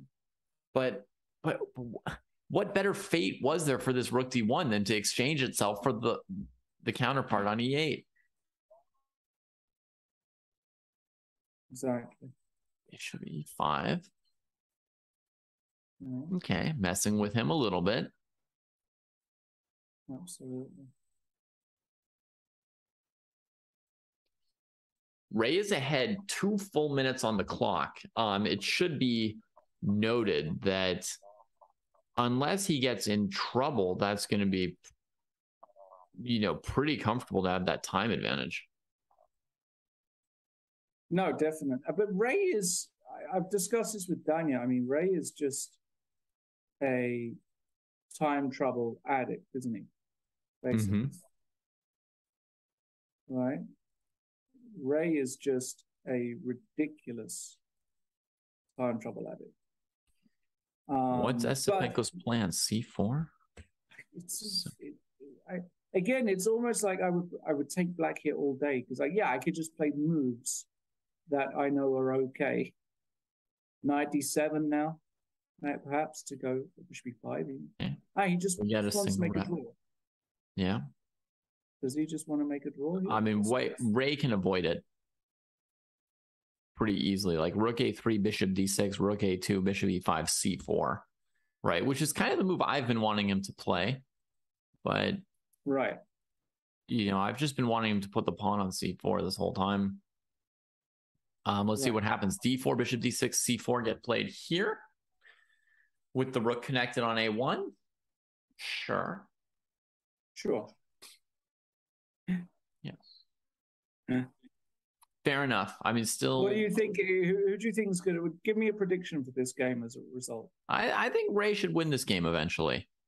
I mean, 2 extra minutes and an extra pawn. I mean, whatever Andre is doing is well above my head. Yeah, it's like that's another thing that happens sometimes with these guys. Like they play moves that are just so above the rim somehow, and you do wonder whether they're just too clever for their own good. Sometimes, like. Yeah, but now not exactly. Why isn't white much better? Rook b takes c1. Well, now Ray's given up rook b2, so he's given up a little something here. But then there's some, rook d c1, rook b2. Okay, what if I go knight e5 check? Yeah. Okay. He will. Where'd you put the king? It's already a question, and a pretty serious one at that. Yeah. Maybe the white rook can come to f3 here. c6 now. Really? You can, well, I wanted to try. I mean, knight d7 check's a bit of a nasty concept, but I wanted to also try and crowd this c5 pawn, but maybe it's just a little loose. I don't know. Yeah. There's also some knight d3, knight c5 ideas. I mean, but I like your rook c3, rook f3 also. I'm kind of curious how he's going to play this one. I'm kind of curious. Yeah. Knight d3 is the choice, so it'll be rook d2. Looking to double if he moves it again. Rook d1. Going for a trade. Trade. Rook b5. Esipenko's playing really quickly. I mean, you see the 2-minute lead has become 40 seconds. And he's only used about 15 seconds on those last 10 moves. Yeah, it's getting dicey to say the least. What do you do here with white? Can you play something cute here like f3? Or is that just ridiculous? So, why not rook a1, defending my extra pawn? I don't want to go passive. Well, there you go. He does go passive. I'm allergic to going passive, but it's I mean, extra pawns are good. You just consolidate, bring your king, play, f3, bring your king to c3. Yeah. G4, knight e4. Yeah, G4 was a very weird move by Ray there, to my mind. F3, knight d2. It's coming to b3. There goes the extra pawn. No! Oh, my goodness. Well, does he have knight b4 at the end, still winning a pawn? I guess so. Yes. Possible. Okay. Feels almost a little lucky. I can't imagine playing g4 before f3 in this position here. I mean, why you wouldn't just control the opponent? Weird. Yeah. Okay, here we are. It's the moment for knight b4, I believe. Yeah, why is he not playing this quickly is my question. What's he worried about? Okay, plays it finally. Black plays c6, is it possible? Yeah, I think pawn Yes. c6 would be the move here. Knight a6, and then he wants to go check and knight c4 and get active. Mm-hmm. That's Yeah. the idea. Ray could maybe play king d3 before taking the pawn, but black would still have rook b3. It wouldn't make much of a difference, maybe. No, rook b3, king c2. It might be. That might have been put the knight on c4 a moment to no come question forward about it. first. Okay, rook d2. Oh, whoa. Okay. Well, you do not have Another pawn trade, and the time lead is only 20 seconds now for Ray. His king has escaped. Fast. He's exceptionally fast. Yeah. I'm very curious how this scramble will go. Once he decides it's time to play fast, he's fast. Until that point. Yes, push the king back. That looks like a good move to me. Now the pawn makes a run for it. Both pawns make a run for it. Oh my goodness. Goodness me. What is going on? D7, knight D6. Black has rook A6. C7, knight B6, rook A6. C7. I love how the bar's in the middle, D7. more or less. Like it's just, you know, should yeah, be a it's draw. king D7. Yeah. He goes for all the pawns. Black has time for rook F3 to C3. That's going to hold. And now it's just a matter if one of them wants to try and flag the other, really. And Ray's entire time is gone.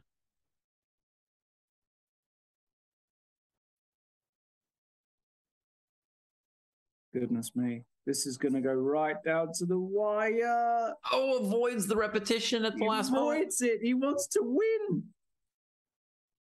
Oh. But who is truly faster? I think Ray is faster. Whoa. Okay, no. Okay. So that's a draw with like 15 seconds to spare for these guys. You know, Estebanko is very quick as well. He's very quick as well. Announcement.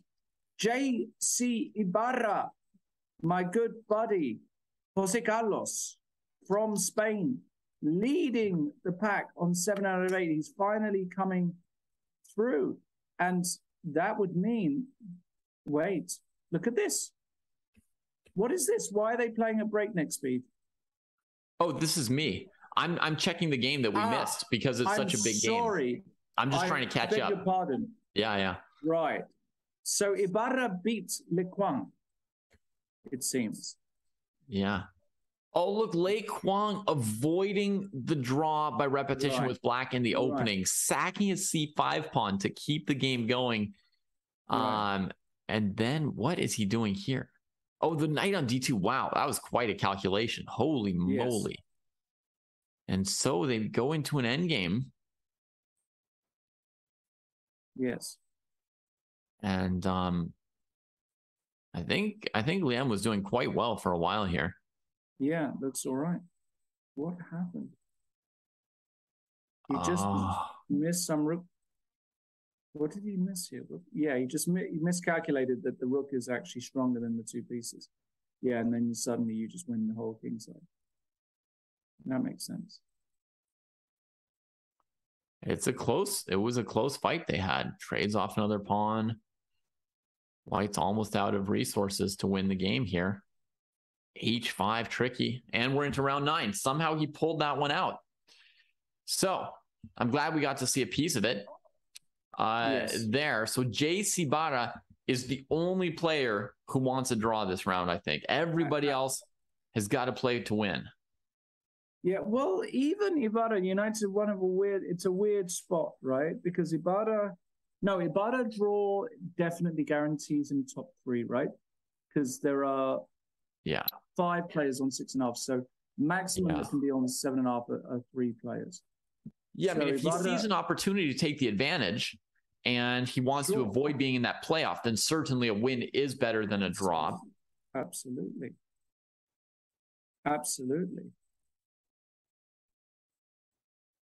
So that's one matchup we've got. Andrei Sapenko. You know, I've seen Andrei Sapenko and Lei Kwang Liam playing in these events before. I've seen Liam several times in it. You know, he's tried really, really hard. Being 2,700 FIDE does not guarantee that you can win this thing by any measure. You know, I mean, he's tried and tried again. Our buddy Marco still has a shot. He's taking on Ray Robson. And look at his opening. Look at his opening. I mean, he goes from knight takes e4 Petrov to a3 h4 Sicilian. It reminds me of me. But if it works, it works, you know? Yeah. I mean... Well, here I think he got a position out of it. The a3 move allows you to play a Grand Prix without getting the bishop c4 traded or trapped. Yes. And the h4 move is a reasonable way of poking at the black king side, getting the g5 square. Absolutely. Absolutely. It's all right. I mean, it's a bit random. Black is doing great in a lot of these lines, but it's for a 10-minute game, it's all right. Yeah. And also the move Queen f4 coming is quite awkward for Black if he's not careful. Like some Queen yeah, f4, it could be. f6 exists. Right. Yeah, Black would definitely feel like they've got some weaknesses there. Yeah, so that's why when d6, this is clever. He wants to make Queen f4 with some. Can't go e5 because f7 hangs, but he can try something. Castles. I swear I've seen a Marco Relay game just like this, and it's been like, yeah, something very similar.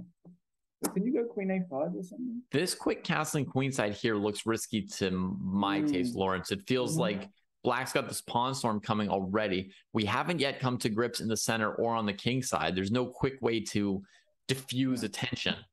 And Ray's just kind of like going to launch at him. Right. Right, absolutely. Yeah, I do like Ray's chances here, actually. I actually think this is the wrong sort of position to play against Ray. But you never know, of course. Yeah. Meanwhile, Ibarra, we can't have him win the tournament without us watching him live at least once. Right. And bounce over here too. I mean, let's go and bounce. But is he slightly missed the mark? We commented on a tournament for 4 hours without ever seeing the winner. Well, he was kind of in the pack, but he, you know, the last round, I think all the results went in his favor, basically. Right. Effectively. So he's going to take on e6 here. Oh, you could play Queen c3 first. No, but he takes on e6. He's going to take on c3. Queen d4 is going to be played, and he's gonna try and defend this position with Black, basically. Yeah. See another Fischer endgame. Queen f6, similar thing. Similar thing.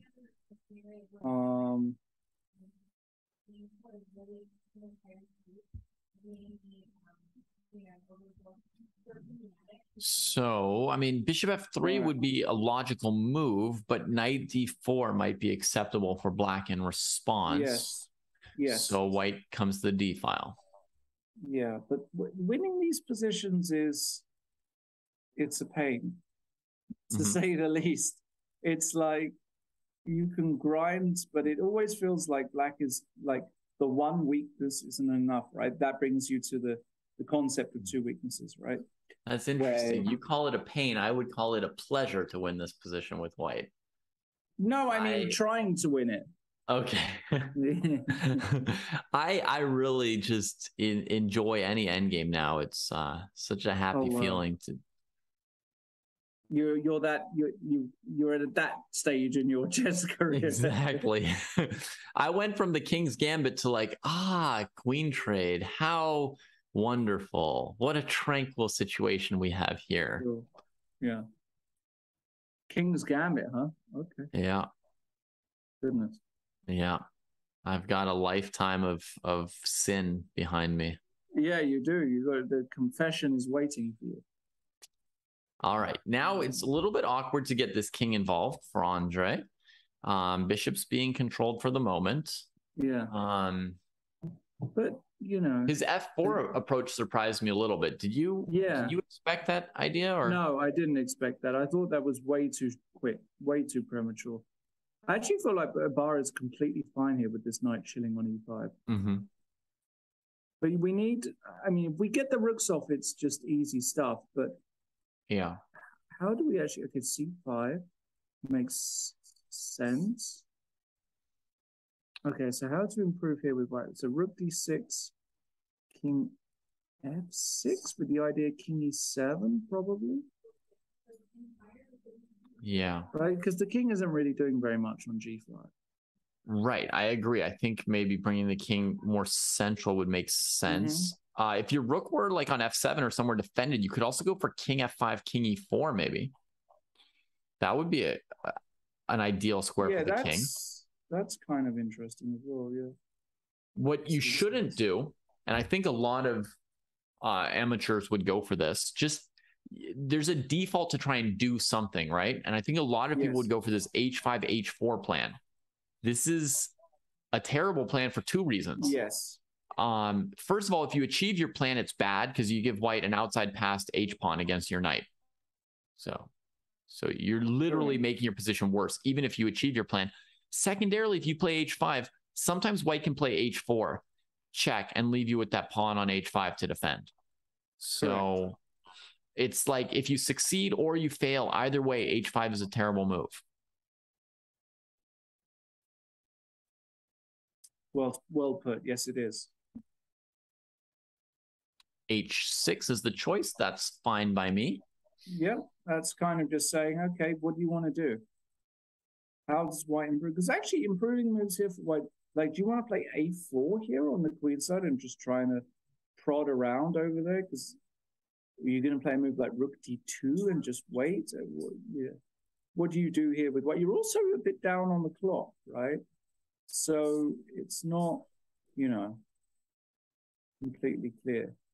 There's a bomber jet above my house, so I don't know what you're saying right now, only that it's brilliant. So I can't answer any question for a moment.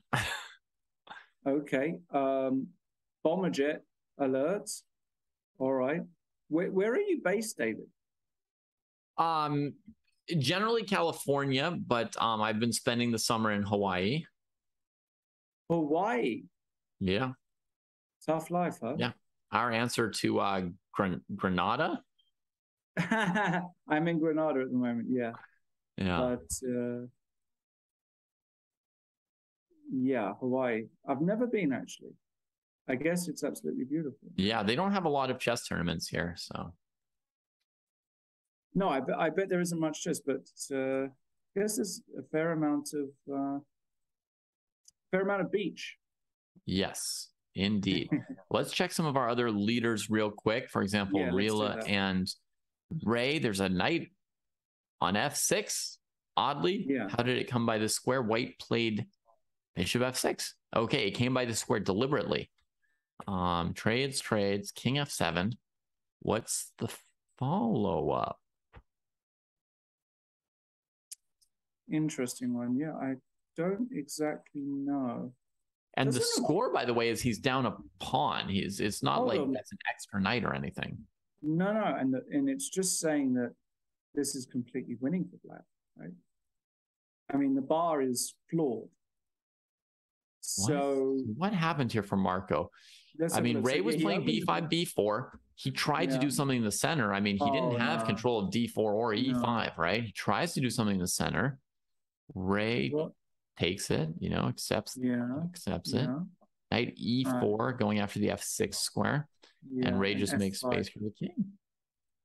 Oh, and he plays bishop f6, which is extremely ugly here. Yeah, you can't do that. But already you've lost control here. Knight f6, king f7 would have been comparable to the game, I would say. Like you just sort of self-trap the knight.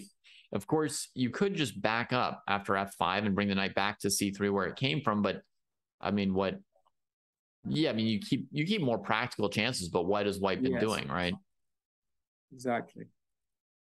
Okay, so he throws in d4. Yes. Stacks that pawn. Queen comes to g5. And knight c6. Still trapped. goodness. Yeah, I think this is kind of a formality. You know, he just has to sign over the deed to his knight on f6 at some point, and then Ray will be the proud owner of a first place spot in this tournament. Yeah, actually, so let's just get this. So if Ray wins, then, and well, we have to see how. So Ray, it'll be really interesting to see the tie breaks. I have a feeling Ibarra is not going to win this position with Black. Although he's made huge progress, no? Somehow you feel.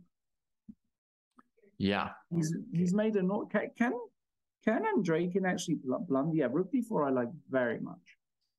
Centralizing. You've got the dark squares if now. anyone is worse here, it is Andrakin now. Yeah. I agree. I mean, sorry, not Andrakin. Esipenko. His name is always tricky, but it's Esipenko. Esipenko. Yes.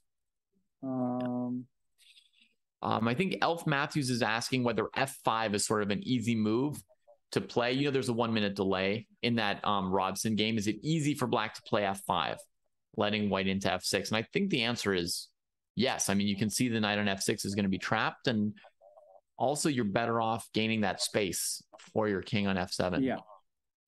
So I think that is a pretty easy move for Ray, and I don't really know what unrealistic thing went through Marco's head in this particular game. I mean, his other games have just been superb, but this one, it's hard to guess what he was going for.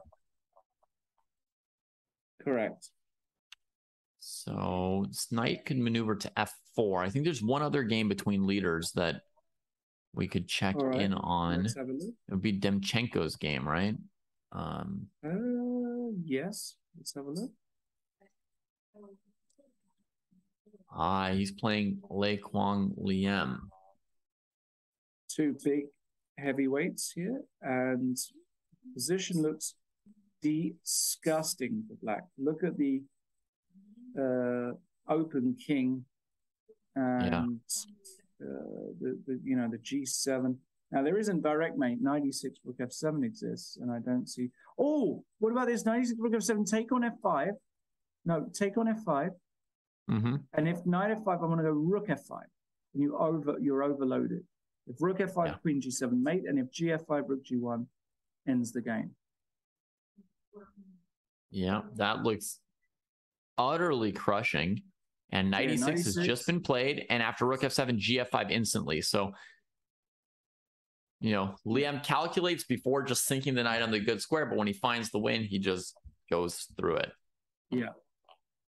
And yeah, my first thought when I saw this position was it looked kind of messy and complicated. But once you point out that the Black king is on the brink of being mated, it seems like the chips should fall in White's favor. Yep. Absolutely. Yeah. So that's strong. Somebody in chat thinks that Esipenko is winning. That was far from obvious to me. How did that? Oh my goodness. He is. What has Ibarra done? Maybe up a pawn now and threatening to have two connected pawns. Exactly. This is a catastrophe. What happened? Let's go here. Okay. C4 to trade a he pawn. blundered. No, look, he blundered. No, go back 2 moves. Rook C4, Rook takes E6 check. He blundered. Oh no. Yeah, and Bishop G8. I'm pretty sure. That was such a self-inflicted wound because it reminds me of H5, H4. Like, you don't even want to play this. In this position, I thought Knight D5 for Black. And if White goes Bishop G8, it's a terrible move because you just check him backwards, put your knight on F4, and, you know, I mean, just beat the tar out of White. So, I mean, I just thought it was time to re-centralize this knight. You know, it's done its job on B4. It's a little bit ancillary. It's time to get back to the main event on F4. But C4, what a weird way to try to play this game here with that pawn trade. Is going to cost him like crazy right here. And Esipenko takes the H6 pawn. Okay. Wow. I mean, oh this man. is just... And JC Barra was in the lead by half a point here. So losing is going to get sort of leapfrogged, I think. I mean, he might get super lucky and get third spot. Right. If the other results go in his favor, but this is obviously a catastrophe. But he's surely getting passed by Ray and Esipenko, at least by 2 players. Yeah, so he's going to have to pray. And to repeat, we don't know what's going to happen in that last in the last round because exactly. He's trying to put up some resistance. We've got some results on lower boards. Vladislav Kovalov, Christopher Yu, and Groovy Kettle have all won their games and moved up to 7 out of 9. And even though they're coming from nowhere, I mean, they could be tied with JC Barra, and, you know, tie breaks could be anything random, right? I mean, who knows? One of those players who we haven't been watching could make it. Yeah. It's Lei Kwang Liem has won his game, so Demchenko is out of the picture. Yeah, Demchenko is out.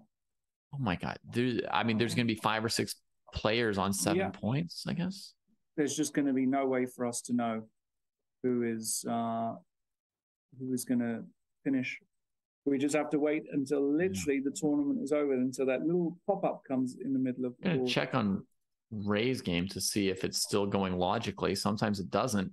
Ray is not up a piece. Ray is not up a piece. Yeah, but he's up 1,000 points, and it's good enough. Like takes king e5. It's more than sufficient. Get rook h6. Rook h6.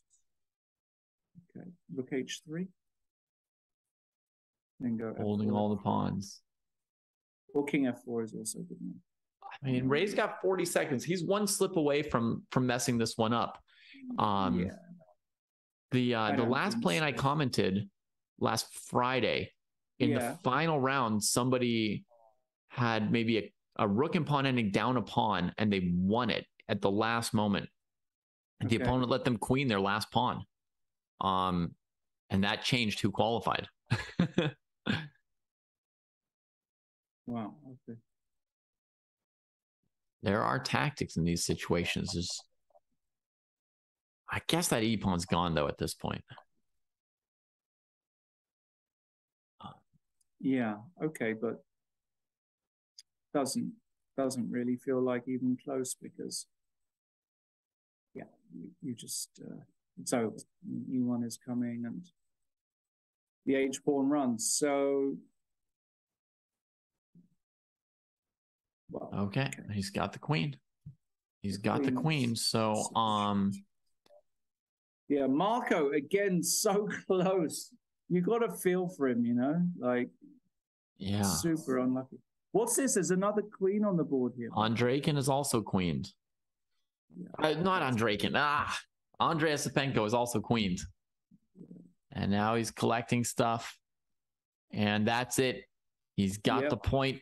What a heartbreak for JC Barra, but he's got to hang in there and be ready for the playoff if he makes it on tie breaks. We will see. We've got 2 players on 7.5 out of 9.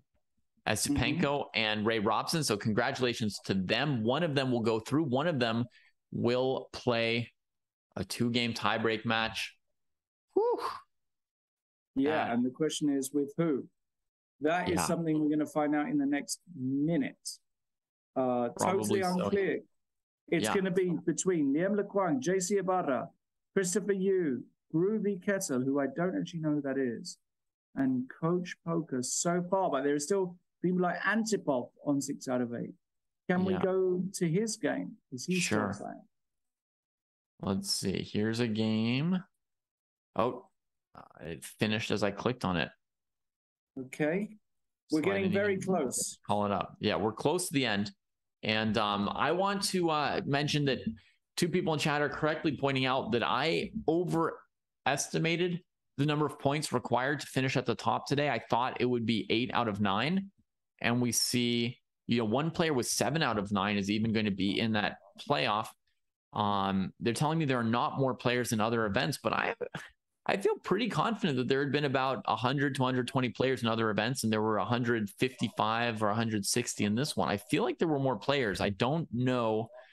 I don't know how I was so wrong, but I admit that I was wrong.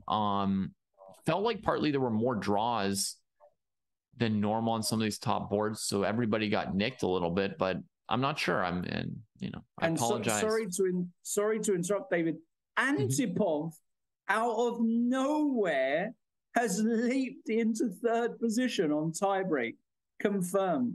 Antipov, who didn't even feature really today in any of the big games, has had a blinder of a last round, probably a bunch of his opponents winning, and he has come above Ibarra, who was on 7 out of 8. Yeah. Right? So Ibarra missed out. Brutal. Christopher Yu, Liem Lequang was up there. Kovalyev, we always saw, was up there. And Antipov, whoosh, straight to the top.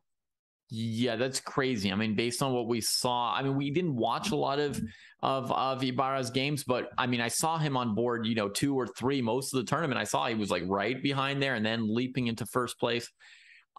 Is it confirmed, the tie breaks, that it will be Ray Robson in the playoff? I mean, and that Esipenko is through. Once I saw this gold medal, silver medal, but then it turned out they had equal tie breaks. So, oh really? Yeah. And so, it took a while. Secondary tie breaks had to be done by hand to find out which of the top 2 players was going to be in that playoff. Yes, that really happened. So we've got it that, so Esipenko has won the tournament. Okay. Is that correct? Is that correct? I'm not certain until a producer confirms that elsewhere. All right. Okay. We've got it. So everybody, that is official. Andrei Esipenko, 3 times miscalled Andreikin today, but Andrei Esipenko has qualified in his 3rd or 4th attempt in these play-ins. So a Super GM another Super GM claims a spot in the 64-player knockout that starts in 1 month. And we have the best part of our day ahead of us. So don't go anywhere, folks. It is going to be a playoff match between Ray Robson, Spicy Caterpillar, and Mikhail Antipov for the last spot today in the $1 million knockout phase. We'll be right back.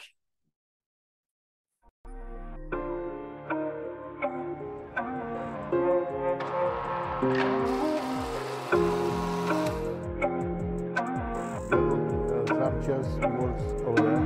Chess clocks over here. You're over there.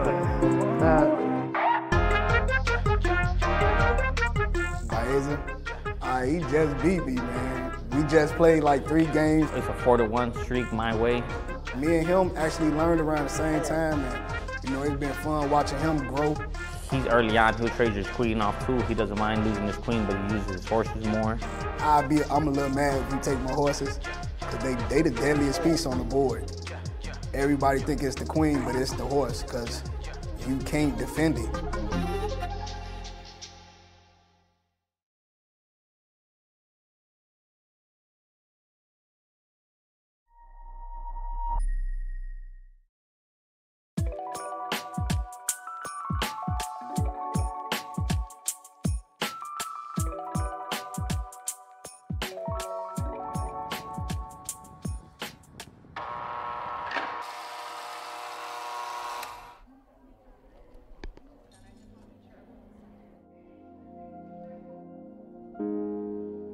My name is Elwood Dawson. I'm from Chicago.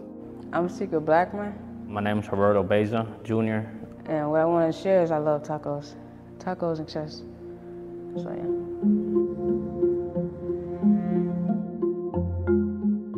With the chess program, really, even chess in general, like on the deck, you kind of lose yourself. You don't really think about your case. You learn to think differently. You strategize more. I sometimes come out 7:30 in the morning. I'll probably play until lockup, so it makes my day go by faster. It's competitive. It's a lot of trash talk. it's crazy, you know. Like the chess players, we got our own little circle, you know, and all of us play each other. We talk trash about who be who garbage. Yeah, I never play that dude again. He garbage. I never play him. But yeah, it's real competitive.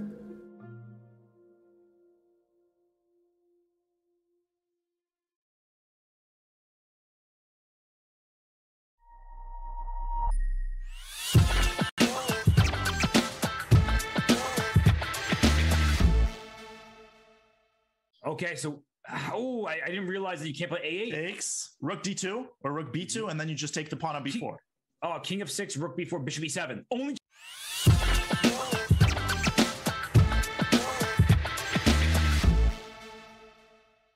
A fork. Are we gonna see a fork? I don't think so. I think the chances of a fork here are below 0.01%, but the fact. There is no way! There is no way!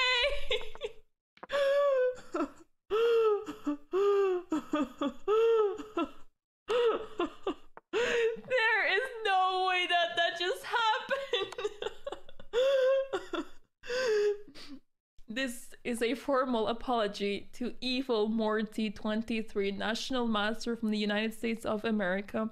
This is a formal apology from your host on this channel.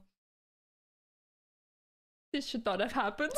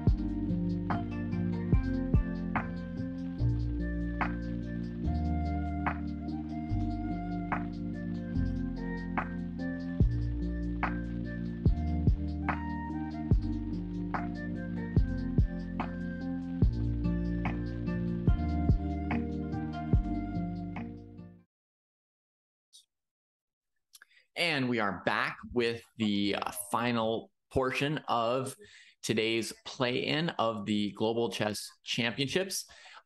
We are about to have a 1-versus-1 playoff for a single spot in the 64-player knockout event with $1 million prize fund in September. How is this playoff going to work, Lawrence? Yeah, so they play 2 10-minute games, and one with white, one with black. And then if it's still tied after that, they get an Armageddon game, which will end the bout. And the player who bids the lowest time gets black. Remember, in Armageddon games, all you need is a draw and you win. And of course, they're playing for a hell of a lot. This is a very, very high stakes little battle here.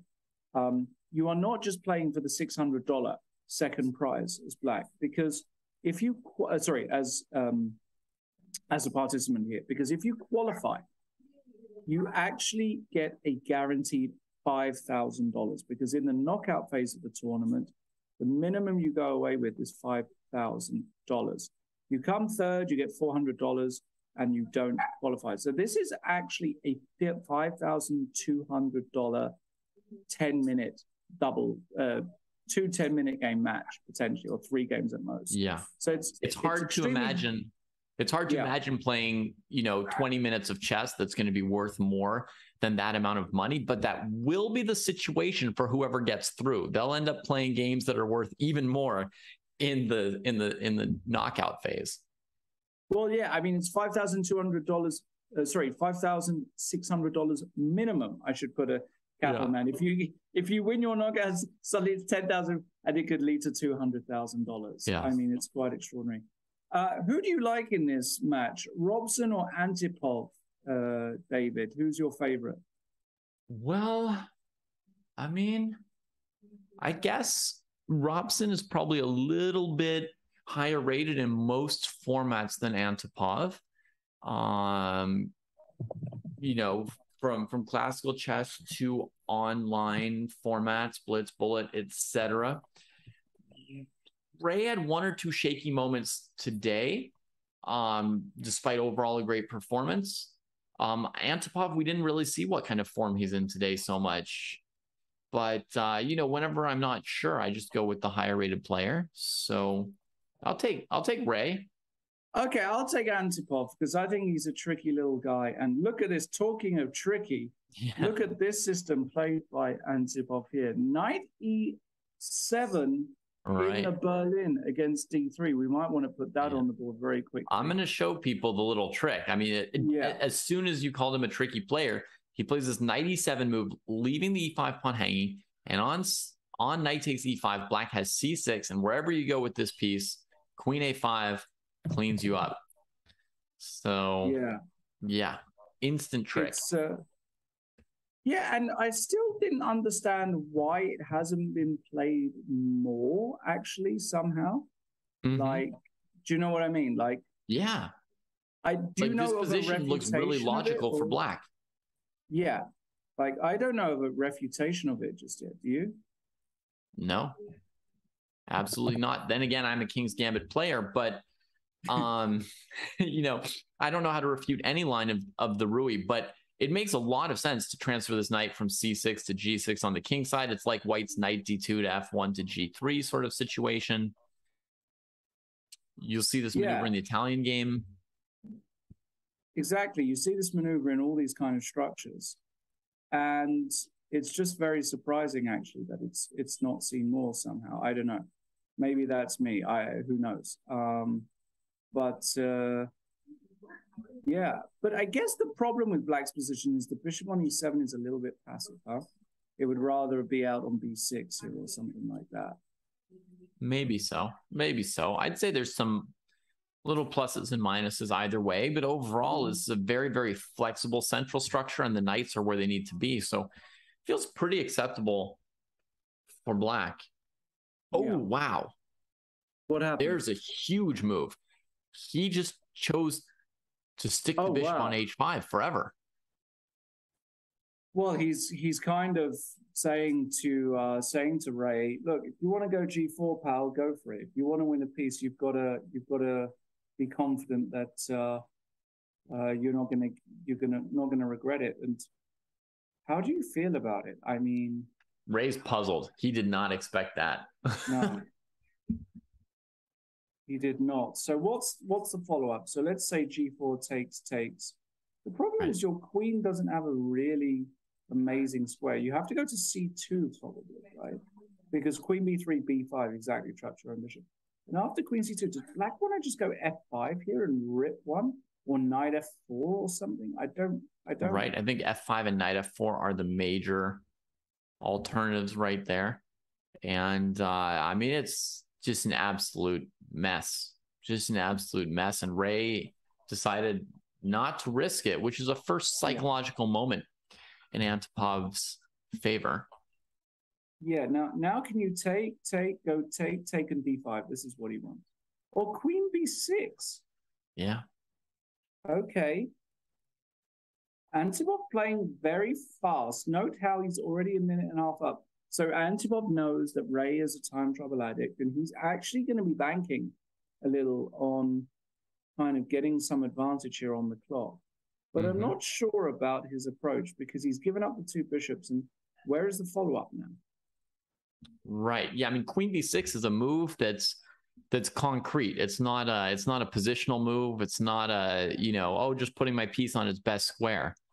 It's an aggressive move. It's striking b2, d4, and it's saying that there's something concrete coming next. But now we see Antipov really getting into a working mode here and trying to back up or justify this queen b6 move.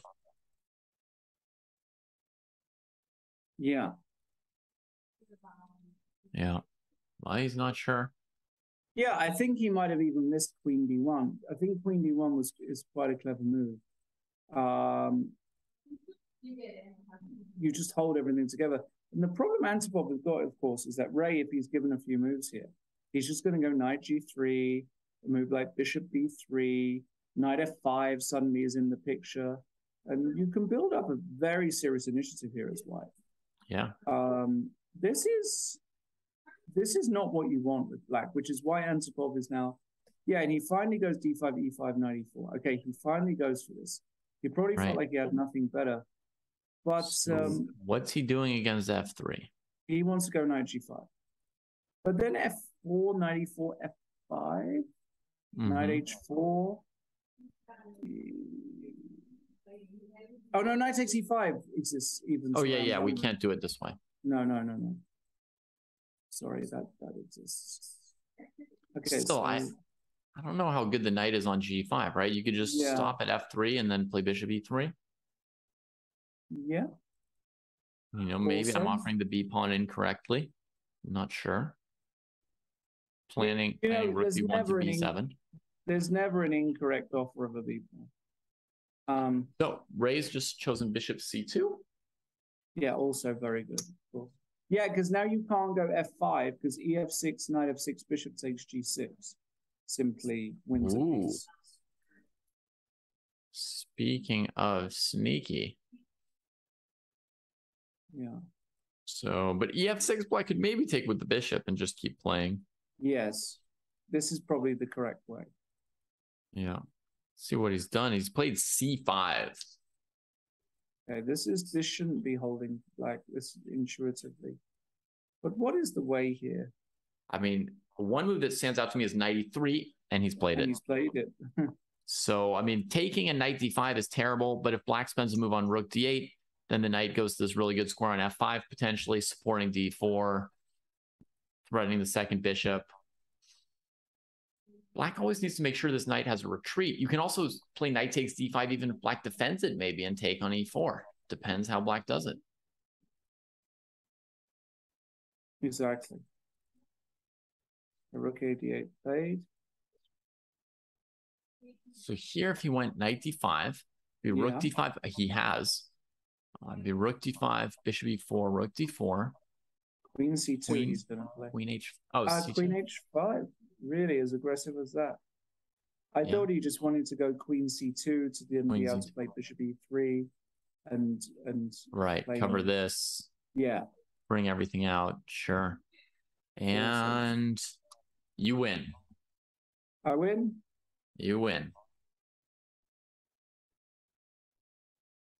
Here's our live position. Queen C2 by Ray. Just 20 seconds down on the clock, which is not too bad for him. Comfortable bishop pair. Dueling pawn majorities. Black's got the extra pawn on the queen side. Should we go to an endgame? Ray's got the extra pawn on the king side, which in a middle game, you know, you can try and trade for the F pawn or just use for extra space over here to keep some black pieces off. Queen B4. Oh, stopping bishop E3 because of rook takes E4. And Ray has to play a very awkward move, king F1. Ah. But he saw that in advance, at least. That's not a surprise. Does Antipov want to go completely nuts here? Can he? I want to open the F file. How crazy is F5 here? I mean, it's insane, right? Look at the A3. Okay, but now, sorry, Ray's pushing him back, like Queen B6, Bishop B3 is no good. Queen C4, B5. He could trade and probably grab the B7 pawn. Probably, yes. Yeah. Like in his game with Esipenko, where he was sort of badly placed, but up a pawn. Exactly.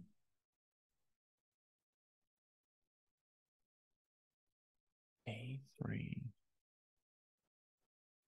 I mean, he's chosen to focus on the D file. What is he getting out of it here? How does he turn it into something else?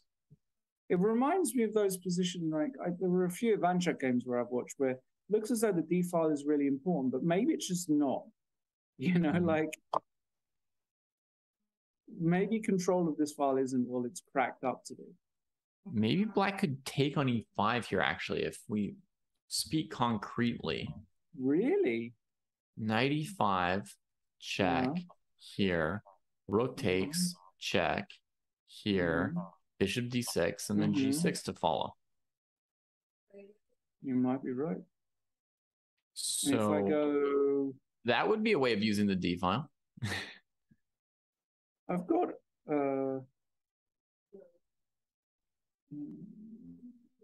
So, right. Yeah, that so might actually work. He's thinking about it, huh? He's really thinking about it. Antipov with a menacing look. I wouldn't like to play him over the board with that gaze. Yeah. He seems like he can look through everything. Goodness me. Queen A6. After lengthy consideration, and it's going to take me some consideration to know the point of that one. Okay. Well, I love watching the players. They really look like combatants today. I mean, I know they're just slinging pawns, but woo. All right, bishop E3, rook C4, queen tucks to keep control of the light squares. Yes. And Antipov now massively down on the clock. Yeah. Ray taking charge here on the and I rather like Ray's position as well. Okay, he sets his sights on the E5 pawn. Bishop F5. And we play F4. Well, what's wrong with Bishop F5? Bishop F5, Queen E5, Bishop and then G5? What? Bishop G5. Or do we? I don't know. Which? Yeah, we do it this way. The Queen C7. So if we head back to C7, and then I take and you on take on G6? G5. Yeah. Yeah, because I wanted to win another piece, but you take on G5 here. Seems acceptable. Ray's played F4 in any case. That's the move you really want to play if you can. And if you can, then Black's going to regret the whole thing they did, right? As they just have to give way to these pawns. Ray's a rook A1 away from a winning position, but he might also be losing to a tactic from Black as long as the rook is on A1. Knight H4. This queen needs to get out.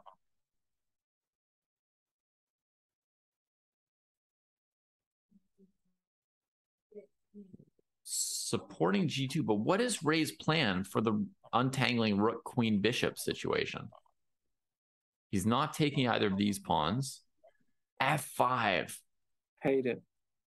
Absolutely hate that move. All kinds of things wrong with this. Bishop C2, bishop B3.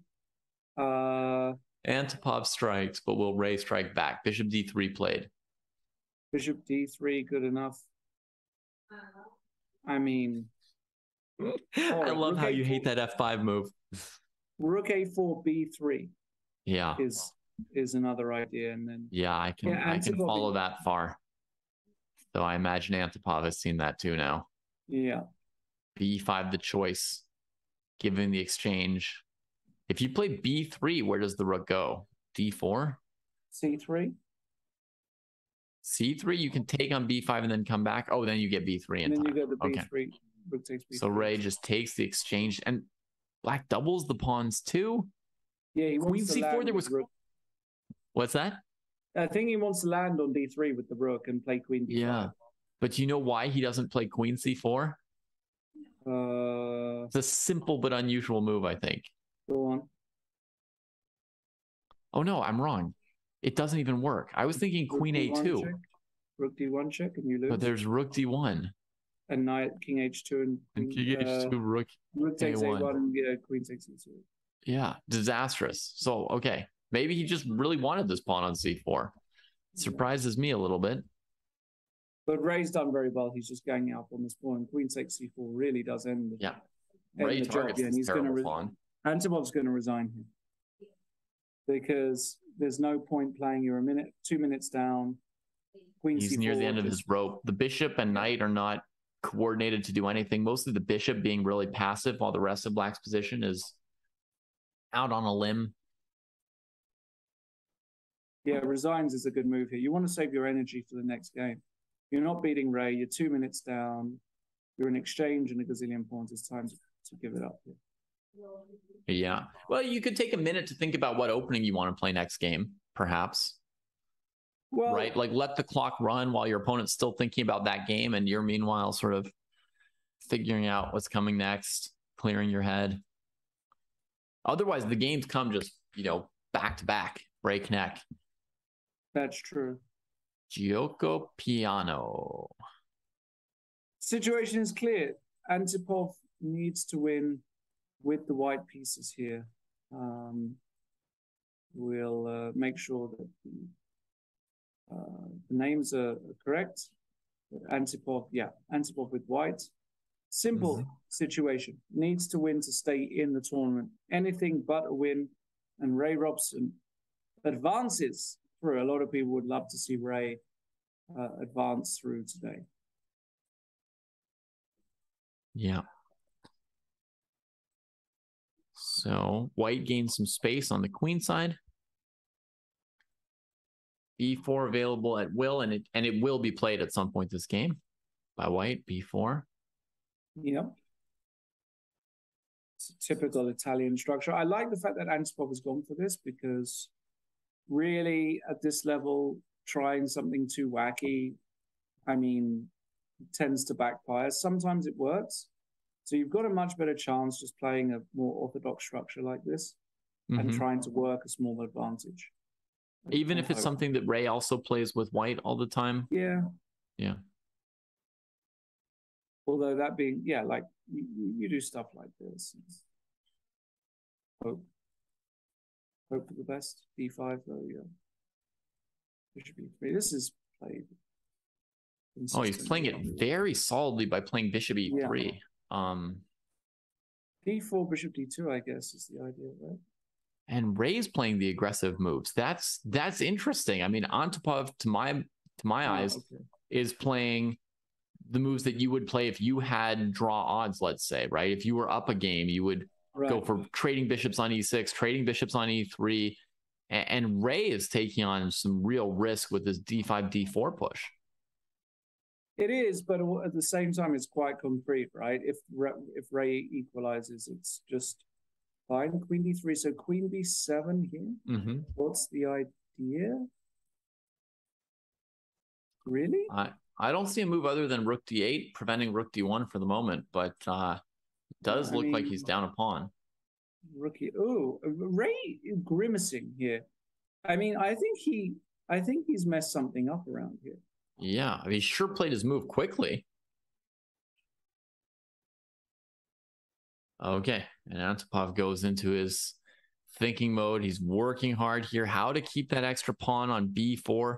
Very, very loose. And the e4 pawn, you got to be careful about as well. You can kick the black queen around, but you don't want to just kick her all the way till she takes one of your pawns. Like rook e to d1, queen e4. Rook a to d1, queen a3. Right. I mean, it feels nice to be in charge, right? To push the other person's pieces around, but yeah, got to do it concretely here.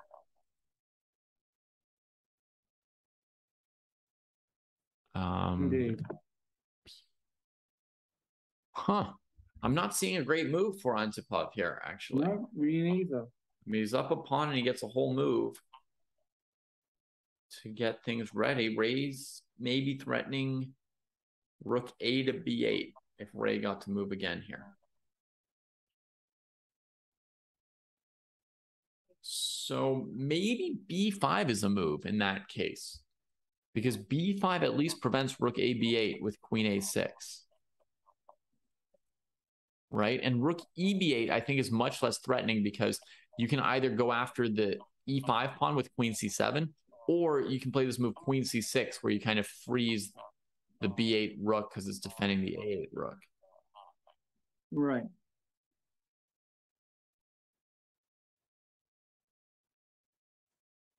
Oh, he's still working. Ray looks disgusted, but he's got 9 minutes on his clock.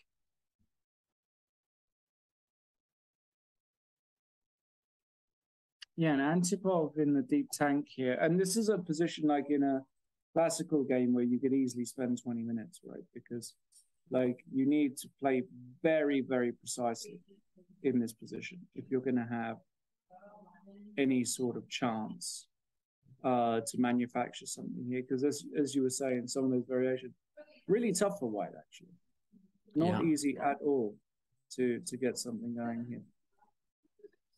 QT Jelly in chat is telling us that Antipov played the morning or the early edition of the CGC plane as well.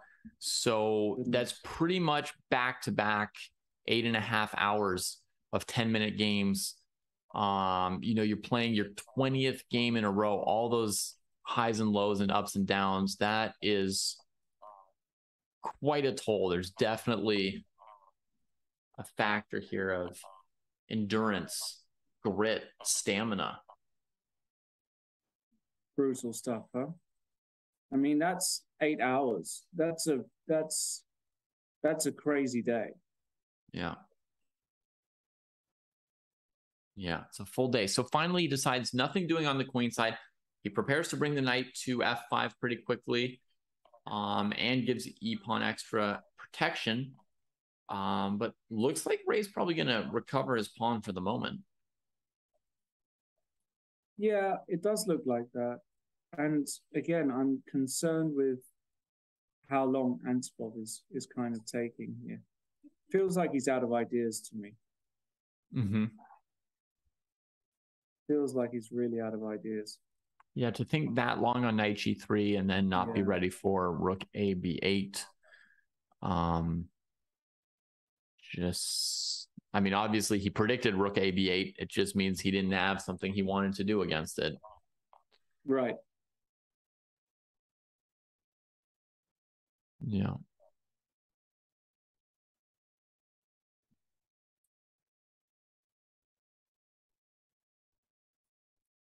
I mean, we're moving the queen.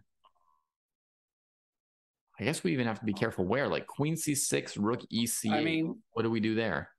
I mean, we're in the blender here with Antipov, where to put this queen. But the longer he thinks, the you know, the lower his chances get, because I'm not even sure that Ray is worse. And, you know, how do you manufacture something here again? That's the other problem. You've got to be able to manufacture something. It's looking like he might need to play Queen A7. I mean, I genuinely don't see where he's going after Queen C6, Rook C8. I mean, yeah, totally understand. I can't find the square. I mean, you can play Rook D1 and trade off queens, but I don't see how to keep the game going. No. And Antipov just draining this time away. I mean, he is down a gazillion, and he does finally put the queen into it. Yeah. So, okay, Ray also doesn't want to mess up here, so won't surprise me to see Ray at some moment, right? Invest a little bit of time to find a kind of, you know, good way forward. Yeah. But a couple moments were enough for him to know that he wanted to take that pawn on b4. There was nothing else he needed to do more important than that. Antipov posts the queen on a5. That's an active square. I mean, also, if you were in an endgame, you'd be happy to have a rook or a queen on that square. And Ray could, you know, go passive, connecting the rooks for the moment, or simple, let's say, but he plays particularly active move with rook b2. And he might look at queen d2 as his next move if white doesn't prevent it. Yeah, and, you know, if you manage to get into one of those positions where white's forced to trip, well, you can do it now. Why can't you play queen d2 here? I see no reason.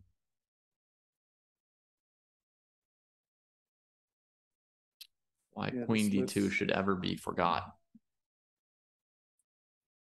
Queen d2? I mean, what else? Queen c2. So he's trying to weigh up if there's any benefit to queen c2. There's also some rook b1 checks in the air. I mean, there's still quite a bit to actually to calculate here, right? Yeah.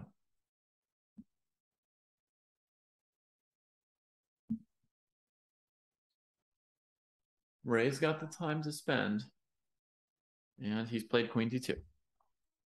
Okay, finally he goes for the, I mean, what I would say is a very pragmatic move, because he's got so many, he doesn't have to win, winning, it doesn't matter. He just needs to make a draw. Yeah, now the only danger is really that a pawn, right? I mean, the only obvious thing for white to do is rook b3 to b6. That's what I was thinking again, though. And Ray's just got to defend that. Probably drop back rook d6. Or he could go rook b8 to b2 and say, forget about defending stuff. I mean, just sometimes safety is just in being super active in these endgames. Like, you can't lose with rooks doubled on the second rank. You certainly can't. And it's a fairly standard move. Yeah.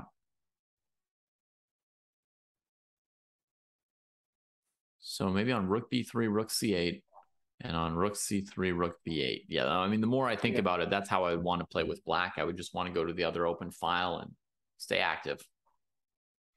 Yeah, and Antipov just a couple of minutes away from going out this tournament. And a lackluster performance. You can't really blame him. He's played close to 8 hours already of chess today, or even more potentially. It's just really, really tough. He was playing Ray. Ray fresh in the US. It's not the middle of the night. I mean, look at Antipov, probably in Russia somewhere. Yeah. You know, it's like 1:30 in the morning, and Ray, it's like 5 in the afternoon or something. So.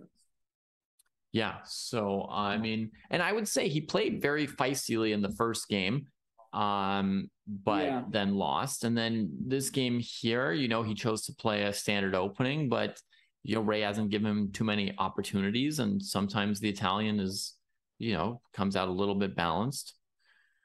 Goes for rook c1, under 2 minutes on the clock. Rook a2 is another move which then suggests itself. I mean, but he just goes for the file. Just go. I mean, could you it can possibly trade be off the bad? A pawn. That's the end of the game, I would say, at the GM level. Then we can really just start talking about who did what. Oh, but now rook b1 check and rook takes f2, and you can't go knight f1 because of rook b1. It's going to make the second ranked stronger yeah, and then, here. No, this could actually just be over because then you double. This is not even a sweat. What? H5. Why? Why? What did we miss there?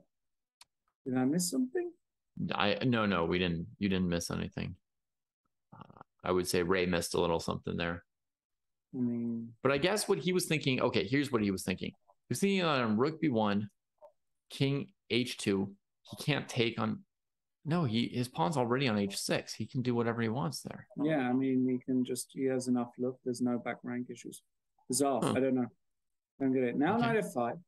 Okay, at least now Antipov with that, just that extra half move, maybe a little spring in his step.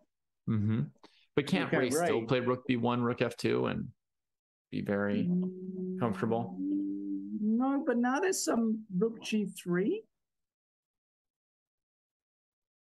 at the end of that. So rook f2, then rook g3. So put that on the board. So rook b1, king h2, rook f2, rook g3.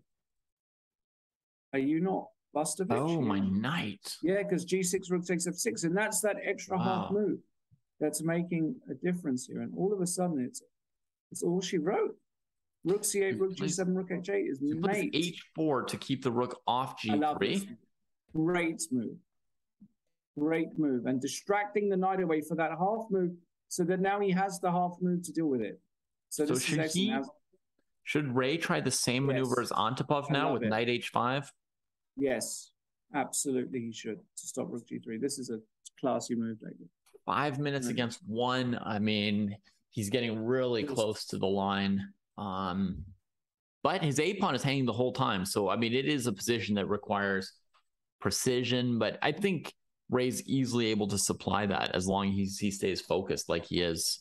He takes on e4 and allows this. Wow, I'm very surprised. Wow.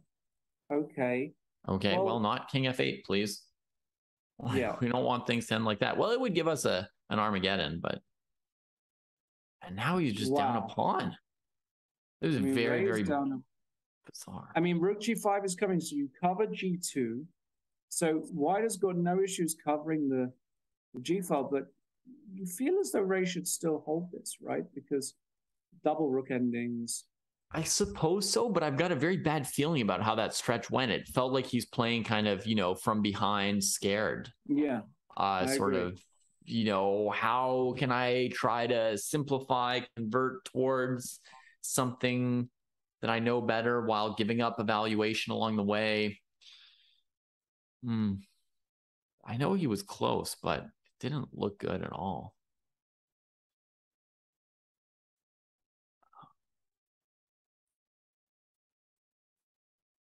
So what he wants to do now is probably going to put his rook on e2 to stop checks and then go after the a pawn.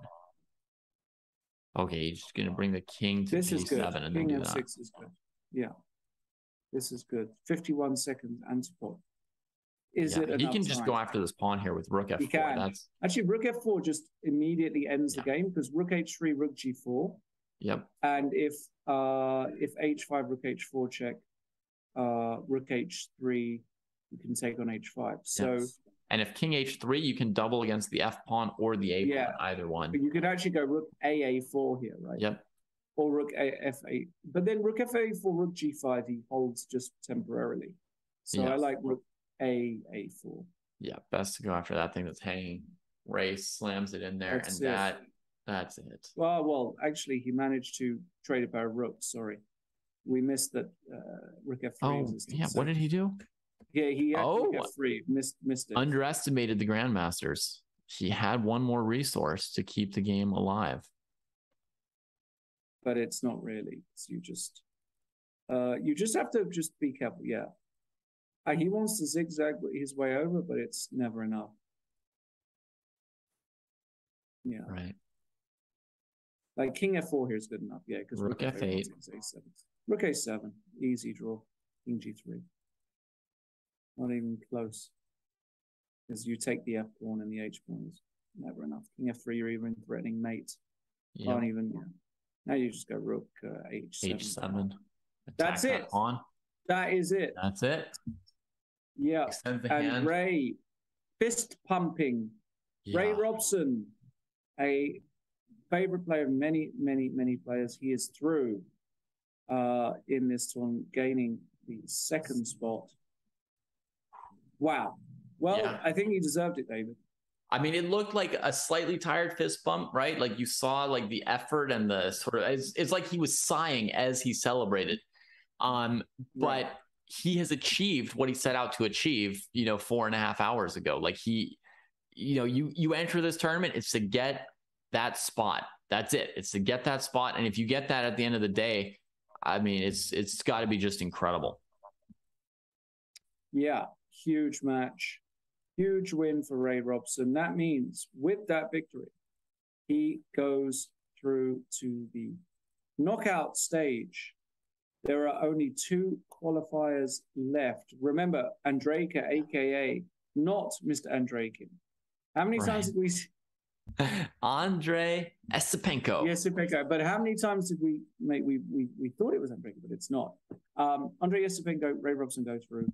They're going to be playing the knockout phase. Let's quickly check what's going on with the knockout phase if we bring up that slide for you guys. So, guaranteed a minimum $5,000. There is going to be 32. So it's a 32x knockout. So 64 players. Yeah. 32 matches. $5,000 if you get knocked out. If you go through, it's a minimum $10,000. So it's huge. And then incrementally 15,000. And then if you get past that stage, you get to the finals in Toronto, Canada, live with some of the greatest in the world, which should be extremely exciting. Yeah. So what we're going to do now is we're going to take a very short break and set up an interview with Ray Robson. So hang around, folks, and we'll be right back with that.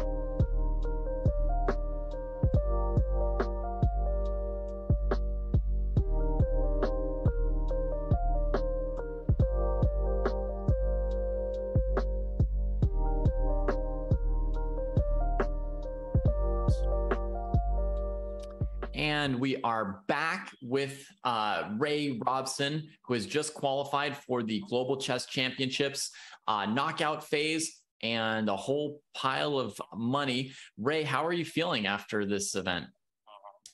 I'm feeling great. I've struggled in all these rapid chess championships and the GCC so far. Although I think the last couple of weeks, maybe last 2 weeks, I've been trying to focus more on it and do better. And I feel like each time I play, I am doing better. So unfortunately, this time I think I started a little late, so I actually got a forfeit in round 1. But my goal was to get 8 out of 9 anyway, so I figured I just to win all my games anyway. So yeah, you pulled a Gata. Andre, I blew the game. I should have been able to convert that, but I guess I was lucky that 7.5 was still good enough to get into the playoff. Yeah, you pulled a Gata, Ray, because I commentated an event a couple of events ago, and Gata missed the first round as well. He was in Biel, actually playing an over-the-board tournament, missed the first round and just zoomed his way through. So the Swiss Gambit sometimes works. Ray, what's been the hardest thing for you? Because obviously we know you're a phenomenal player. You've played a bunch of these events. Is it actually the time control, that 10 plus 0 is a really awkward, in the middle, blitz kind of rapid time? Or what's been the most challenging thing for you? Yeah, I think, I don't know about the 10 minutes, but just maybe the lack of increment. I've definitely been playing much slower than my opponents in previous weeks. I think that's the one thing that I actually changed today.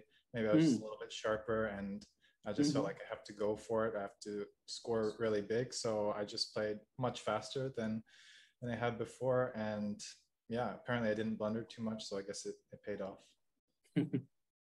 Yeah, wow. So, I mean, I definitely noticed that today, that you were doing great on the clock, and that was an adjustment you had to make. Now, you're known to also get in time trouble even in classical games, right? Do you feel like that's an adjustment that you could also bring, what you had to sort of do to make it into the Global Chess Championship knockouts? Is that something you could bring, like some kind of an attitude change in classical, or is there anything you've learned here that you can apply? I mean, it's definitely possible to change. I feel like when it comes to classical, first of all, you should, I don't know, I don't think I'm ever going to be a super fast player in classical, but I don't know, it feels like there's more at stake. I'm more hesitant. Like any mistake feels so costly. So I think that's the biggest hurdle, one of the biggest hurdles for me in playing faster. I definitely don't play as fast or as slow as I used to. I used to be like in terrible time trouble every single game. Now I'm just, I think I'm like normally slow, but not like as extreme as I used to be. Because I just can't play time scrambles anymore. I used to play like with 30 seconds for the last like 10 moves before time control every game. Now, if I did that, I would probably just blunder everything. So I can't do that anymore. All right. One last question from me, Ray. What are you going to do with the 200,000? 200,000? Oh, yeah, when you win the thing. I didn't know the prizes were that big. Oh, well, have you not seen? I mean, I don't remember. I feel like I just haven't qualified for any of these. Like I haven't qualified for any of the knockouts in the RCC or anything. So there's no point for me to look at the prizes when I can't even qualify. So let me break it down for you. You've locked up 5,000. That much you might know. Okay. If you lose in the next round, you lock up. If you win the next round, you get 10,000. You go through that, you get 15,000. And then if you go through that, you go to Toronto, where you're going to be playing for a minimum of 25,000. That's 5th to the 8th place. And if you win the entire thing, you win $200,000. Not too shabby. Yeah, I've never seen prizes like that. Yeah, that's very exciting. Yeah, I'm really looking forward to it. Yeah, I mean, there's first and second prizes here are like the entire prize fund for an entire elite event, just for the first and second place finishers. So now that you know that exists, and I know it's sort of catching you off guard, but what would you do with that money? We'll repeat Lawrence's question. Just save and invest, probably. I don't know. I don't think I'm not going to do anything crazy with it. Use it for chess trading. Lawrence, do you have any pyramid schemes to recommend to him? Ray, I'll DM you after this, and we'll show you how to turn that 200,000 into 2,000 very, very quickly. At Millionaire Chess, Lawrence, you were also there, and you're also when I got second place, you're one to give me some advice as well. I was probably very early in those days trying to get you into something that was going to be very. Anyways, never mind. That's all gone now. Ray, look, massive congratulations. You know, your hard work paid off, your adjustment, playing faster paid off. So that's absolutely brilliant. Really looking forward to seeing you in the knockout phase of this tournament. Yeah, looking forward to playing. Congratulations. Thanks. I think that's it. We're done for today. The next event is going to be event 15 on Friday. 2 events left, David. I've tried my hand at this event twice. I've not made it past round 4, having lost all my games, pretty much. I might give it a go Friday. Have you actually played in this event yet? I have not. You know, every chance I get to have some freedom from my kids, I'm like back on the commentary train or some kind of program for other players. I've put no time into myself this summer. So well, if you get sort of your Hawaii, so you're really West Coast, right? So if you wake up super early in the morning, go down to the fridge, get yourself a sandwich, make yourself a coffee, 5:00 a.m. Pacific time for the first event on Friday. That is about 2:00 Central European time. And if you miss that, then you can get the late event starting at 2 p.m. Central. Sorry, I beg your pardon, 7 p.m. European time and around 2 p.m. in the States. But I'll get more confirmation on that. It gets a bit complicated. You're right. Any last thoughts, David? I mean, I think what's clear is we're down to 4 spots left for the knockout phase. And it is clear that we've got more than 4 strong GMs who are showing up event after event. They're dead set on making it in there. I'm seeing these names 4 times, 5 times, 6 times in a row at this point. You know, we've got Lei Kwang Liam, a 2,700 plus GM who is in there every single time battling for it. And I think Friday's going to be crazy as it ticks down to the last couple chances. Agreed. Lei Kwang Liam, Galia Guseno, would love to see him qualify. He's tried so hard, come so close. Marco Rielli, the FIDE master from Germany, had a phenomenal run in a bunch of events. Would love to see him qualify. Well, we'll soon find out who does. Make sure you join us on Friday. But for now, I guess it's, how do I say goodbye in Hawaiian? Oh, I thought you were going to tell us how to say goodbye in British, like toodaloo in British, or something. It's toodaloo, cheerio, see you laters, au revoir, hasta luego. And the Hawaiian, aloha, everybody. See you later.